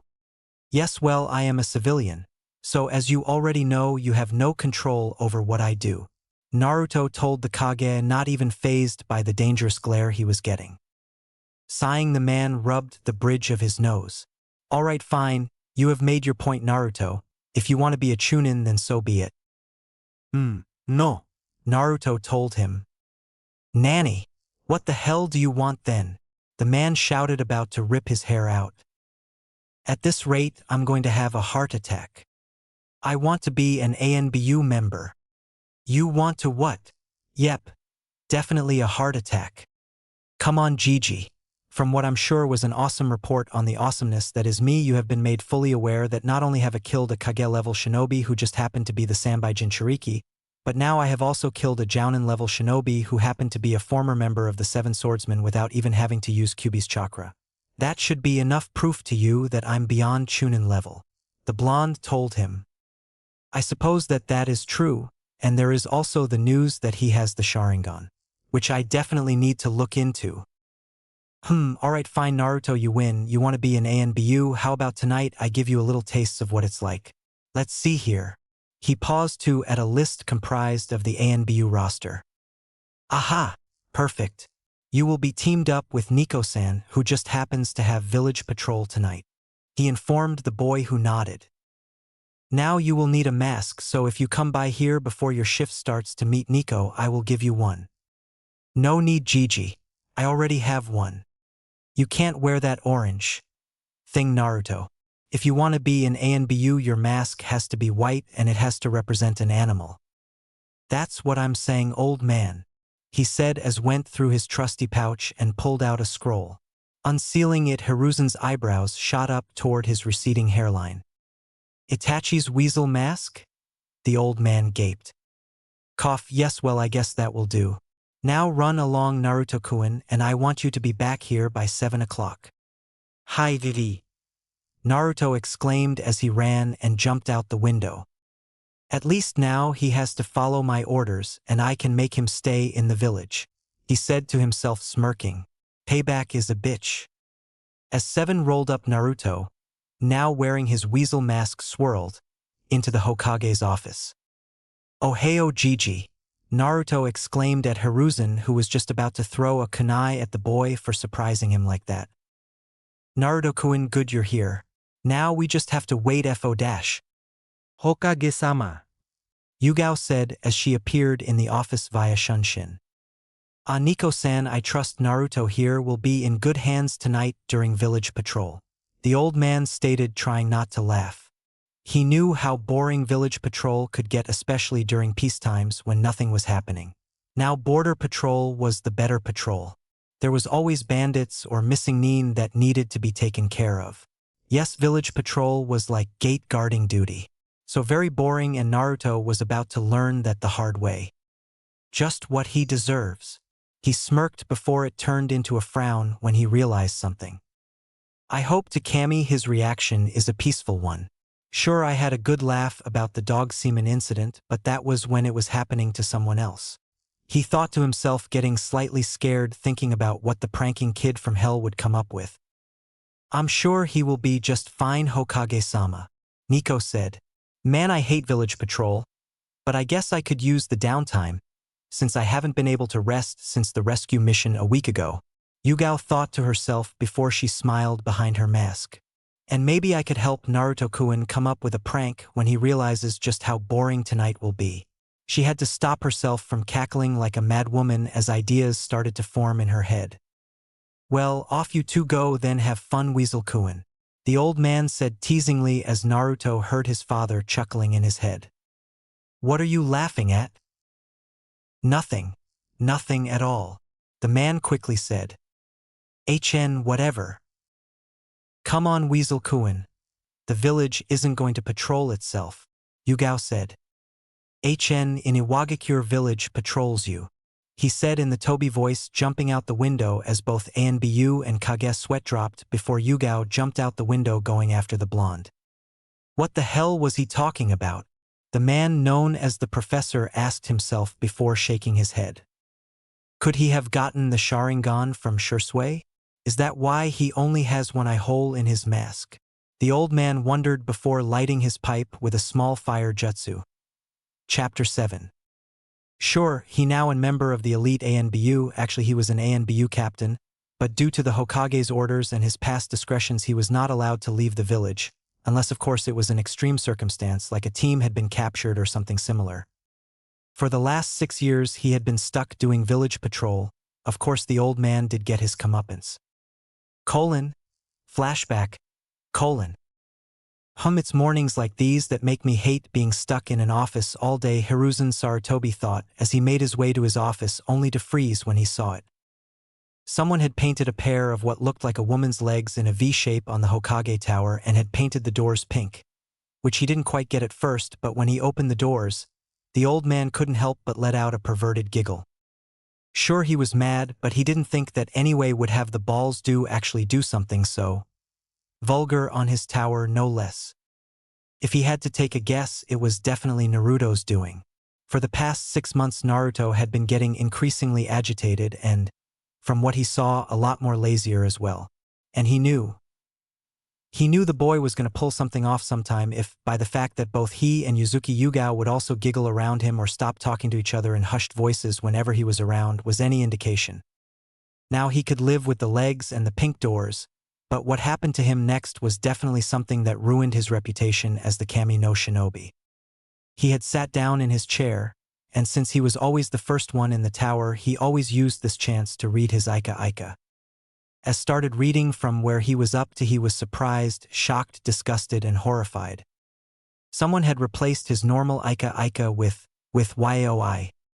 RRJH. He tried throwing it away out the window only to then realize that the book was stuck to his hand. #% and $% ARRRGH. He screamed again. Taking a deep breath to calm his nerves, he came to the only conclusion he could think of to get rid of the book. He performed a quick Ketan Jutsu and destroyed the book. Thinking that the worst was over, he sat down and, taking a sigh of relief, decided that he needed a smoke to calm his nerves. He just prayed to Kami that no one would dare mess with his tobacco. Lighting up his trusty pipe, he took a few puffs from it and only then realized that the walls had started to move up and down. Shaking head to try and clear his mind, he quickly realized that was a mistake, since now the entire room was spinning around. Looking down at his desk, he let out a high-pitched girl-like squeal as the paperwork he had left there overnight had started doing the Mexican hat dance around the entree, and of course it started to sing. We dance, we dance, we dance around the Mexican hat. We dance, we dance, we dance, we dance. Putting his hand on the table, he let another high-pitched scream as the paper, which were previously dancing, had just tried to bite him. The sun was shining, birds were chirping, squirrels were squirreling. Her day had started out lovely until she reached the Hokage tower like she every day, being the man's assistant, and saw the legs painted on it. Uzumaki, she woman thought through clenched teeth. What has that brat done now? And upon hearing the girlish scream from the Hokage's office, she quickly hurried inside and ran straight to the office. Opening the door, the sight she came upon was other strange, pretty funny. Hiruzen Sarutobi had a kunai as his hand and was in the process of stabbing his paperwork, which was still in the entree, with a maniacal grin plastered on his face. So the old man's finally snapped. I owe Koi a threesome with my sister, she thought to herself as she slowly walked out of the room and shut the door behind her. Flashback end. The rest of the day, after the old man had come down of his high and ordered a second copy of the paperwork he had killed, he had started to hum the Mexican hat dance song in his head. Good times, Naruto thought to himself, sitting down in the male hot springs before his mind began to wander back to his training over the last 6 years. His Kenjutsu, which 6 years ago was barely existent, was now on par with the best that Konoha had to offer, which was Yuzuki Yugao and her now fiancé, Gekko Hayate. Of course, that never stopped him from bragging and saying that if he could kill a swordsman with using a sword, he didn't even need to learn how to use them, which he learned pretty quickly was a bad thing to say around Kenjutsu users, something he learned the hard and pointy way. His Taijutsu, which he hadn't been overly concerned with since his training with Itachi, was now on par with Madara. So the man says anyway. His Genjutsu, being the worst thing for a Jinchuriki to learn without the use of the Sharingan, was still as poor as it had always been. Still, he was able to detect and release Genjutsu. That had to count for something, right? With the use of the Sharingan, he was, shall we say, better. The Yuhi Kurinai, maybe as good as Itachi, and maybe he was up to par with Madara. Speaking of Yuhi Kurinai, ever since she had introduced herself to her at the age of 4, they had become good friends, and they seemed to have a brother-slash-sister thing going on. He knew he couldn't deny that she was undeniably beautiful and would always check her out.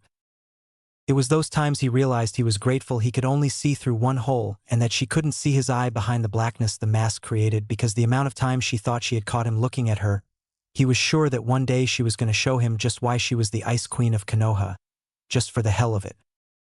Her best friend Mitarashi Anko, who had introduced herself the same time Kurenai did, quickly became friends with as well and was also kind of like a sister to him as well.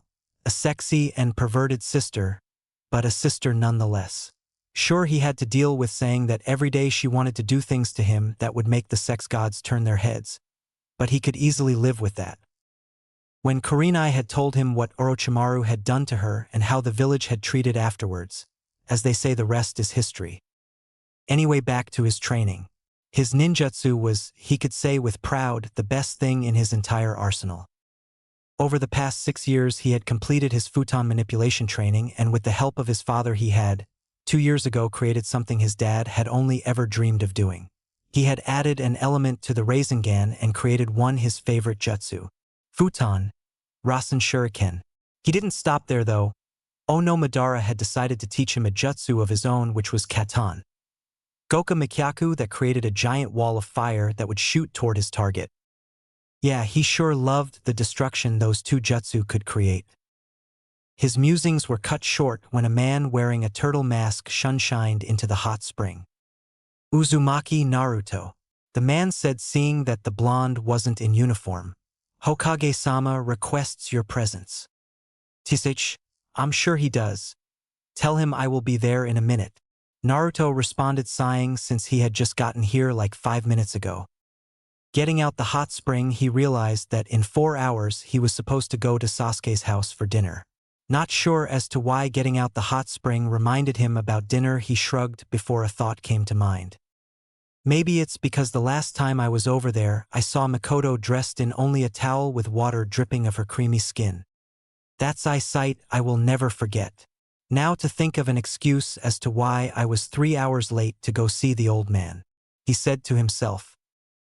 Yeah, I've been spending too much time with Kakashi Nezen, he said to himself out loud. But he knew Kakashi didn't mind. When he told Kakashi he knew who his parents were, the lazy man had practically jumped for joy in knowing that he didn't have to hide it from him anymore, and since then they had become sort of like brothers or uncle and nephew. Well, whatever they were, he could honestly say that he loved his life. 3 hours later, Naruto was standing in the Hokage's office, currently getting an earful for being 3 hours late. Relax, old man, or you might choke on your pipe. The reason I was so late is because some crazy old lady had gotten herself stuck in a tree, and her cat had come and find me while I was making my way here and told me to come and help her out of the tree. But since it was a black cat, I had to take the long way around, which while doing so I walked past a bookshop and noticed they were selling the new Ika, and I knew that I had to go and buy it for Kakashi since he is out on a mission. After I had managed to get the old lady out of the tree, I started making my way here again. I got lost on the road to life. The blonde lazily said. Blinking Olushi at the blonde, the Kage was actually inclined to believe him. He could have sworn he saw an old lady trying to climb a tree earlier when he went out to stretch his legs, and he also knew that the new Ika came out today and that Kakashi was probably the series' biggest fan. Too bad for him that Jiraiya is my old student and he sends me copies in advance. The Fire Shadow thought to himself, smirking. Cough. Anyway, the reason I called you here today is that I'm afraid I've got some bad news. For you anyway, he said, mumbling the last part, but Naruto still heard him. What is it, old man? Naruto said, slightly on edge. I'm afraid that I'm demoting you.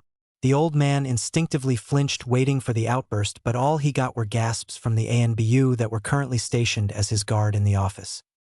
You have to be joking, right? Demoting me? To what? Genin, the old man stated nervously. You what? Listen, Naruto, you're 12 years old and people your age are about to be going through their graduation exams, and it's high time you made some friends your age. Trust me, Naruto, this is for your own good. Does that mean that I have to take the useless exam as well? Well, no, I don't believe so. You and I both know that would be a waste of time. So you will just meet them the day after tomorrow when they find out what team they will be on. Hiruzen explained. Sighing, the old man knew that right now, Naruto hated him more than useless jutsu. but he knew it was for the best. He was about to say something, but Naruto, who was beyond pissed right now, just swirled away. "Fuck my life," was heard after he disappeared. An hour later, Naruto found himself currently not eating a steaming bowl of ramen that Makoto had placed in front of him. What's wrong? Does he not like it? He looks angry. I hope it wasn't my fault. I mean, this is the first time I have ever made ramen, and I did it just for him. The woman frantically thought to herself as she watched her favorite blonde not eat his favorite food that she had prepared for him. Sasuke, however, was practically wolfing his bowl down. Not only did it taste great, he was feeling rather awkward sitting there in the uncomfortable silence. Quickly finishing his bowl, he said it was delicious before got up and told them he was going outside to train. A few moments later, when she was sure they were alone, Makoto turned to Naruto. "Naruto-kun, what's wrong? You're not eating your ramen, did it? Did it not taste good?" she asked, slightly afraid of the answer. "It tasted great, Makoto-chan, it's just..." He paused. "It's just what?" "I got some news earlier that really pissed me off." "Huh? What happened?" Makoto frowned. "Apparently I've been demoted," he growled. "You what?" the Uchiha asked, shocked. "The old man demoted me to genin rank," Naruto explained. "Why the hell would he do that?" "Tch. He said something about wanting me to make friends my own age. That has to be the worst excuse I think I've ever heard for demoting someone," she stated angrily. "He may have been afraid that Naruto would turn out like Orochimaru or something," the woman mused. "I know, right, Sai? I can't believe this," Naruto said, finally taking a bite out his slightly cold ramen for a second time. "Well, maybe it won't be so bad," Makoto suddenly said. "What do you mean?" the 12-year-old asked, tilting his head with a noodle hanging out the side of his mouth. "Kawaii," Makoto squealed inwardly. "Perhaps you and Sasuke-chan will be on the same team," the woman said, smiling, trying to cheer him up. Seeing her smile did cheer him up, if only a little. Frowning, he said, "Kami must hate me." Seeing him frown, Makoto made her way over to him and, pressing her assets against his back and wrapping her arms around him in a hug, she said, "Don't worry about it, Naruto, at least this way you can actually leave the village from time to time on missions," she told him, stopping herself from giggling at seeing him blush. "Kami, it's fun teasing him, even though I know I shouldn't do it. I know he has a crush on me, so I really shouldn't lead him on. I mean, I don't exactly feel the same way. I see him as a son. Hell, sometimes I think if he were older we could have been best friends. There are times where he reminds so much of Minato-kun. That kind, caring personality. He even has Minato's patented sexy warm smile down to a T. And when he's angry he reminds me of Kushina-chan and they she used to act." Shaking those thoughts out of her head, she quickly let go of him. "I guess you're right, Makoto-chan," he said, missing the warmth she had given him. "There you go, Naruto-kun. You should always look for the best in things." "HN," he said, not realizing he had started staring at her. Makoto, who had noticed his staring, quickly picked up her half-eaten bowl of ramen and left a bewildered Naruto alone in the room, who had noticed the frown on her face and, thinking he had done something wrong, got up and followed her into the kitchen. Walking in, he saw that she still had the frown on her face. "Makoto, did I do something wrong?" he asked, making her stop what she was doing. "Why would you think that?" she asked, the frown getting deeper. "Because you just left the room so abruptly," he stated. "No, Naruto, you didn't do anything wrong.